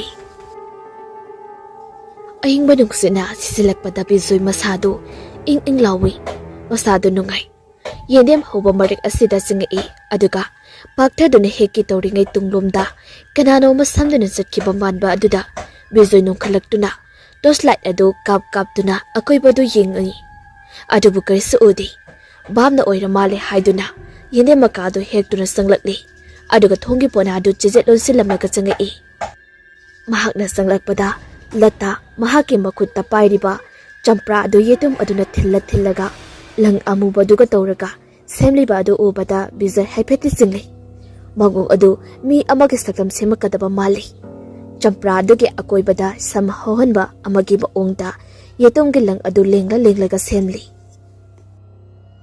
ꯑꯗꯨꯒ ꯑꯃꯨꯛ ꯊꯥꯡ ꯁꯣꯔꯤ ꯑꯗꯨꯅ ꯃꯃꯥꯏ ꯃꯃꯤꯠ ꯑꯗꯨ ꯈꯦꯠꯇꯨꯅ ꯌꯦꯛꯁꯤꯟꯕꯤꯔꯤ ꯂꯣꯏꯔꯛꯄꯗ ꯕꯤꯖꯣꯏꯅ ꯍꯦꯛꯎꯕ ꯌꯦꯟꯗꯦꯝ ꯃꯀꯥ ꯑꯗꯨꯅ ꯃꯈꯣꯡ ꯃꯈꯨꯠ ꯁꯦꯝ ꯁꯥꯗꯨꯅ ꯍꯧꯖꯤꯛꯇꯤ ꯃꯤ ꯑꯃꯒ ꯁꯛꯇꯝ ꯆꯞ ꯃꯥꯟꯅꯅ ꯁꯦꯝꯕ ꯂꯣꯏꯈ꯭ꯔꯦ ꯃꯇꯝ ꯑꯁꯤꯗ ꯂꯇꯥ ꯅꯣꯛꯃꯤ ꯇꯧꯗꯨꯅ ꯑꯁꯨꯝꯅ ꯍꯥꯏꯔꯛꯏ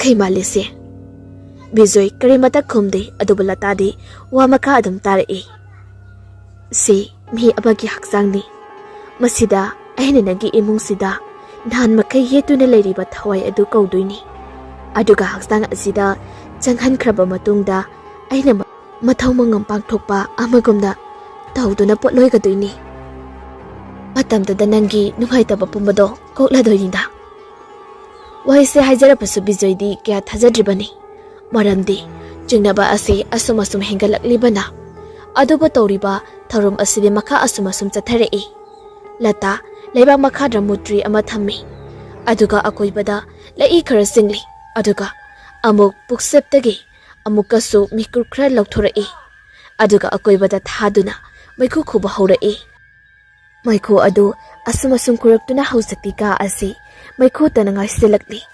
Bijoy maikho sing asida mamita thukedi tawi adubu thuptana bakana hotnari. Matang asida ikang khangudana konjel khara horapna lata adu mantra sonba horakpada bijoy adu khamprek khangna songi. Mahake matau aduda amuk soi hek maikho marak asida lata adu noklai. Bijoy dingak pu ngakli tawriba asi phagira haina. Adubu lata makhatana mantra adu adum soli. Ngyak asum cholambadagi latagi konjel adu asum tapthakri. Aduga akon badadi makhol amta thokidri. Matam asida bijoy latabu kawba horai. Adubu asum khulaktaba asidadi pakal aduna bijoy phukawgali aduga latagi manakta sangsiloi. Angak pani lata leiramdri. Aduga bijoyna lahiriba asisu kadaidanu khangdri. Pung hanghangba mafam amada oiramle. Maikho marak asida bijoy pakal aduna tungmang koisin chili maikho marak asida adubu kanasu udri kanasu thengnadri. Mahakna kanna mahak putana ba kaurabaso kanagumba amata khumlaktri. Aduga somda lata hobe yamna pakhana mahaki mantra adu maning handuna thiri. Maramde mahakna soliba mantra asi onakri. Bijoybu aki akhang tawduna awa ana tanaba songadaba mantra adu ona tainana sonjankri. Aduna maram oiriga bijoy atopa sangsar amada mahaki thawai chatkri. Latana pakhaliba asi bijoy na chatliba sangsar asi machathoigi manakta yongna chatpa ngamba sangsarni. Aduna maram oiraga lata hobe mahaki mantra adubu panthaba tawdana maning handuna theri. Bijoy asum chelambadagi maingal ama arapada phaurai. Maduda bijoy hena yangna chinsilai. Khara asum naksilakpadagi mahakna hana ukhraba ama oina urai. Uraga hena changsalabadadi mahakna uriba ado yumjang phajabada oiramli. Madu ubada bijoydi hena angakpa oikre. Kharigidamak mafam asida mahakna masi uribano khaladuna get asawadu dongdong thilli. Somdana dongdong thilakpa asida taraduna machathoi mamai adu fatlai thorai. Sangningboy lakpoi amuk phat onsen khiduna yumjaw aduda changkhri. Aduga bijoy so sum thilamadagi namkhaiduni yengi. Adubu mangonda mateng pangakpa oina gate adu manungdagi mathanda hangtorai. Maduda bijoy khonglai thuni sinsilai. Aduga handakti mamang thong asi namgi tawruba matamda masa matana thong adu hangtoraktuna imungda tusinduna tai. Matamduda uri mahaki hek mamangda khara lapna nupi macha amana makuda teddy bear ama paiduna mangonda sauna yengliba adu. Madu ubada bijoy tapna hongolaktuna kanano haiduni yengi. Adubu mamitu soktoktuna yenguba matamdadi mahaki machanupi adu akiba phibam amada mangonda leptuna yengakpa oiramle. Matam asida bijoy machanupi adubu kauruduna sinsilai. Manak yoromdaida bijoy uprang uplagatui. Adubu makutuna di macha adubu lamli. Phanglamdai mikup asida bijoy tunglumdagi kanagumba amana soro singba horai. Matam asida bijoy kana machanupibu lau khungduna kawi. Aduga phidring songi. Asumna soro singduna singthorakpana. Haujikti yum asidagi sum lau thoraktuna ahangba malangda paiduna leiri. Matam asida amukka hena machanupibu kawrduna bijoy adu sor phungkatluba amagumna wakhal lakli. Manakta lata adu phamduna mahakna gyan lakpa ngaiduna ising thaknaba pirei. Bijoy ising adu thakna sumna hairai. Lata machathoi leibrana amukti yengo.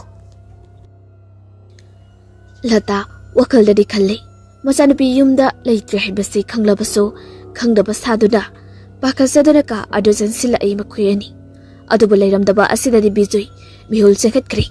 Mafam asi thadoktuna bijoyna rajeski yumda chanana bahairai. Adubu latana de mahaki thorum de loidri haiduna ayit pirei. Adubu bijoy madu amta khangde masagi thawai kandaba yade haiduna imungdagi senthokri rajeski mayum tamna. Adubu lata masi amata lengdana lehawi. Aduga machinda asumna parap solai. As ai sibu kadumdagi phaijalakpa wakhalno tabakse loina mahek mahalida. Aina tawgi khaliba tabakse loina mahek farta halida. Hojikpo aibo kamaina bijoy sibo lama khangda khamludoino ba. Hoidehe, aigi khongburoi meyam ama leirisibu. Asi haiduna pena nokli. Mahaki minok aduda yum asida sekpi kaya maruma ko pai duna makhel langi. Aduga ngihak leiraga sekpi sing adu Bijoy gi maikai tamna loinemak paikri. Surmala mapizadum tajum taba makhei. Ngasidi makhoina tawjaruba pap khudimakto phangle. Kheldubada mapuroiba adubu matam bakta pamkhatuna kapli. Mohidamo kyana bakta di taro kai dawbagi. Ngasidi aiku en yaroiba mikupto oiga dawruba pale. Isa hatpagi pamna ngasidi thawai manga dawri. Imaki ichasu yokpu phangzadre. Aduga icha sakna yokliba adugi tawhaidraba thabaksing adugi papnaga sidi. Mikup asida loina magba haibadu oiga dawredako. Asumna kapna leiramba aduda stair aduda kanano makakhalakpagi makhol tabada kaplambadu chap lepi. Table lem adu khaktani ka asida kya ngandabanina surmala kiraba sukina sugat tuna kuyeng yengli. Dupi adu kigali. Adubu handaki matang asida de kiba hemalabasu upai letrabanina kuyeng yengi. Kari tawrakadabano haibadu. Khongthang makhol adu khera taramlaga amuk chap lekri. Ngihak leiraga amuk mathaki floor aduda dong kanana umachatpagi makhol amuk tarai. Aduga ngihak leiraga thangnaba ka adugi makholda amuk tarai. Matam aduda phanglang lamsinduna leiba phaklang adugi uhangbada nupi macha amada uhanganglakpadu tarai. Maduda surmala phaklang aduda manakung adu napsinduna tari. Wahai ado asumna hairai.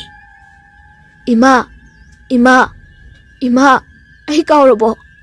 Aina di ima baba su kaudriye. Ado ai ki ma do nang sunatana.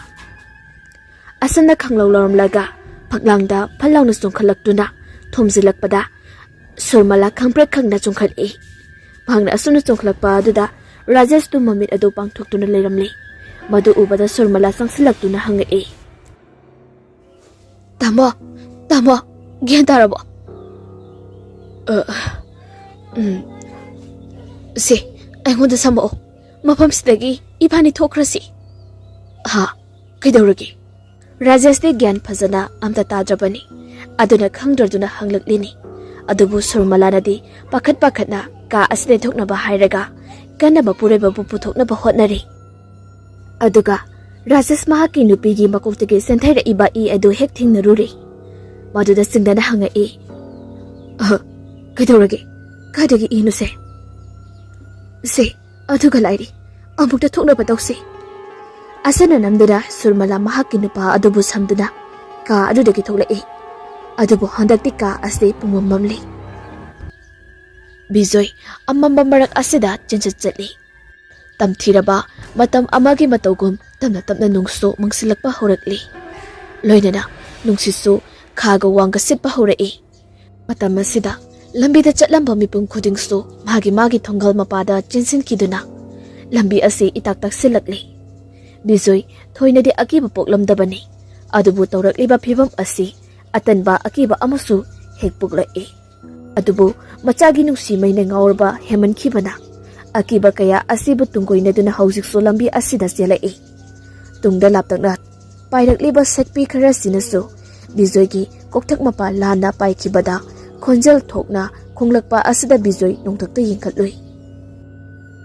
Nongstu huru laina pairiba mamli tawa marak asida sekpi sangu amana paikibadu uri. Bijoy khangli matam asi achumba matam di natri karigumba thaudok amadi leiri haibasi. Hainaringai mikup asida nongmami phaksalakpasu haurakli. Aduna nongthang amuk yeirakpada Bijoy adu masadu soy lawi. Lambida chatnarambaduso nong chotlani haiduna yumsingda sensinakri. Adubu Bijoy di lambi asida una wana kayana chaithorakliba mit pangbasu kaya nungaitaba nuksit marak asida adum chatli. Khara chelakpaga mahaknasu yamna tanba aduga miyamnasu yamna tanba khongnang achoba ama hauriba adugi mapayok silakli. Nong mamit amuk phaglakpada khongnang adugi saktam adu Amuk uba matamdasu Bijoy khangprek khangi. Khongnang mapa ase hek yaubaga khongnanggi uri wari mayam yantharakliba adu thorok nomba haurai. Bijoy nuksina sitpagi nomli male khalli. Adubu nikliba maung adu khonik sadabanina Bijoy haifet yengkhatlui. Matam aduda migi saban oiba ama makok na yungna uri sing aduda kumtharakpado he ururi. Maduda Bijoy haina de haiduna lauri. Mahakna lauruba aduda kirabra kaino khangdi. Ambu mataklomda chengkhatkre. Aduga amamba marak asida mamitamak langtruk langda pangthoraktuna munna yengai. Matam asida Bijoy yungumba oilamroi khallubani. Adubu khangaudana wakal ama khalai. Madudi mina khangna tariba kul asida matau kiramda sa yung leigani haina. Khana yenglingai mi amanba sa adu usa amada tungduna lirambadagi tapna haugalai. Bijoy madu yenglamdana chelagage khanbasu ngamdraduna tawriba adu yengli. Phamlambadagi haugalakpa matamdadi mi amagi saban tawrakli. Aduga tapna makut anido onthorakpa matamdadi masa panba makut aniduna mafam adu kupsinduna thamkhri. Matam asida Bijoy khangli maduri masi kai natri. Tamna laigi butni haibado khangbadagi Bijoy amuk hana yenglamdana mafam asidagi chinchitli. Mahakna chenthorpa matam asida mathaktagi makhada phallaung chongtharakpagi makhulsu tarai. Adubu hanadi yenglamdri. Kana selai ngek asidadi machanupi adugi wakhal phau kaururi. Adubu tungda leihoriba thawai asidi nokladuna masado khaplaga Bijoy batanarai. Pumna maksing asi latana asomda nokna mamitu ushinduna khurai chanduna yumnai asida phamlibani. Mahaki akoibada suphatraba amuba thawai kaya amasu ikoi kosinduna koi pairi. Somdana surmala mapuroiba adu samduna thongjil alude kanthorek sui box adu bakutuna mai. Sui du tharabada maidi amata ngadre. Solar battery gi maiso ngandrabanina hausi pumamamli. Ngaliba haibabu mapaldagi sanglakpa maingal khazikakni. Upai leitraba makhoi ani adu tabna samladuna maraga lakpada star manakti yauri.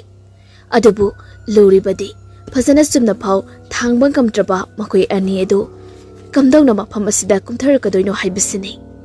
Asumna makhoi anina leptuna leiringai tunglumdai MACHATHOI makut adu tingthoktuna uppaga silaga lai.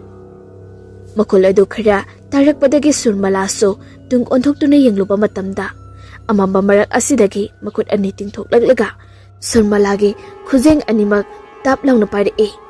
Maduda surmala kana amuktang lauramlaga makut anido khangsingbadagi stair romda tharo onthore. Maduda mamai khari yaisin pambomda khari yaisin tawduna ontharakpada surmala masado pungtek padum tawi. Aduga Rajesh de yamda sonda konthaduna faklangada ngaklo piduna lehawi. Makha yobada surmala gen phawbudi tari. Adubu masama adudi pungtek tekli. Aduna anaba khangba ngamdraduna kapli. Matam asida laknaba yaba amagi matagum may aduso amuk lagli. Adubu fatba tawduna khappi. Adusu surmalagi mamita yomlaba mit aduna uhoba asi Rajesh na karimata haiba ngamda yamna upai leitana nga thaduna lepliba adugi manakanda MACHATHOI na makut samduna lepliba du uri. Maduda surmala makut du tingthoktuna awafamdagi kanbiyo haizabagi maong tawri. Adubu angang asinadi momon tawduna yengduna leiri. Maido amung mutkraga amung lakpadadi MACHATHOI phaklang aduda tung onthoktuna naptana kakatli. Mathangdaso asumaina amung ngalakpada tabna kakhatkibagi maong tawba asida surmala thamoi kairi kapna tingthari. Ikon-konbada Rajesh ke lenjumda angang asi tongkhri. Matam asidadi Rajesh ke makhong adu tabna thadoraktuna amambaka amada manungda chingkhri. Surmala de masu yengtuna kaptuna lauduna makhada lehawi. Wakalda asumna khalai. Tamo, nangay buwaraw ko. Ay upay mata leitre. Kana kaptuna mami adu usinu na kaplay. Adubu ikhang khangawdana surmala China mayam asina wanthakri. Somdana Bijoy khara sum chelakpada hanubi amakak lambi aduda thaini. Makhwang kolaga chalambadu aduda thengnari matamadadi kari sukhaladi. Adubu kitang hentorakpadadi athengba numidang asida kamdawna karigidama hanubi asina satoino khalakpada Bijoy chalambadagi chap lepi aduga tungphat onthorei. Hanubi adu makhwang adu konthaduna Jaisu aduga loinana adum satuna lerami. Maduda Bijoy chingnaraduna ima haina kauri. Ahanba kaubudadi khara tapana maram oiraga taradra mali karisu monghadi. Anira ahumlak hanjin hauna kaubudadi hanubi adu chalamadagi chap lepkri mahaksu. Bijoy khongthang khajik thangjinli aduga amuk kawi. Ima bu soideiro. Hanubi adu karista khumlaktabada nati machi amata lengdi. Bijoy chingdabadi chingdaribani. Mase hanubi sumandi laira mira haina adubu mi hekta oiramlabadi haiduna makhatana adum hangai. Ima tabro aina kaurisibo. Ima sibo swaidagiro. Amambasida kadaida chakadawribano. Matam asidadi hanubi adu lengli tawrakli. Tunglomda ma amuksu Bijoygi mahikamna onsilakpa mali. Aduga Bijoy so sum sangsilakpada haujikti hanubi adugi manakti yoksilakli. Manaw yoksilakpa asidadi hanubi aduna naheriba adu tarai. Masida mini awa ada taba mali pakhat aduna Bijoyna asamna amu hangi. Imabu kadawrage yumda kaidagino aithin biramagi ima. Adubu ahla asidi nikli yingpatamak yingi ama mara asida. Makhot anidana tapna thangalaglaga Bijoygi makhazaida pairei. Ing lawi adugi sumathakta yamna sukhuiri unsa singadu. Asumna tawrakpada Jaisu aduso makhada taki. Yamna ngaklibadi Jaisu astina laimaida takiba matamda makhol amata thokte. Makhol thoktabadagi hendoktuna makada hek takibadu uful amagumna soilawna mangkri. Bijoy ngakpuna loiri. Aduga hanubi aduna mahakpu chingsinduna mamay adu thangkalakpadadi. Mamit yaudaba maya yaudaba saru ngaki panba maku oiduna leramli. Matam asida Bijoy hanubi adubu khangi inthoki. Hanubi adu laimaida tusinduna tai. Adubu yamna phibam sadana longthekpagi maongda haugalakpadadi Bijoy amuka hena akiba pokle. Arapada hanubi asiga saong saban manaba kaya ama palidagi tholai. Masing yamlaba hanubi kaya asi thorakpada Bijoy koktagi ton fawba tu chungli. Karigi mikup asida mahak pantharubano matomta khanjaduna mafam asidagi khonglai thuna chelai. Mahakna hekjen ba haubaga hanubi sing asisu sansa bayaw chungbayaw tawduna mahak pop tanarei. Phibam asti taibang mi kadana so ubadi nati somnatagi Bijoy da thokpa thaudukni. Rajesh upai leite. Masa adu kanagumba amagi thawai tongsalakpa manbagumna makhung adu masa matongda thangi. Asunasum thangduna lakpana machanupi thoibina leibaka adugi thung adugi hek mamangda lepi. Mahaki lengjumdaso masa thoina tunglibani. Rajesh makhut adu yamna wana thangalai aduga sajaw aduda tappai.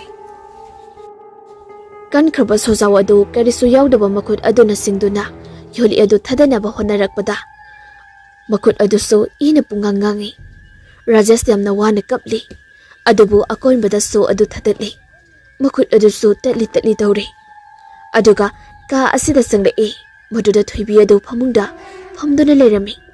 Madu ubabaktada Rajesh pakhatpana loiri. Matam kuirabagi mamangda sekraba machanupi adumak phamung aduda phamduna lerambada Rajesh angakpana loiri. Tapna changsilaktuna machanupi aduga phamung aduda punna phaminai. Thoibina Baba Rajesh tu kapli karimata khomde. Machanupi aduna munna yengduna kapli. Thoibi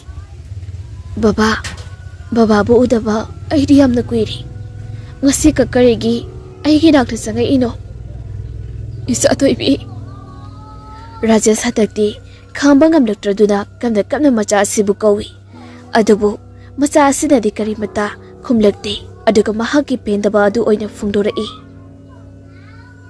babada aise apok pina sanatena soyum asida so adom lo senduna thamba natra ahibu nupini pamde kuchu kumen sengde haiduna ahibu tathita oina tawbirido kaigino baba aise nagina chana tabra mama nadi aise luna tawbi haiba ai khangi adubu ai tasengna nusibirabadi aigidabak thawai haksang kathokpada pamoroidabadi adubu babagi bisai kibadagi mamasu aibu asengba nusiba pokpadi khamte aduna mamasu aina warawe bababudi waraudeda asumna hairamlaga thoibi rajesta momon tawraga inglei rajesti mamitu mapina yomlibani adubu khangaude tamna tapna momon tawramba adu hanjin khiduna fajakraba thoibi gi sakpam adu akiba satam ama onthorei fajaraba phiron chelamba adusu tamna tamna angobo machungak to olankri masamana adusu nuksina kada sitpagi hombagi mathong maram khangdana homba horei aduga khangna nuklomba adusu soilauna mangki matam asida MACHATHOI adu mamit amuk hanagumna usilai aduga Rajesh ki mamit adu khumjilai maduda Rajesh karimata udri aduga khumjilai ba makhut anidugi khubi aduna kanna namsilai Rajesh ki mamit adu I thorakpada natna yamna anaba ama phaurakpadagi Rajesh to phamungda phamlambadagi makhada tutharei mamit adu ingapta sentharekpadagi Rajesh leimaida bomlauna turei matam asida MACHATHOI mafam asidagi tapna thokre adubu Rajesh de leimaida phara onduna anaba khangli mahaki law khongbagi makhol asida ngasai dei gyan mangduna taduna leiriba surmalagi wakhal lakli mamit adu pangthorakpa matamdadi mai amulaklami adubu masado haiphet lengbada oi thangba makhut adu teklamli madu ubada surmaladu kapli aduga oi thangba khujeng adusu leite kibagi yam nari manaton su kairabani adugi sumathakta maraibak lukham loinamak yesan khiduna yamna narabani adubu sibadi yadi khanduna yamna wana surmala sitlaga landline gi telephone leiriba maikaida sanglai mathakta mapuroibana kamna lauriba dusu khara tari adubu mahakna hauzik tawba yaba asi kanagumba amada pau piba haibasini khalladuna landline telephone adugi lami aduga tap paikhalaga call adu tawri Boris hello madam nang ekoi phauda amda laoba sarmalagi yamna wana kabli hairakpa aduda Boris ta pakhal aduna kaidawrabana hangai madam kaidawrge madam amuta hairo sarmala Boris ekoi ngasi yum simaktada thawai asi magadawri aduna nang amukta upay tawraga ekoi gi mating pangbalaao wai asi haiba loidringai phone asi line asu yakidri madugi maramsu surmala khangli madudi mahangda uri madagi floor da MACHATHOI adu chap yungna leptuna telephone gi wire adu thadatuna makuta pairiba adu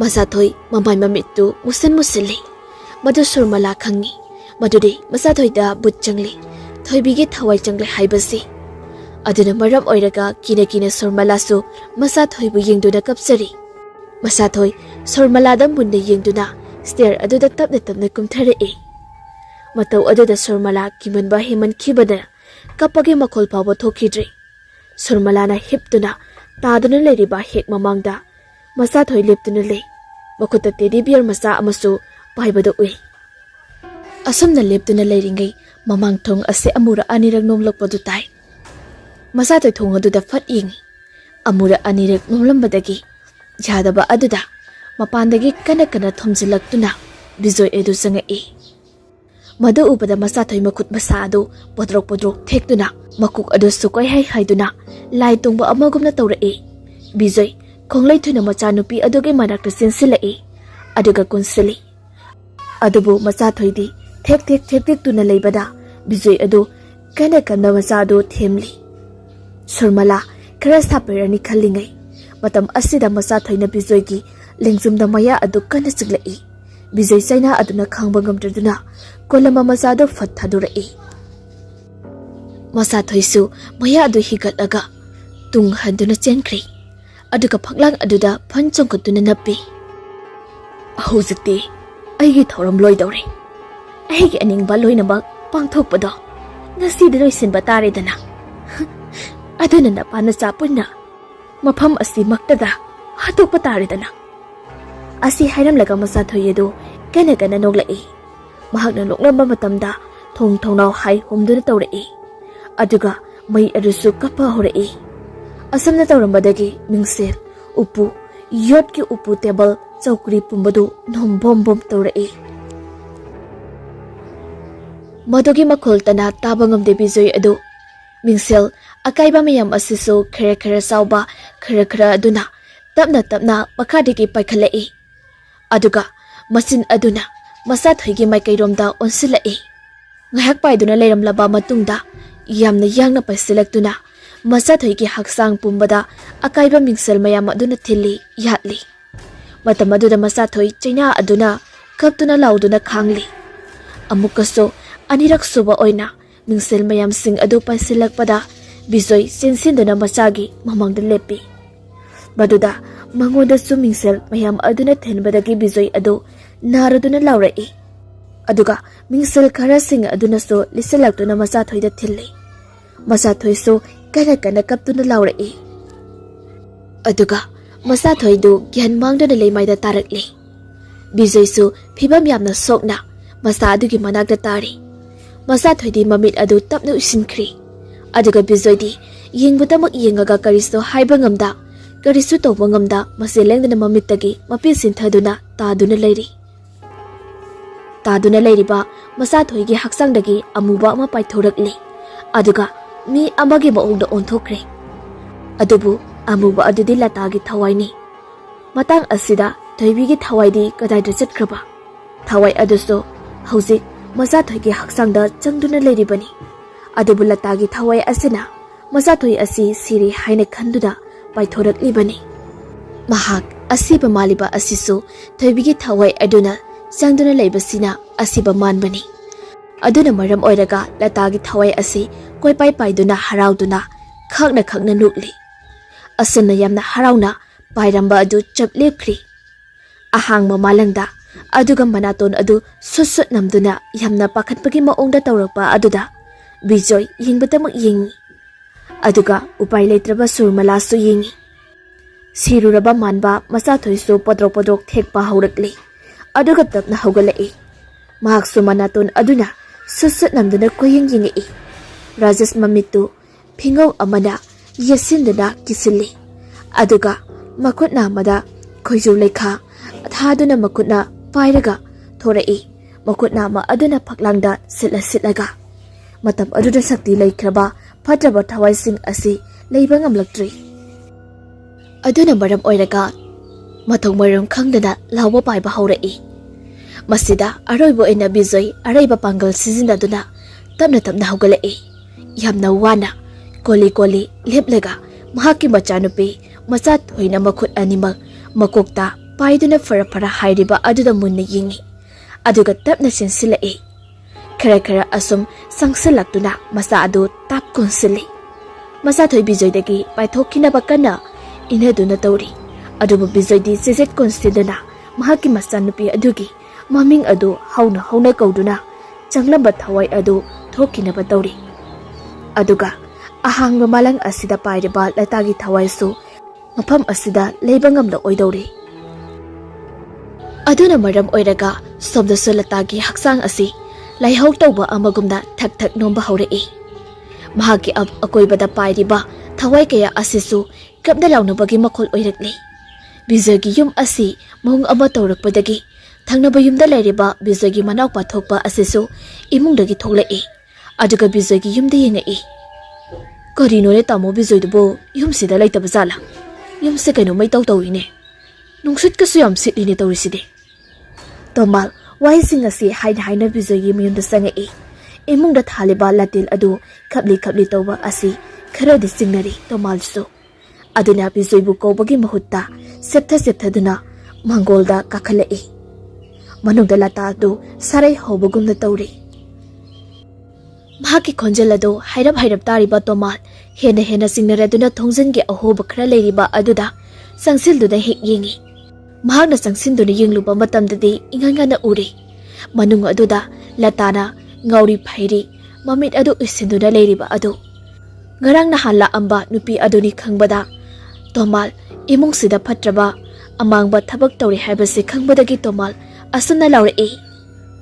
Hai kanano imung sida leirise. Tamo bijoy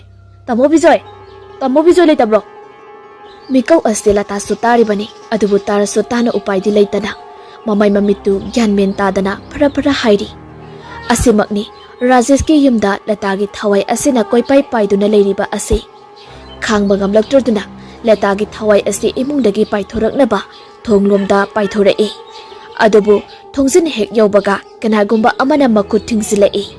Makutuda ibudau pakhangbagi ahekpa saktam yawbadu uttuna. Masida lata amuke hena khangba ngamdraduna kapna launa amu koipai paisilei. Thongjil adudagi Boris thauna leina changlai. Khuta photo adu paiduna sangsinduna mahakna hijabi laison sonjilai. Matang asida di lata upai leiroi dawri. Yamna luba tanpham haibadu oiri lata hauji. Aduga asomdasu tomal thong asi namkhai ka dawri. Hauji lata gi thawai asi upai leiroi khangladuna hena mai hoba makai sawba haurakli. Mathakta koipai pairambadagi thuna yangna paisilakduna Boris pu phawtokpa makai thomjilai. Maduda Boris to maning handuna paithoklaga tai. Adubu makutta pairiba posak adudi thadokte. Aduga amuk thuna yangna paisilaklaga Bijoy gi makhongda paiduna MACHATHOI ga maga setokna basili. Adubu Bijoy thauna leina maza adubu jejet konsili. MACHATHOI di mangonda changliba thoibi gi thawai asina pugadaba makhong adu leimaidagi tawkhatuna mathaklomda paikhatli. Mathaki floor adudasu Rajesh na lepadi ngamlaktraduna kumtharaklaga leiri. Tawriba maong ase angakpa amadi oiri. Adubu khupai khajik nanthokibadagi tungdagi Bijoy bu chingliba aduna khangsinglakpada nanthokduna Bijoy turi. Aduga MACHATHOI busu maningomda handoktuna tai. Ngihakti MACHATHOI makuk adu yesenbadagi gyan mangduna phaklangda taduna leiri. Phaklang aduna napsinduna Madu ubada Bijoy kapna upai leitana machadubu yenglaga kablai. Ngihak leiraga MACHATHOI makuk adu nontharamba adu tapna nungkalai. Aduga nofle tawraklaga hogalai. Soinaibi amagumna thek tuna hauna noklaga setpa horakpada uriba mipang khudingmakti thamoi kaiba haibado oiri. Amukse hek nom thakta thek tuna akoibada kuichitli. Aduga masindagi asumna akiba khonjalda hairei. Machani khangba ngamdaba. Machabu masak khangba ngamdaba. Nakhoi mayamgi maraktagi ngasi ai lapna chetlagari. Aduga aigi ita oiribi mahaksisu aina pukhragrani. Nakhoigi phatraba pukchel sengdaba kaya sigi mieng asida ita asibu aina thamba pamde. Wai khara se hairamlaga stair aduda tamna kakhatkri. Mahakna kakhalakpa adu mathakta phamduna leiriba sor thabet holiba Rajesh khongthang makhol adu tai. Adubu upai di leitabanina adumang lengdana phamli ngatharaduna. Rajesh ki manakta changsilaktuna MACHATHOI phamtharei. Aduga teiraba makhut aduna Rajesh ki mamitu punsiliba adu thingau adu tapna lauthorei. Matam asida Rajesh mamit adu yamna thuppi. Adubu uningba yingningba kobanina mamit adu mayak sengdrabaso sengdana yamna wari yinglai. Mamli tawba mai kuphet kafet ngaliba marik asida MACHATHOI na mangonda mahaki hek mamangmakda phamduna yingliba adu uri. Maseng marang oina uriba mamit asinadi MACHATHOI gi sakpham oina uri. Aduda Rajesh to kablai. Isa thoibi ꯃꯆꯥꯊꯣꯏꯕꯨ ꯇꯥꯕꯗ ꯍꯧꯅ ꯅꯣꯛꯂꯤ ꯑꯗꯨꯕꯨ ꯔꯥꯖꯦꯁꯅꯤ ꯇꯦꯡꯊꯥꯕꯗꯨ ꯂꯦꯞꯇꯦ꯫ ꯏꯆꯥ ꯊꯣꯏꯕꯤ ꯅꯪ ꯕꯕꯥꯕꯨ ꯋꯥꯔꯧꯔꯤꯕ꯭ꯔꯣ ꯍꯧꯖꯤꯛꯁꯨ? ꯀꯅꯥꯒꯤ ꯕꯕꯥ? ꯍꯥ? ꯑꯩꯒꯤ ꯕꯕꯥꯒꯤ ꯀꯅꯥ? ꯑꯩꯒꯤ ꯕꯕꯥ ꯂꯩꯇꯦ꯫ ꯏꯆꯥꯅ ꯉꯁꯤꯁꯨ ꯋꯥꯔꯧꯗꯨꯅ ꯂꯩꯔꯤ ꯍꯥꯏꯕ ꯑꯩ ꯈꯪꯏ꯫ ꯂꯥꯛꯑꯣ, ꯕꯕꯥꯒꯤ ꯊꯋꯥꯏꯁꯤꯁꯨ ꯅꯪꯅ ꯄꯦꯟꯒꯗꯕ ꯑꯣꯏꯔꯕꯗꯤ ꯂꯧꯔꯨꯁꯦ꯫ ꯅꯆꯥ ꯅꯠꯇꯦ ꯈꯪꯂꯛꯄꯗ ꯅꯪꯅ ꯇꯧꯈꯤꯕ ꯅꯑꯣꯡ ꯅꯇꯧ ꯑꯩꯕꯨ ꯃꯤ ꯑꯣꯏꯅ ꯈꯟꯈꯤꯗꯕ ꯍꯧꯖꯤꯛꯅ ꯑꯋꯥꯕ ꯇꯥꯔꯛꯄ ꯃꯇꯝ ꯑꯁꯤꯗ ꯅꯍꯥꯛꯀꯤ ꯊꯋꯥꯏ ꯀꯜꯂꯣ ꯍꯥꯏꯕꯗꯨꯗꯤ ꯀꯅꯥꯅꯁꯨ ꯌꯥꯔꯣꯏ꯫ ꯂꯥꯛꯑꯣ, ꯑꯩꯒꯤ ꯊꯋꯥꯏꯁꯤꯁꯨ ꯂꯧꯔꯣ ꯏꯆꯥ ꯊꯣꯏꯕꯤ꯫ ꯅꯪꯅ ꯄꯦꯜꯂꯅꯤ ꯍꯥꯏꯔꯗꯤ ꯕꯕꯥꯒꯤ ꯊꯋꯥꯏꯁꯤ ꯂꯧꯔꯨꯁꯦ, ꯂꯧꯔꯣ꯫ ꯂꯧꯔꯣꯏ ꯑꯩ ꯅꯪꯒꯤ ꯊꯋꯥꯏ ꯂꯧꯔꯣꯏ꯫ ꯂꯥꯛꯅꯈꯤꯅꯤ ꯋꯥꯍꯟꯈꯤꯅꯤ ꯑꯩꯅ ꯄꯦꯟꯗ꯭ꯔꯤ ꯐꯥꯎꯕ꯫ ꯔꯥꯖꯦꯁ ꯎꯄꯥꯏ ꯂꯩꯇ꯭ꯔꯤ ꯇꯨꯃꯤꯟꯅ ꯀꯞꯇꯨꯅ ꯂꯩꯔꯤ꯫ ꯑꯗꯨꯕꯨ ꯃꯈꯣꯏꯒꯤ ꯋꯥꯔꯤ ꯑꯁꯤ ꯇꯥꯔꯛꯄꯗ ꯕꯤꯖꯣꯏ ꯍꯥꯟꯅ ꯆꯤꯡꯅꯔꯝꯕ ꯑꯗꯨ ꯑꯃꯨꯛꯀ ꯍꯦꯟꯅ ꯆꯤꯡꯅꯔꯛꯏ꯫ ꯑꯗꯨꯅ ꯃꯔꯝ ꯑꯣꯏꯔꯒ ꯌꯥꯝꯅ ꯉꯛꯆꯅꯅ ꯁꯨꯔꯃꯥꯗ ꯌꯦꯡꯂꯛꯏ꯫ ꯁꯨꯔꯃꯥꯂꯥꯁꯨ ꯃꯃꯥꯏ ꯃꯃꯤꯠꯇꯨ ꯂꯣꯏꯅ ꯀꯥꯏꯔꯤꯕꯅꯤ ꯑꯗꯨꯒ ꯏꯁꯨ ꯂꯣꯏꯃꯛ ꯇꯩꯔꯤꯕꯅꯤ꯫ ꯃꯍꯥꯛꯁꯨ ꯎꯄꯥꯏ ꯂꯩꯇ ꯀꯞꯂꯗꯨꯅ ꯂꯩꯔꯤꯕꯅꯤ ꯉꯁꯥꯏ ꯃꯈꯩ ꯂꯩꯃꯥꯏꯗ ꯇꯥꯗꯨꯅ꯫ ꯕꯤꯖꯣꯏꯒꯤ ꯃꯤꯌꯦꯛ ꯑꯗꯨ ꯃꯍꯥꯛꯁꯨ ꯈꯪꯂꯗꯨꯅ ꯋꯥꯗꯤ ꯀꯔꯤꯃꯠꯇ ꯍꯥꯏꯗꯦ꯫ ꯃꯇꯝ ꯑꯁꯤꯗ ꯕꯤꯖꯣꯏꯅ ꯆꯤꯡꯅꯔꯝꯕ ꯄꯨꯝꯕ ꯑꯗꯨ ꯆꯨꯝꯂꯦ ꯍꯥꯏꯕꯗꯨ ꯃꯍꯥꯛꯁꯨ ꯈꯪꯖꯔꯛꯂꯤ꯫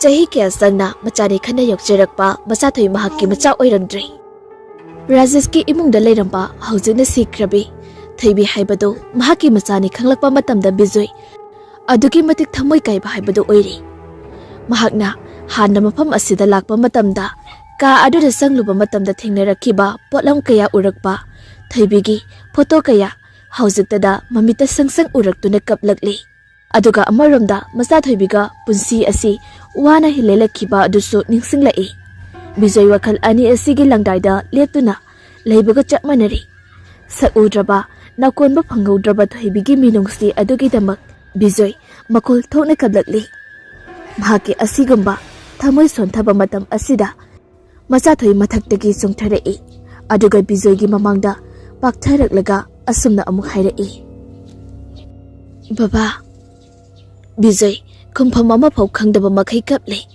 ꯑꯗꯨꯒ ꯃꯆꯥꯊꯣꯏꯁꯨ ꯊꯣꯏꯕꯤꯒꯤ ꯈꯣꯟꯖꯦꯜꯗ ꯑꯁꯨꯝꯅ ꯍꯥꯏꯔꯛꯏ, ꯕꯕꯥ, ꯏꯄꯥꯕꯨ ꯅꯆꯥꯅ ꯍꯤꯡꯂꯤꯉꯩ ꯃꯇꯝꯗ ꯈꯪꯖꯕ ꯉꯝꯍꯧꯗ꯭ꯔꯦ꯫ ꯏꯄꯥꯒꯤ ꯃꯤꯅꯨꯡꯁꯤ ꯃꯆꯦꯠ ꯑꯃꯐꯥꯎ ꯐꯪꯈꯤꯗꯕ ꯑꯩꯁꯦ ꯕꯕꯥꯒꯤ ꯃꯤꯅꯨꯡꯁꯤꯗꯣ ꯀꯅꯥꯃꯠꯇꯗ ꯄꯤꯕꯁꯨ ꯌꯥꯔꯣꯏ꯫ ꯕꯤꯖꯣꯏ ꯃꯍꯥꯛꯀꯤ ꯋꯥꯔꯤ ꯑꯁꯤꯒꯤ ꯅꯨꯡꯒꯤ ꯑꯔꯊ ꯈꯪꯏ꯫ ꯊꯣꯏꯕꯤꯕꯨ ꯃꯍꯥꯛꯅ ꯌꯣꯛꯆꯕ ꯐꯪꯗ꯭ꯔꯕꯅꯤꯅ ꯃꯆꯥꯊꯣꯏꯁꯨ ꯃꯍꯥꯛꯅ ꯌꯣꯛꯄ ꯌꯥꯔꯣꯏ ꯍꯥꯏꯕꯒꯤ ꯋꯥꯍꯩꯅꯤ꯫ ꯃꯇꯝ ꯑꯁꯤꯗ ꯕꯤꯖꯣꯏ ꯑꯄꯣꯛꯄ ꯅꯠꯇ꯭ꯔꯕꯁꯨ ꯃꯆꯥꯊꯣꯏꯒꯤ ꯃꯤꯅꯨꯡꯁꯤ ꯑꯗꯨꯅ ꯊꯨꯝꯃꯠꯄ ꯍꯦꯟꯃꯟꯈꯤꯕꯗꯒꯤ ꯀꯞꯂꯝꯕ ꯑꯗꯨ ꯇꯞꯅ ꯇꯞꯅ ꯐꯔꯛꯂꯤ꯫ ꯑꯗꯨꯒ ꯃꯄꯤ ꯑꯗꯨꯁꯨ ꯇꯩꯊꯣꯛꯆꯗꯨꯅ ꯃꯆꯥꯊꯣꯏꯗ ꯌꯦꯡꯂꯛꯏ꯫ ꯃꯆꯥꯊꯣꯏꯗꯤ ꯋꯥꯈꯜ ꯑꯃꯗ ꯅꯣꯛꯃꯤ ꯅꯤꯡꯒꯥꯡ ꯐꯝꯗꯨꯅ ꯃꯁꯥꯗꯣ ꯍꯩꯔꯤ ꯌꯦꯡꯗꯨꯅ ꯂꯩꯔꯤꯕꯅꯤ꯫ ꯕꯤꯖꯣꯏ ꯇꯞꯅ ꯍꯧꯒꯠꯂꯛꯏ ꯑꯗꯨꯒ ꯁꯤꯠꯂꯒ ꯎꯈꯣꯡ ꯑꯃꯗ ꯐꯝꯅ ꯉꯥꯊꯔꯒ ꯑꯁꯨꯝꯅ ꯍꯥꯏꯔꯛꯏ,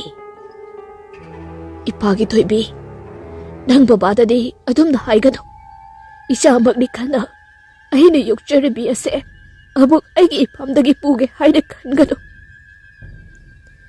ꯃꯆꯥꯊꯣꯏ ꯍꯧꯅ ꯀꯟꯅ ꯅꯣꯛꯂꯛꯏ꯫ ꯑꯗꯨꯒ ꯕꯤꯖꯣꯏꯁꯨ ꯃꯆꯥ ꯑꯁꯤꯗ ꯍꯥꯏꯖꯕ ꯌꯥꯕ ꯍꯥꯏꯖꯔꯛꯏ꯫ ꯑꯗꯨꯕꯨ ꯌꯥꯕ ꯀꯧꯕ ꯂꯩꯇꯅ ꯃꯆꯥꯊꯣꯏ ꯑꯁꯤꯅ ꯌꯥꯝꯅ ꯄꯦꯟꯖꯅ ꯈꯥꯡꯅ ꯅꯣꯛꯂꯛꯄ ꯑꯁꯤꯗꯗꯤ ꯕꯤꯖꯣꯏ ꯈꯣꯡꯐꯝ ꯁꯦꯝꯗꯨꯅ ꯃꯆꯥꯊꯣꯏꯗ ꯆꯣꯡꯁꯤꯜꯂꯛꯏ꯫ ꯑꯗꯨꯒ ꯁꯨꯀꯣꯟ ꯀꯣꯟꯁꯤꯜꯂꯒ ꯑꯁꯨꯝꯅ ꯂꯥꯎꯕꯣꯏ ꯀꯩꯕꯣꯏ ꯍꯥꯏꯔꯛꯏ, ꯏꯆꯥ ꯑꯣꯏꯔꯕꯁꯨ ꯉꯁꯤꯗꯤ ꯇꯥꯏꯕꯪ ꯃꯤꯒ ꯑꯩꯈꯣꯏꯒ ꯁꯝꯅꯗ꯭ꯔꯦ꯫ ꯑꯗꯨꯅ ꯃꯐꯝ ꯑꯁꯤꯗꯒꯤ ꯅꯪ ꯂꯥꯞꯅ ꯆꯠꯈ꯭ꯔꯣ꯫ ꯅꯠꯇ꯭ꯔꯕꯗꯤ ꯑꯩꯅ ꯅꯪꯕꯨ ꯍꯦꯟꯅ ꯑꯋꯥꯕ ꯄꯤꯗꯨꯅ ꯅꯣꯔꯣꯛꯀꯤ ꯀꯣꯝ ꯄꯇꯥꯜꯗ ꯆꯤꯡꯊꯒꯅꯤ ꯅꯪꯕꯨ꯫ ꯋꯥꯍꯩ ꯑꯁꯤ ꯍꯥꯏꯔꯛꯄꯗꯗꯤ ꯃꯆꯥꯊꯣꯏ ꯃꯩꯍꯧꯕ ꯃꯈꯩ ꯁꯥꯎꯔꯛꯇꯨꯅ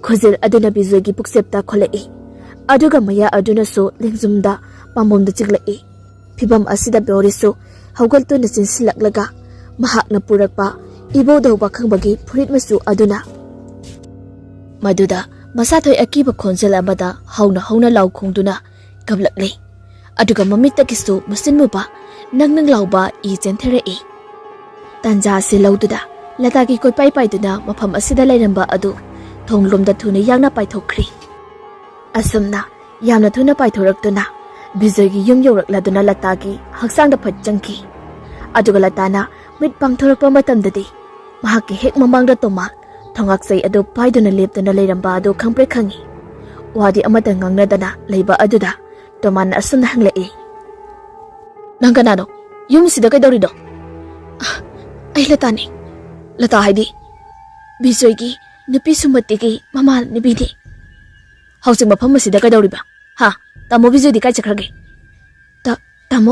ꯇꯥꯃꯣ ꯕꯤꯖꯣꯏ ꯁ꯭ꯋꯥꯏꯗ ꯂꯩꯔꯝꯒꯅꯤ ꯑꯁꯤ ꯍꯥꯏꯗꯨꯅ ꯀꯨꯌꯦꯡ ꯌꯦꯡꯉꯤ ꯇꯣꯃꯥꯜꯅ ꯍꯥꯏꯌꯣ ꯅꯪ ꯃꯐꯝ ꯑꯁꯤꯗ ꯀꯩꯗꯧꯔꯝꯃꯤꯅꯣ ꯁꯦꯡꯅ ꯍꯥꯏꯌꯣ ꯅꯠꯇ꯭ꯔꯗꯤ ꯅꯊꯋꯥꯏꯗꯣ ꯃꯥꯡꯒꯅꯤ ꯑꯩ ꯕꯤꯖꯣꯏꯒꯤ ꯃꯇꯦꯡ ꯄꯥꯡꯂꯝꯕꯅꯤ ꯋꯥꯍꯩꯁꯦ ꯍꯥꯏꯅ ꯂꯇꯥꯒꯤ ꯁꯛꯇꯤ ꯑꯗꯨ ꯇꯣꯃꯥꯜꯒꯤ ꯃꯇꯨꯡꯗ ꯃꯆꯤꯟ ꯇꯨꯝꯕ ꯊꯥꯡ ꯑꯗꯨ ꯄꯥꯏꯁꯤꯜꯂꯛꯏ ꯑꯗꯨꯕꯨ ꯇꯣꯃꯥꯜꯅꯗꯤ ꯂꯇꯥꯒꯤ ꯃꯤꯠꯌꯦꯡꯅ ꯋꯥꯉꯥꯡ ꯁꯉꯥꯡ ꯑꯁꯤ ꯁꯤꯡꯅꯔꯗꯨꯅ ꯑꯃꯨꯛꯀꯁꯨ ꯍꯪꯉꯛꯏ ꯃꯤꯒꯤ ꯃꯇꯦꯡ ꯄꯥꯡꯕꯕꯨ ꯑꯃ ꯃꯊꯦꯡꯗ ꯃꯁꯥꯁꯨ ꯌꯨꯝꯗ ꯂꯩꯇꯕ ꯑꯁꯤꯗ ꯀꯩꯗꯧꯕꯒꯤ ꯕꯨꯠ ꯁꯥꯟꯅꯔꯝꯃꯤꯅꯣ ꯅꯪꯗ ꯍꯥꯠꯂꯒꯦ ꯑꯁꯤ ꯍꯥꯏꯗꯨꯅ ꯇꯣꯃꯥꯜ ꯆꯩꯇꯨꯞ ꯑꯗꯨ ꯍꯥꯏꯔꯛꯏ ꯑꯗꯨꯕꯨ ꯇꯨꯡꯗꯒꯤ ꯄꯥꯏꯁꯤꯜꯂꯛꯂꯤꯕ ꯊꯥꯡ ꯑꯗꯨ ꯇꯣꯃꯥꯜꯅ ꯁꯥꯍꯨꯝ ꯐꯪꯕꯗꯒꯤ ꯌꯥꯝꯅ ꯊꯨꯅ ꯊꯩꯗꯣꯛꯇꯨꯅ ꯂꯇꯥꯒꯤ ꯃꯥꯏꯀꯩꯗ ꯑꯣꯏꯅ ꯄꯥꯏꯁꯤꯜꯂꯛꯇꯨꯅ ꯊꯥꯡ ꯑꯗꯨꯅ ꯂꯇꯥꯒꯤ ꯑꯣꯏꯊꯪꯕ ꯃꯊꯕꯥꯛꯇ ꯆꯞ ꯆꯥꯅ ꯌꯨꯡꯈ꯭ꯔꯤ ꯇꯣꯃꯥꯜ ꯌꯥꯝꯅ ꯉꯛꯅ ꯌꯦꯡꯗꯨꯅ ꯂꯩꯔꯤꯉꯩ ꯌꯨꯝ ꯑꯁꯤꯒꯤ ꯑꯀꯣꯏꯕꯗ ꯑꯀꯤꯕ ꯐꯪꯅ ꯇꯝꯅ ꯂꯥꯏ ꯀꯌꯥꯅ ꯕꯨꯠ ꯀꯌꯥꯅ ꯌꯦꯅꯈꯥꯗ ꯅꯣꯛꯈꯦꯅ ꯄꯥꯏꯔꯤꯕ ꯑꯗꯨꯒꯤ ꯁꯍꯨꯝ ꯑꯃꯗꯤ ꯃꯈꯣꯜ ꯇꯥꯔꯛꯏ ꯑꯗꯨꯒ ꯉꯥꯏꯍꯥꯛ ꯂꯩꯔꯒ ꯊꯣꯡꯅꯥꯎ ꯀꯌꯥ ꯑꯗꯨ ꯃꯊꯣꯡ ꯃꯔꯝ ꯈꯪꯗꯅ ꯄꯥꯏꯁꯤꯜꯂꯛꯂꯒ ꯑꯃꯨꯕ ꯊꯋꯥꯏ ꯀꯌꯥꯗꯨꯗ ꯂꯇꯥꯒꯤ ꯍꯛꯆꯥꯡꯗ ꯄꯥꯏꯊꯣꯛ ꯄꯥꯏꯁꯤꯟ ꯃꯅꯤꯡ ꯃꯃꯥꯡ ꯈꯪꯗꯅ ꯐꯥꯎꯗꯣꯛ ꯐꯥꯎꯖꯤꯟ ꯇꯧꯔꯛꯏ ꯑꯗꯨꯒ ꯂꯇꯥꯁꯨ ꯃꯗꯨꯒꯤ ꯆꯩꯅꯥ ꯑꯗꯨ ꯈꯪꯂꯤ ꯉꯥꯏꯍꯥꯛ ꯑꯁꯨꯝꯅ ꯑꯋꯥꯕ ꯑꯗꯨ ꯈꯪꯂꯝꯂꯒ ꯂꯇꯥꯒꯤ ꯊꯋꯥꯏꯁꯨ ꯍꯛꯆꯥꯡ ꯑꯁꯤꯗꯒꯤ ꯄꯥꯏꯊꯣꯛꯇꯨꯅ ꯊꯋꯥꯏ ꯌꯥꯎꯗ꯭ꯔꯕ ꯍꯛꯆꯥꯡ ꯑꯣꯏꯅ ꯇꯥꯗꯨꯅ ꯂꯩꯈ꯭ꯔꯤ ꯈꯨꯗꯛ ꯑꯁꯤꯗ ꯇꯣꯃꯥꯜ ꯌꯨꯝ ꯑꯁꯤꯗꯒꯤ ꯆꯦꯟꯊꯣꯔꯛꯇꯨꯅ ꯊꯪꯅꯕ ꯌꯨꯝꯒꯤ ꯃꯤꯁꯤꯡ ꯍꯧꯗꯣꯛꯂꯤ ꯂꯩꯀꯥꯏ ꯇꯥꯛꯂꯤ ꯑꯗꯨꯒ ꯑꯁꯤꯕ ꯑꯁꯤꯒꯤ ꯂꯪꯂꯥ ꯂꯪꯖꯤꯟ ꯑꯗꯨ ꯊꯤꯗꯣꯛꯇꯨꯅ ꯂꯩꯔꯤ ꯁꯣꯝꯗꯅ ꯕꯤꯖꯣꯏ ꯑꯃꯗꯤ ꯕꯣꯔꯤꯁꯅ ꯃꯆꯥꯅꯨꯄꯤ ꯑꯗꯨꯕꯨ ꯀꯟꯅ ꯀꯣꯟꯁꯤꯟꯗꯨꯅ ꯃꯉꯣꯟꯗ ꯆꯪꯂꯤꯕ ꯐꯠꯇ꯭ꯔꯕ ꯊꯋꯥꯏ ꯑꯁꯤ ꯆꯠꯈꯤꯅꯕ ꯇꯧꯔꯤ ꯃꯔꯛ ꯑꯁꯤꯗ ꯁꯨꯔꯃꯂꯥꯁꯨ ꯃꯕꯨꯡꯅ ꯁꯤꯠꯂꯒ ꯆꯪꯁꯤꯜꯂꯛꯇꯨꯅ ꯃꯆꯥꯊꯣꯏꯒꯤ ꯃꯈꯣꯡꯗ ꯄꯥꯏꯗꯨꯅ ꯌꯥꯜꯂꯤ ꯃꯈꯣꯡ ꯑꯗꯨ ꯍꯦꯛ ꯄꯥꯏꯔꯨꯕ ꯃꯇꯝꯗ ꯁꯨꯔꯃꯂꯥ ꯋꯥꯈꯜ ꯑꯃꯗ ꯐꯠ ꯇꯥꯎꯈ꯭ꯔꯤ ꯑꯗꯨꯒ ꯍꯧꯈꯤꯕ ꯃꯇꯝ ꯑꯃꯒꯤ ꯋꯥꯔꯤ ꯑꯗꯨ ꯅꯤꯡꯁꯤꯡꯂꯛꯏ ꯃꯇꯝ ꯑꯗꯨ ꯊꯣꯏꯕꯤꯅ ꯁꯤꯔꯝꯗꯥꯏꯒꯤ ꯐꯃꯨꯡꯗ ꯇꯥꯗꯨꯅ ꯂꯩꯔꯤꯉꯩ ꯃꯇꯝꯅꯤ ꯏꯃꯥ ꯍꯧꯅꯦ ꯀꯩ ꯍꯥꯏꯒꯦ ꯏꯆꯥꯕꯣ ꯑꯩꯅ ꯀꯩꯒꯨꯝꯕ ꯁꯤꯈ꯭ꯔꯗꯤ ꯕꯕꯥꯁꯦ ꯑꯩꯕꯨ ꯅꯨꯡꯁꯤꯔꯛꯀꯗ꯭ꯔꯥ ꯏꯕꯦꯝꯃ ꯑꯗꯨꯃꯥꯏꯅ ꯍꯥꯏꯅꯨꯁꯤ ꯍꯩꯇꯦꯕ ꯕꯕꯥꯗꯤ ꯍꯧꯖꯤꯛꯁꯨ ꯅꯪꯕꯨ ꯑꯗꯨꯝ ꯅꯨꯡꯁꯤꯔꯤꯁꯤꯗꯤ ꯅꯪꯕꯨ ꯅꯨꯡꯁꯤꯕꯒꯤꯅꯤ ꯅꯪꯅ ꯆꯥꯅꯤꯡꯕꯗ ꯆꯥꯍꯜꯂꯤꯕ ꯅꯪꯒꯤ ꯑꯄꯥꯝꯕ ꯈꯨꯗꯤꯡ ꯊꯝꯂꯤꯁꯤꯕ ꯀꯥ ꯑꯁꯤꯗ ꯑꯗꯨꯒ ꯍꯥꯟꯅꯗꯤ ꯁꯨꯃꯥꯏꯅ ꯑꯃꯨꯛꯇ ꯇꯧꯗ꯭ꯔꯤ ꯀꯩꯒꯤꯅꯣ ꯃꯃꯥ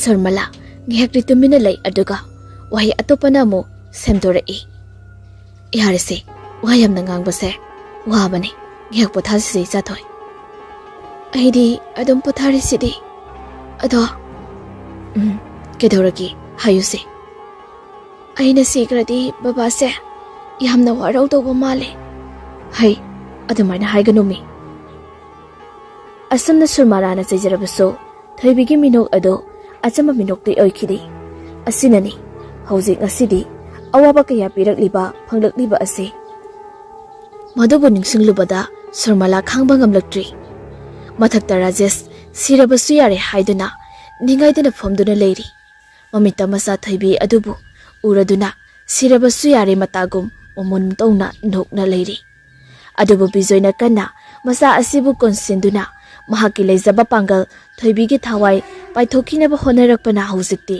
ꯊꯣꯏꯕꯤꯒꯤ ꯃꯨꯁꯤꯟ ꯃꯨꯕ ꯊꯋꯥꯏ ꯑꯗꯨ ꯃꯆꯥ ꯊꯣꯏꯕꯤꯒꯤ ꯃꯥꯡꯂꯣꯝꯗ ꯇꯞꯅ ꯊꯣꯔꯛꯂꯤ ꯃꯗꯨ ꯎꯕꯗ ꯕꯤꯖꯣꯏ ꯍꯦꯟꯅ ꯀꯟꯅ ꯂꯥꯎꯔꯛꯏ ꯊꯣꯏꯕꯤꯒꯤ ꯃꯃꯤꯡ ꯄꯜꯂꯗꯨꯅ ꯃꯐꯝ ꯑꯁꯤ ꯊꯥꯗꯣꯛꯇꯨꯅ ꯆꯠꯈꯤꯅꯕ ꯇꯧꯔꯤ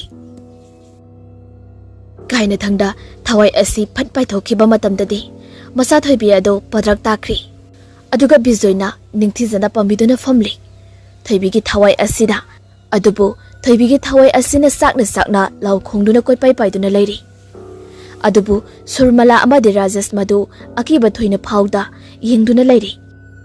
Boris mahana pairiba murti macha adu thoibina uba phangnaba maongda makhut adu thangatuna utli. Maduda thoibi hena khangbangam lecturduna mafam asimaktada pungsai saiduna mangkhri. Mikup asida ngasai makai mai khaplamba adu su phakri. Aduga mathakta leiriba rajesh tu tamna kumtharakduna stair aduda kumtharai. Surmalagi manakta sanglai aduga Surmalasu singatpiduna mangonda ngathaduna phamhalli. Aduga makhoi animak bijoyda yingli. Bijoy amadi Boris Machathoiga punna phaminari. Machathoidi gyan tadribani. Adubu tapna gyan lakpada masado anaba chaina yamna pharakpadagi asumna hanglai. Baba yamnai kaidorino. Baba su yamna thu'e. Masana gyan lakpa asida bijoydi momonno tuna lejai. Masa aduda asumna su mahirei. Baba kashi tawdi. Se baba kon bige.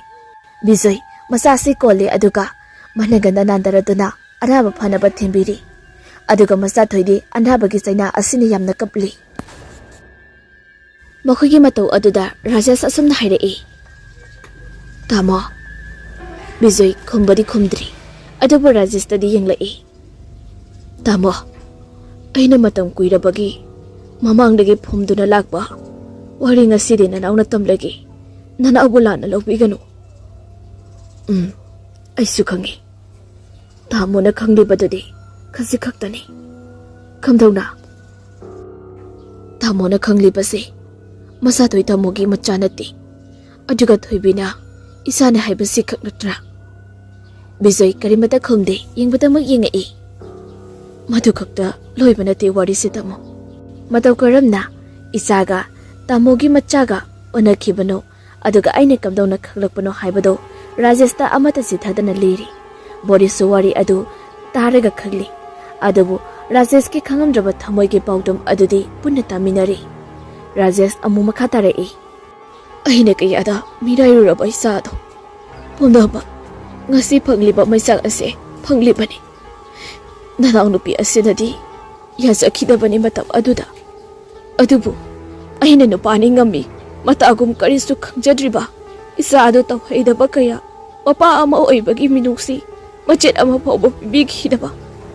Adugi bahainani ngasi aina kamna lelibase lansu lalani. Surmalasu Machathoida yamna pinzadari yenglakpani. Asengba macha asibu miko amatang oirabasu pamningli khamlangna man khasata oirabasu iningli. Adubu haibadi ngamda yengduna leiriba miyeng adu Bijoyna khangladuna macha aduda asumna hairei. Machathoibi isabu yam narabo. Machathoibi Bijoyda yenglei aduga nai haibagi matago mangak adu nomi. Baba khakta nangi anabado phanba ngamdri. Nang mamada yenghangera. Wai asitabada Borisu Rajesh amadi Surmala makhoi ahumak punna yamna ngakni yenglei. Aduga tingak Machathoida asumna harai. Mama haiba. Baba kadaino mamadi. Tu asida phamlise nangi mamani. Nahange ina chasane haiduna haisinabani. Machathoy Surmalada fat yengi. Aduga amu Bijoyda yengai. Adubu Bijoyda seset konsilai. Aduga asumna amu harai. Baba aigidi baba khakni atupa kanam pamdi. Adubu Bijoy masado mathadagi satokduna Surmalagi manakta changsilai. Surmala Rajesh kasu ngakni yengai.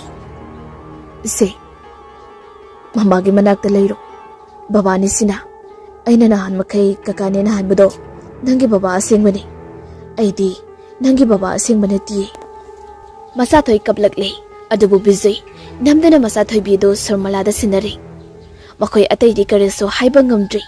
Bijoy yamna wana makhong adu sekli haugalai.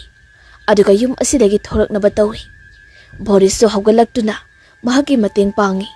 Thongjin mapanda leptuna asumna Bijoyda hairei. Rajesh Machathoy bise lona tawbiyu ko. Boris Bijoybu samladuna yum asidagi thorakli. Mahakna ambulance kausi haibaso Bijoyna yadraduna. Bijoy mathanda satkragi haibagi matagum sikli satkri. Boris upai leta yingduna lehawi. Aduga imungi ka asidara Surmala MACHATHOI konduna kapli. MACHATHOI Bijoybu konduna kapli. Boris amuk changlaktuna ambulance kaunaba semsari. Laikagi mi pumba taktuna ambulance kaurapa matungda hospitalize tawri makhoi marima. Bijoydi mathwai sakna macha adubu sinaramlaba matungda makhondi thokta kamna kapna lakpada yumdi yori. Yumdasu asoba irang ama thoklamba adu mahaksu yauna loisili. Loinena mahakpusu terminate chathari.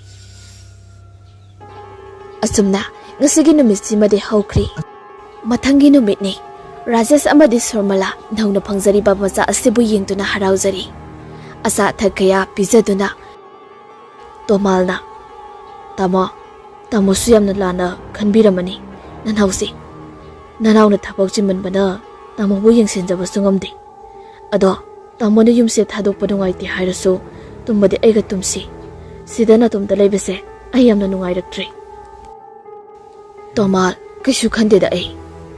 Aigi isado mafam asida aina leiradi mahaksu leiri khana nungaina leigadoini. Aduna aisida sum leigada. Ado tama latado kamaina tawraga loinaraminu sida. Waridi yamna sangkreda. Nataimaga tinarambani. Aigi mateng pangni yum asida anam aha chuba tanthopigani na lakhibani. As hare thawai mangamnida. Asamna wari sanaringai thongkalda ngarang ahingla amba police ado amulai. Makoi puna phaminaduna wahang pahang tawri. Adubu wahang pahang tawringai mikupta Bijoy manako ngodo karigumba ama tarakpadagi masadu koileileiduna iyengi. Mayamduna kaidore hangbaso sukong khomlaktri. Bijoy hena langtaknabadagi sekli mafam asidagi tholai thongalomda. Leiramiba mayam adusu kaidorage haiduna yamna ngakna inarei. Adubu arapada MACHATHOI thongal aduda mapabu kauraduna chinsilakpada ubada Bijoy khudak kullaga makutu tingthoktuna mamitagi mapitana kamna macha adugi maikaida leiri. MACHATHOI biso yamna harauna chinsilai aduga mapabung bukonduni yamna kapli. Isa THOIBI nang bababu ningsinglakpra. Babadi nang yautana ahing tumba yade ne MACHATHOI. Baba aisu baba yaudana tumba yade. Ai babagi nakta adum leidoine baba. Ha kai haiba. Ase haiduni yengthorakpadadi Rajesh amadi Surmala nokmi tawduna leirami. Manakta khera sangsilaktuna asamna Rajesh na hairei. Tamogi puksel se angapani. Tamogi puksel duda nanau aikoi maithiri. Isa THOIBI se ai amadi Surmalagi I matumna oikiba oirabasu asengba mapade tamone. Bijoy kariso haidi Surmalada munginglai. Surmala so momon tawraga haraubagi piranga do tamna teitholaga asamna amaharei. Itay nanaw aikoi nidi wakal khara piklubana itaygi punsibusu awapamda tahali. Chahi kaya ichagi nungsibaga loinana phangkhidraba adubu mikuk khrada itayna isawa sibu sinabiramba matamduda pungpenpenkre. Lemhauriba chahi asisu ichagi nungsibadi adamak lengdana leirani. Aduna isa THOIBI se itayna sinarabani. Ha karino na koina hairisibo Rajesh na. Tamogi pukchel chawba utpirakhiba adugi lamat ngasidi nanauna isa THOIBI se asibu tamoda sinarabani. Masibu latadana tamona lobiyu ko. Bijoy wa makha taba gamdri kamna masa asibu chejet konsindona kapli. Loinana leiramliba miyam amadi policing aduga thodok asigi matangda investigation kumna tawraba matungda hanakhri. Hauji Rajesh amadi Surmala MACHATHOI damak awat apa khudingmak pibirami. Aduga Bijoy buso masagi sahiga sanagadaba thabak ama Rajesh ta pibiduna punsi adubu marek mahau thokne hinganbiri. ꯃꯈꯣꯏꯒꯤ ꯄꯨꯟꯁꯤꯗ ꯍꯧꯖꯤꯛ ꯋꯥꯠꯂꯤꯕ ꯍꯥꯏꯕꯕꯨ ꯇꯥꯏꯕꯪꯄꯥꯜ ꯑꯁꯤꯗ ꯂꯩꯔꯤꯉꯩ ꯃꯤꯅꯨꯡꯁꯤ ꯃꯆꯦꯠ ꯑꯃ ꯐꯥꯎꯕ ꯄꯤꯕ ꯉꯝꯈꯤꯗ꯭ꯔꯕ ꯊꯣꯏꯕꯤꯒꯤ ꯈꯛꯇꯃꯛ ꯉꯥꯏꯔꯤ꯫ ꯔꯥꯖꯦꯁꯀꯤꯅ ꯊꯣꯏꯕꯤ ꯑꯗꯨꯒ ꯕꯤꯖꯣꯏꯒꯤꯅ ꯃꯆꯥꯊꯣꯏ ꯑꯅꯤ ꯑꯁꯤ ꯄꯨꯟꯁꯤꯜꯂꯒ ꯅꯨꯡꯁꯤꯅ ꯃꯆꯥꯊꯣꯏꯕꯤꯕꯨ ꯃꯆꯥꯊꯣꯏꯕꯤ ꯍꯥꯏꯅ ꯃꯤꯡꯊꯣꯜꯗꯨꯅ ꯏꯃꯨꯡ ꯃꯅꯨꯡ ꯑꯁꯤ ꯅꯨꯡꯁꯤ ꯆꯥꯟꯅꯅ ꯍꯤꯡꯃꯤꯟꯅꯈꯤ꯫ ꯋꯥꯔꯤ ꯑꯁꯤ ꯃꯇꯥꯡ ꯑꯁꯤꯗ ꯂꯣꯏꯖꯔꯦ꯫ ꯋꯥꯔꯤ ꯑꯁꯤ ꯄꯥꯊꯣꯛꯆꯕ ꯃꯇꯝꯗ ꯅꯔꯦꯇꯔ ꯑꯩꯍꯥꯛꯅ ꯁꯣꯏꯈꯤ ꯂꯥꯟꯈꯤꯕ ꯌꯥꯎꯔꯕꯁꯨ ꯃꯌꯥꯝꯅ ꯄꯨꯛꯆꯦꯜ ꯆꯥꯎꯅ ꯉꯥꯛꯄꯤꯒꯅꯤ꯫ ꯍꯌꯦꯡ ꯑꯃꯨꯛ ꯃꯌꯥꯝꯒꯤꯗꯃꯛꯇ ꯑꯅꯧꯕ ꯋꯥꯔꯤ ꯑꯃꯨꯛ ꯄꯨꯗꯨꯅ ꯂꯥꯛꯆꯒꯦ꯫ ꯉꯁꯤꯒꯤꯗꯤ ꯃꯇꯥꯡ ꯑꯁꯤꯗ ꯕꯤꯗꯥꯏ ꯅꯤꯖꯔꯤ꯫